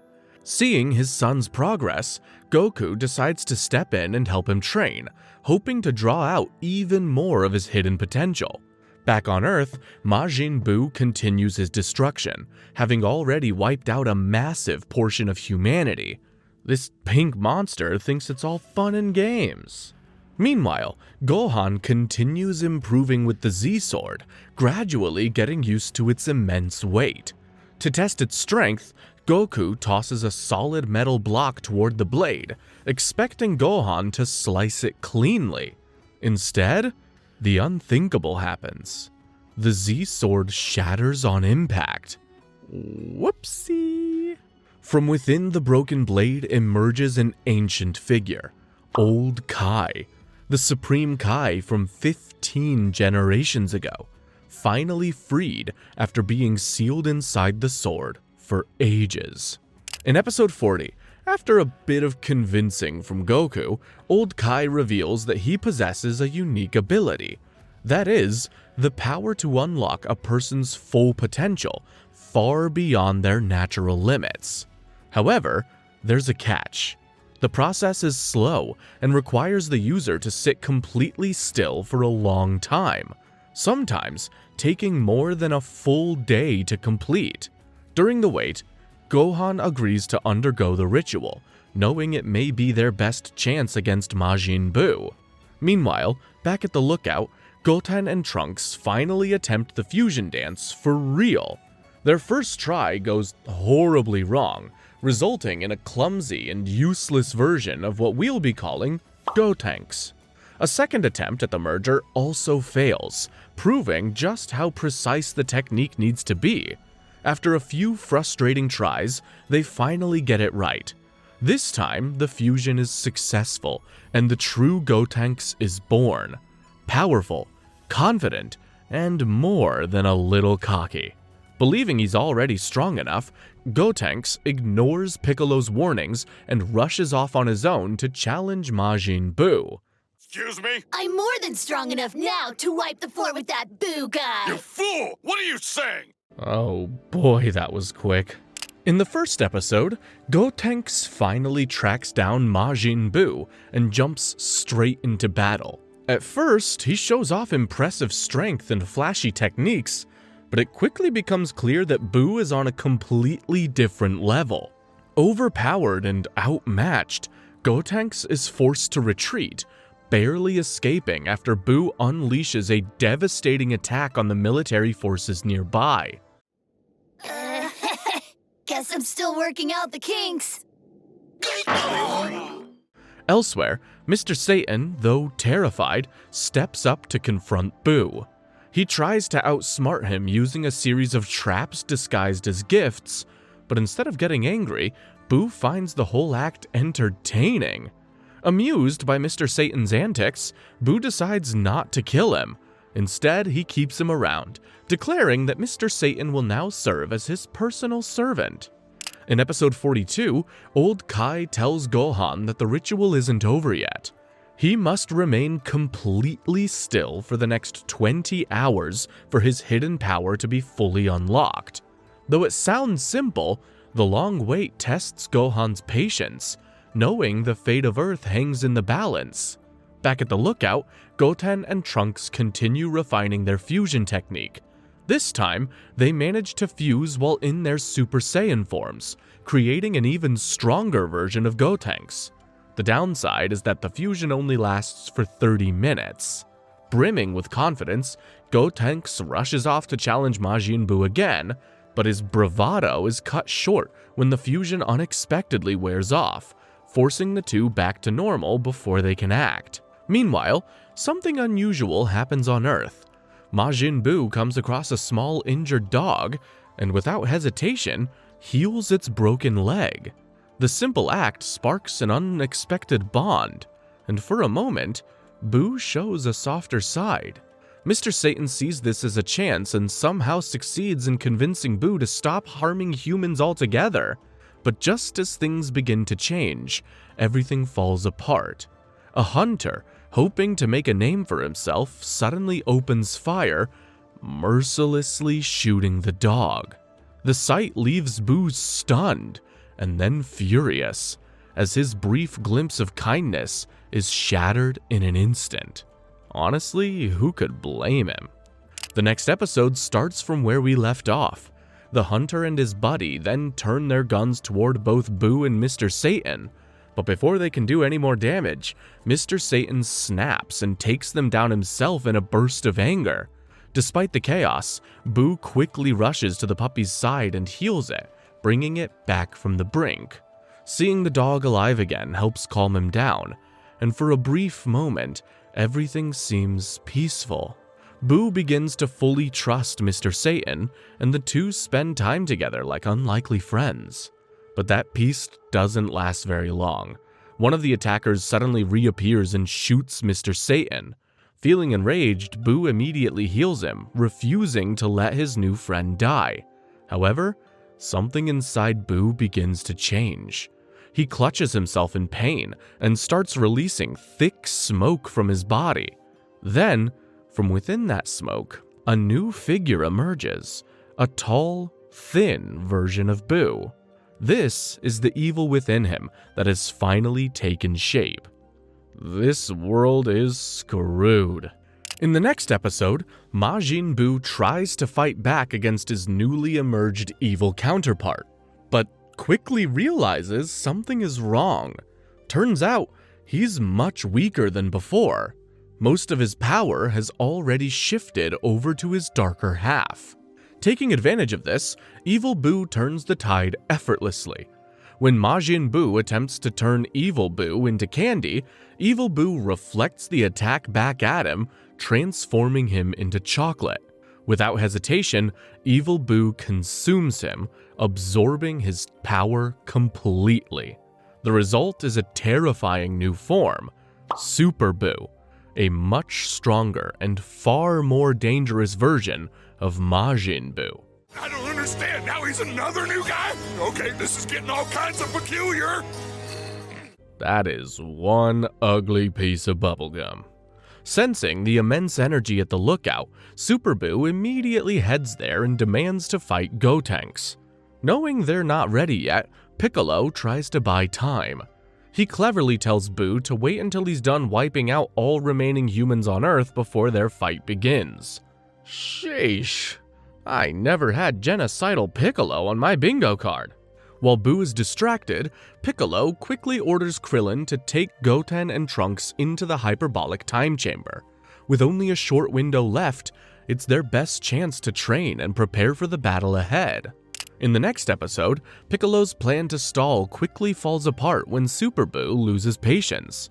In a terrifying display of power, Boo unleashes a devastating attack that spreads across the entire planet, wiping out nearly all of humanity in an instant. Only a few survivors remain, including Mr. Satan, Tien, and Chiaotzu. Despite this, Piccolo, along with Videl, manages to calm Boo down just enough to negotiate. They convince him to wait 1 hour before fighting, giving Goten and Trunks a small window to train inside the hyperbolic time chamber. Later on, things take a darker turn. When Boo kills Chi-Chi in a moment of impatience, Goten is pushed to the brink of rage.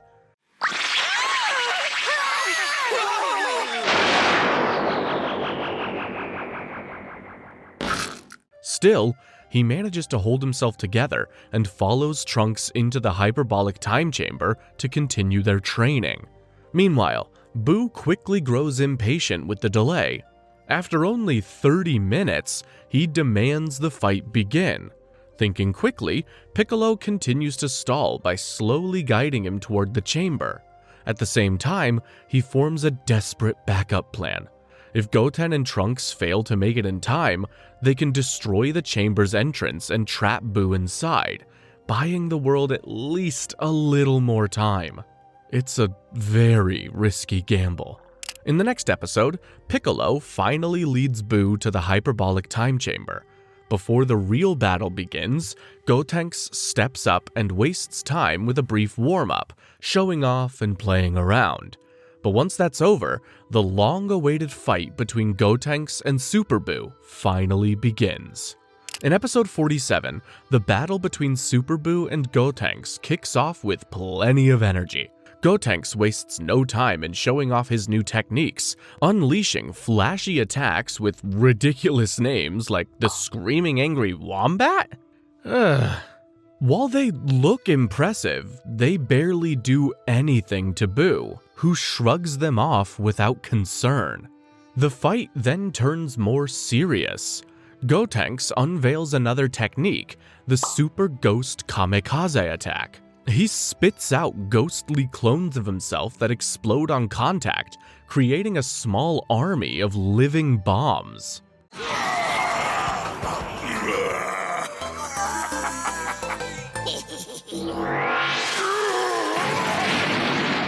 Sending most of them at Boo, Gotenks manages to blow him apart into a deformed puddle. For good measure, he sends one last ghost straight into Boo's mouth, detonating him into countless tiny pieces. Seizing the opportunity, Gotenks and Piccolo destroy every fragment they can find, but it's not enough. The smoke rising from the remains begins to gather, and before long, Boo fully regenerates once again. Dude's got more lives than a friggin' cockroach. At this point, Gotenks pretends to be out of ideas, playing up the situation for dramatic effect, but Boo doesn't find it amusing. He retaliates immediately, overwhelming Gotenks with a brutal counterattack. Seeing no other option and fearing the worst, Piccolo makes a desperate decision. Believing Gotenks can't win, he destroys the exit to the hyperbolic time chamber, sealing all three of them inside, possibly forever, in a last-ditch attempt to contain Boo. That's a pretty scary move. In the next episode, Boo is freaking out at the thought of being trapped forever with nothing to destroy or eat. He then lets out a furious scream, and to everyone's shock, the sheer force of it tears open a hole between dimensions, linking the hyperbolic time chamber to Earth. Without hesitation, Boo squeezes through the opening, which seals shut behind him, leaving Piccolo and Gotenks trapped inside. Holy backfire! Back on the lookout, Boo wastes no time indulging himself. He turns everyone there into chocolate and devours them without a second thought. Inside the chamber, Piccolo and Gotenks desperately try to escape by recreating Boo's scream, but no matter how hard they try, they can't break through the dimensional barrier. Realizing brute force is their only option, Gotenks reveals his trump card. He transforms into Super Saiyan 3. With this massive boost in power, he's able to tear open a dimensional hole just like Boo did, allowing both him and Piccolo to escape. When they return to the lookout, Boo casually tells Gotenks that he's already eaten all of his friends. They're resting comfortably right here. You turn them into candy? Yeah. The revelation sends Gotenks into a rage, and he swears then and there that Boo will pay for what he's done.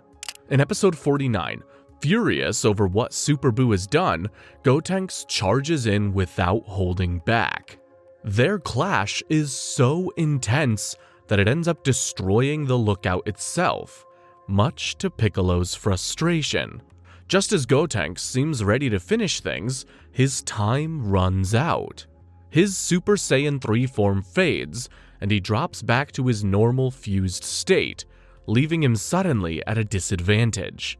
In the next episode, Gohan finally completes his training in the sacred world of the Kai. With his hidden power fully unlocked, he's ready to return to Earth. After sharing an emotional goodbye with Goku, Kibito transports Gohan back. Before heading into battle, Gohan asks for a change of clothes, choosing an outfit similar to Goku's. He arrives on Earth just in time, because at that very moment, Gotenks has already split back into Goten and Trunks, leaving them defenseless against Boo. In the next episode, Gohan finally arrives on the battlefield. He immediately takes control of the fight, completely dominating Super Boo and beating him down with ease. Even when Boo regenerates and tries to push harder, Gohan stays firmly in control, picking him apart without much effort. Realizing he can't win in a straight fight, Boo resorts to a desperate move. He prepares to self-destruct in an attempt to take Gohan with him, but Gohan reacts quickly, escaping the blast and carrying the others to safety just before the explosion goes off. When the dust settles, Boo is nowhere to be seen. Still, Gohan senses that he hasn't been defeated, so he remains on guard. Soon after, they pick up on Dende's energy and head out to him. Along the way, they reunite with Mr. Satan and his loyal dog, B. Dende explains that during the chaos, Mr. Popo threw him off the lookout to keep him safe, since without him, the Dragon Balls would be gone and they'd lose their chance to undo all the damage. Before they can regroup for long, Boo tracks them down again. The pink monster's ready for another round. In episode 52, Super Boo suddenly reappears in front of Gohan and the others, announcing that he wants to fight Gotenks instead. After getting baited by Boo's challenge, Goten and Trunks fuse once again, and Gotenks powers up to Super Saiyan 3. But just as Gotenks prepares to attack, Boo reveals a hidden trick. Pieces of his own body suddenly stretch out and ambush both Gotenks and Piccolo, wrapping around them before they can react. In an instant, they're absorbed into Boo's body. With this, Boo undergoes a terrifying transformation. By absorbing Gotenks and Piccolo, he gains not only immense new power, but also Piccolo's intelligence. Now far stronger and more dangerous than before, this new form turns his attention back to Gohan. Moments ago, Gohan had the clear advantage, but now the balance of power has completely shifted. In the next episode, Gohan quickly finds himself overwhelmed by the new form of Super Boo. After absorbing Gotenks and Piccolo, Boo now fights with their combined abilities, even using techniques like the Super Ghost Kamikaze attack and the Special Beam Cannon against Gohan. Meanwhile, in the other world, King Yamcha makes a decision and sends Vegeta back to Earth to help turn the tide of battle.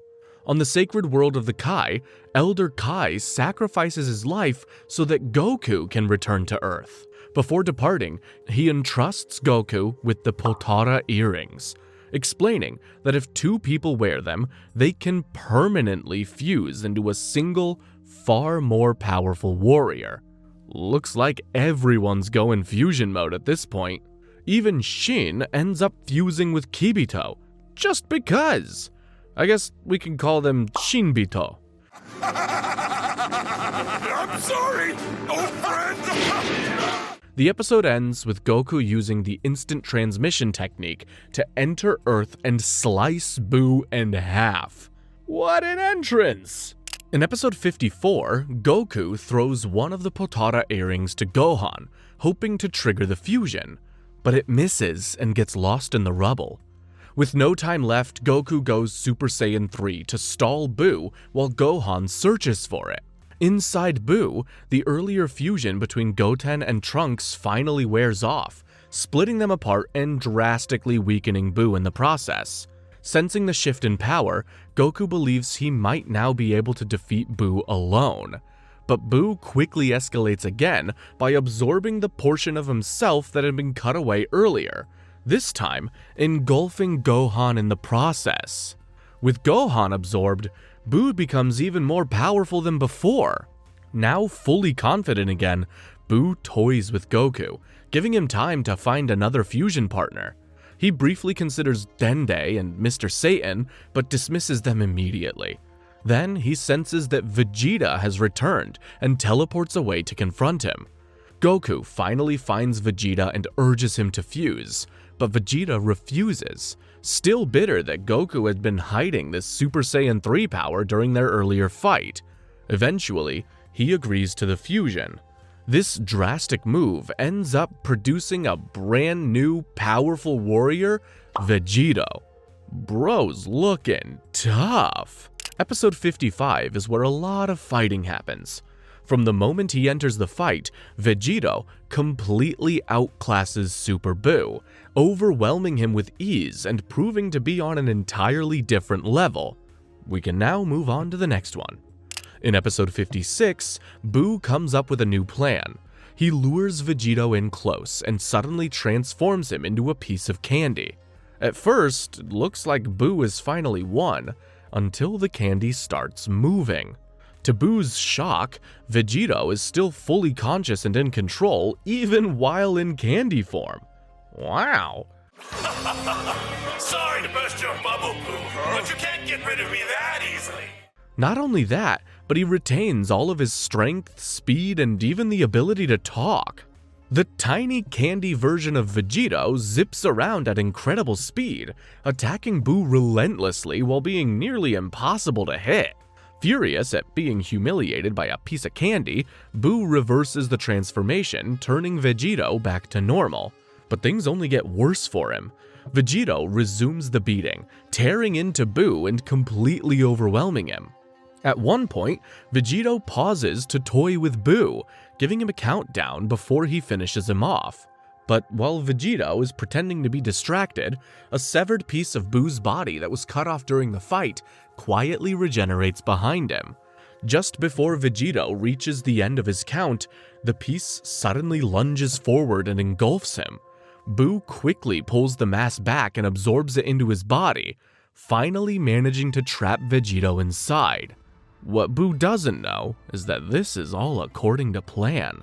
In the next episode, after absorbing Vegito, Super Buu quickly realizes something is off.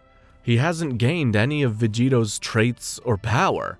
He assumes it's because Vegito hasn't been fully digested yet. Inside Buu's body, the truth becomes clear. Vegito is still completely intact and separate from Buu. He'd protected himself with an energy barrier during the absorption, allowing himself to be shrunk without actually being merged into Buu. Pretty smart. However, once Vegito drops the barrier, something unexpected happens. He splits back into Goku and Vegeta. Taking advantage of this, Vegeta immediately destroys his Potara earring, making it clear he has no intention of fusing again. He believes that once they free the people Buu absorbed, Buu's power will drop enough that they don't need fusion to win. Working together, Goku and Vegeta begin freeing their allies, cutting down the cocoons holding Gohan, Goten, Trunks, and Piccolo. As each one of them is removed, Buu's power starts to drop, and his form begins to change. Meanwhile, outside, Dende and Mr. Satan are tracking Buu, unaware of what's happening within him. Back inside Buu's body, Goku and Vegeta come across the good version of Buu who'd been previously absorbed. Just as they process what led to his absorption, things take a turn. We see manifestations of Buu's mind taking the form of Super Buu and attacking the two Saiyans right within Buu's body. This is the weirdest battlefield ever! In the next episode, Buu tries unsuccessfully to absorb the two Saiyans from within. At some point, Vegeta cuts down the pod containing the good version of Buu. Please don't do it! Anything with that is the last thing you should do! Please, I won't be myself anymore! You won't be yourself? What does that mean? This action throws everything into chaos. Without the good version of Buu inside of him, Super Buu begins to lose stability and goes completely berserk. His very existence starts to unravel. Realizing the situation is about to spiral out of control, Goku and Vegeta act fast. They grab the pods holding Gohan, Goten, Trunks, and Piccolo and begin searching for a way out before it's too late. As Buu's insides warp and collapse around them, they spot an escape route, a passage leading to one of the openings on Buu's body where steam vents out. Seizing the chance, they fly through it and break free. Once outside, everyone returns to their normal size. As Goku and Vegeta set the others down, they turn their attention back to Buu, just in time to witness a shocking transformation. His form shifts wildly, first swelling into a massive, hulking shape before suddenly shrinking down into a small, childlike version of himself. And boy, does he look deadly. In episode 59, we get a flashback that explains the true history of Majin Buu. Long ago, there were 5 Supreme Kais, 4 who governed different parts of the universe, and 1 who led them all. When Buu first appeared, he slaughtered most of them with terrifying ease. The North and West Supreme Kais were killed almost instantly, while the South Supreme Kai managed to fight back before eventually being absorbed, which transformed Buu into a much larger and more muscular form. The final Supreme Kai, the Grand Supreme Kai, chose to sacrifice himself to protect Shin. By allowing himself to be absorbed, he changed Buu into the round, childlike, fat version we first saw on Babidi's spaceship. Ironically, this absorption actually weakened Buu, making him less violent and more unpredictable. Now, with those influences gone, Buu has reverted to his original state. Let's call him Kid Buu, his most dangerous and chaotic form. Back on Earth, Kid Buu wastes no time. He launches a devastating attack aimed at destroying the planet, but Vegeta manages to deflect it. In response, Buu creates an even more powerful energy sphere. Realizing there's no way to stop it, Goku and Vegeta scramble to escape, grabbing whoever they can. In the chaos, they manage to save only Dende, Mr. Satan, and the dog B. Just as the attack destroys Earth, Shinbito arrives and uses his teleportation ability to bring them all safely back on the sacred world of the Kai.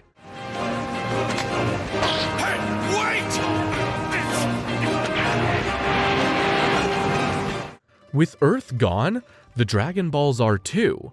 Or so it seems. In that moment, Dende remembers that the Namekian Dragon Balls still exist, offering a possible way to undo the catastrophe.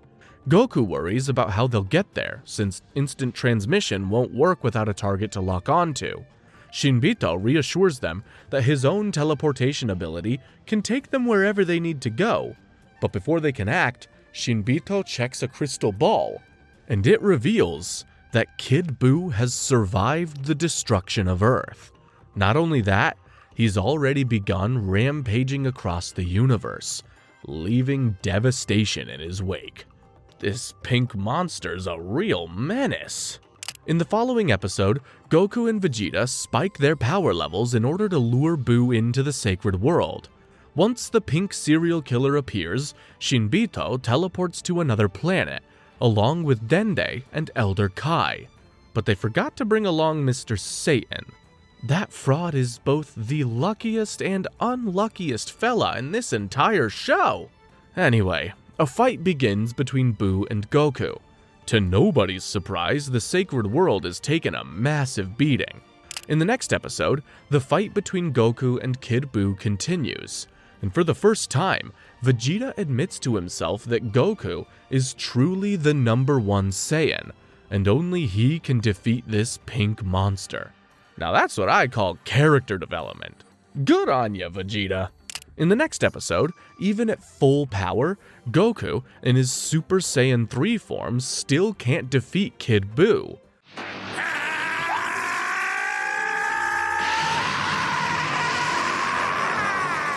Running out of options, Goku realizes there's only one way to win. He needs time. Just 1 minute to gather enough energy for a decisive attack. Vegeta steps forward without hesitation and promises to hold Buu off, even though he knows the risk. Since he's already dead, being destroyed again would mean he'll disappear forever. Still, Vegeta doesn't care. He is determined to fight. Typical Saiyan pride. As Goku begins focusing his energy, Vegeta powers up and takes on Buu alone. Fighting at Super Saiyan 2, he throws everything he has into the battle, using every trick and ounce of strength to stall for time. But the gap in power is obvious. Buu is simply too strong. Just when it looks like Vegeta's about to be killed, an unexpected figure steps in. Mr. Satan. With surprising courage, and maybe a bit of reckless confidence, he challenges Kid Buu to a fight, unintentionally giving Vegeta a much-needed break and drawing Buu's attention away from him. Mr. Satan's kinda growing on me, guys. I'm not gonna lie, he has been for a while. In the next episode, when Mr. Satan steps in to confront Kid Buu, something unexpected happens. Buu suddenly begins writhing in pain, as if something inside of him is fighting back. Moments later, he spits out the good version of Buu. Dende realizes what's going on. Good Buu's bond with Mr. Satan has been influencing Kid Buu from within, holding back his worst instincts. But now that Good Buu is gone, nothing remains to restrain him. Fully consumed by pure malice, Kid Buu immediately attacks, easily overwhelming Mr. Satan. Just as things look hopeless, Good Buu regains consciousness and jumps in, saving Mr. Satan at the last second. He takes on Kid Buu himself, but the fight is clearly one-sided. Good Buu is no match for his original, more powerful form. Meanwhile, Goku realizes something is terribly wrong. His Super Saiyan 3 form is draining energy faster than he can sustain it, forcing him to drop back to his base form. What's taking you so darn long? Shouldn't you be done by now? Yeah, I should be ready. But something's wrong. That's when Vegeta comes up with a new plan. He quickly relays instructions to Dende, telling him to travel to New Namek and use their Dragon Balls. With the help of Shinbito and Elder Kai, Dende reaches Namek, where the Dragon Balls are already gathered. They summon Porunga, and Vegeta requests for 2 crucial wishes. First, to restore Earth to exactly as it was before its destruction, and second, to bring back everyone who had died since the start of the World Martial Arts Tournament, excluding the really bad people. Apparently, the Namekian Dragon Balls have been upgraded, so now they can resurrect endless amounts of people. Awesome! In the next episode, the Earth is restored, and the people who were lost are brought back to life. That includes Vegeta. Wasting no time, Goku prepares to create the Spirit Bomb, the last hope for defeating Kid Buu. Through King Kai, Vegeta speaks directly to the people of Earth.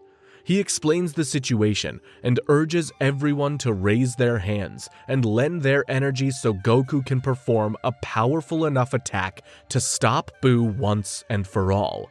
But things don't go as planned. Aside from their close friends and family, most people refuse to listen. To them, it's just a strange voice coming out of nowhere, asking for something they don't understand. Then again, it doesn't help that Vegeta isn't exactly the most polite kind of guy.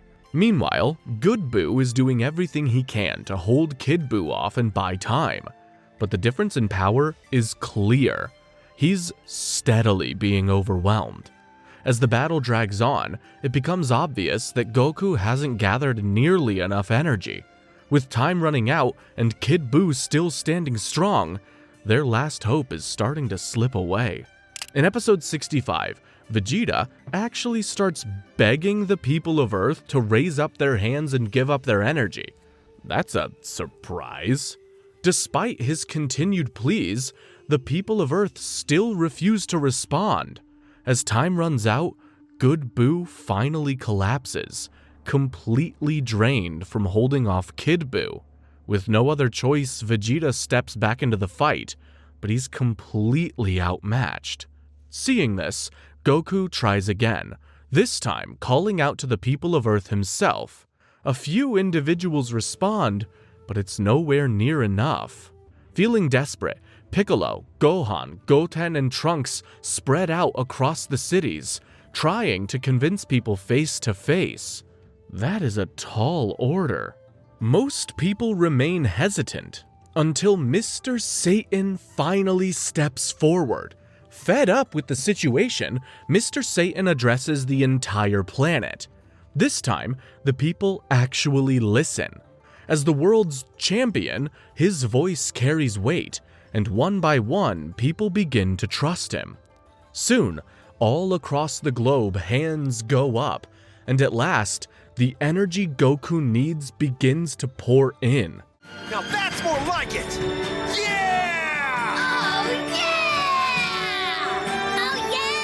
The Spirit Bomb is finally complete. With nothing left holding him back, Goku hurls the fully powered Spirit Bomb straight at his enemy.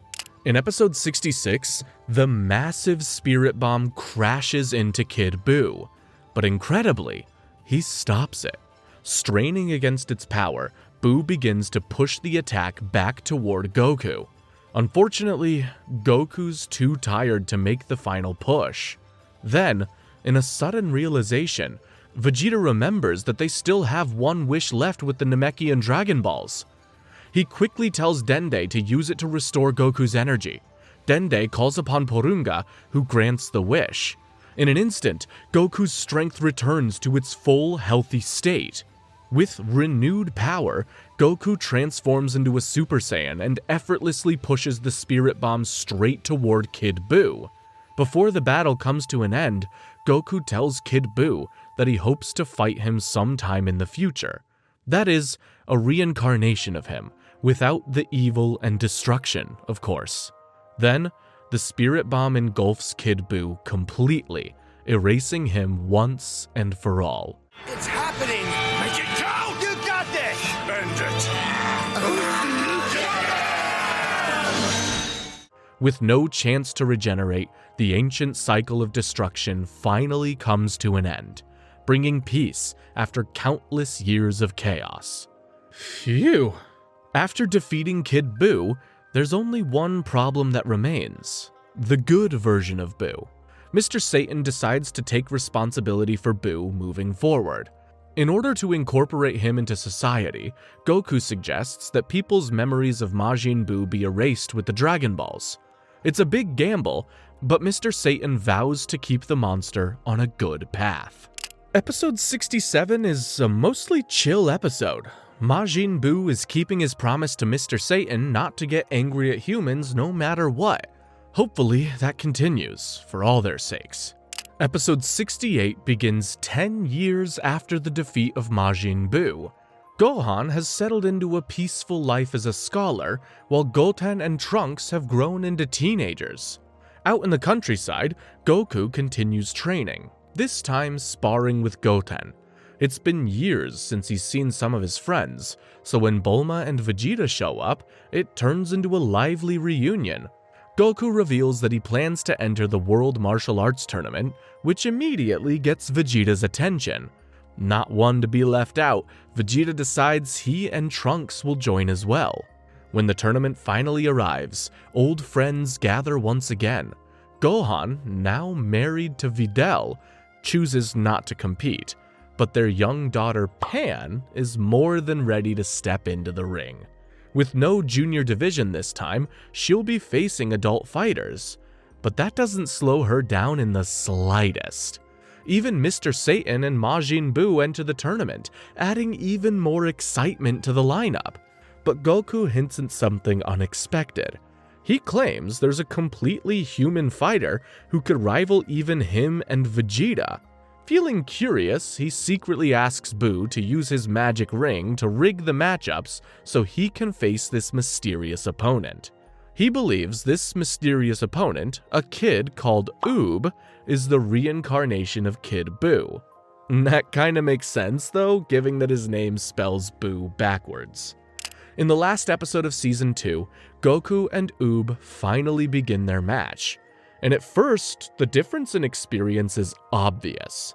Oob has incredible raw power, but very little fighting knowledge, making him hesitant and unsure in the ring. As the fight continues though, something starts to change. Little by little, Oob begins to tap into his hidden strength. His confidence grows, and before long he is able to stand toe-to-toe with Goku. Curious to see more, Goku pushes things just a bit further, but the sudden increase in pressure nearly sends Oob flying out of the ring. Before he can fall, Goku quickly catches him mid-air. That's when Goku realizes something surprising. Oob doesn't even know how to fly. In that moment, Goku makes his decision. Seeing Oob's potential, he decides to take him on as a student and train him properly. Despite protests from his friends and family, Goku doesn't hesitate. He lifts Oob onto his back and zooms off. His goal is simple: train Oob to become strong enough to protect Earth in the future. And maybe, one day, when Oob has fully mastered his power, they'll meet again in a true, all-out battle. And that's the entire story of Dragon Ball Z Kai. Let me know your thoughts down in the comments, and feel free to click on the link on screen to watch another one of my videos, but in the meantime, peace!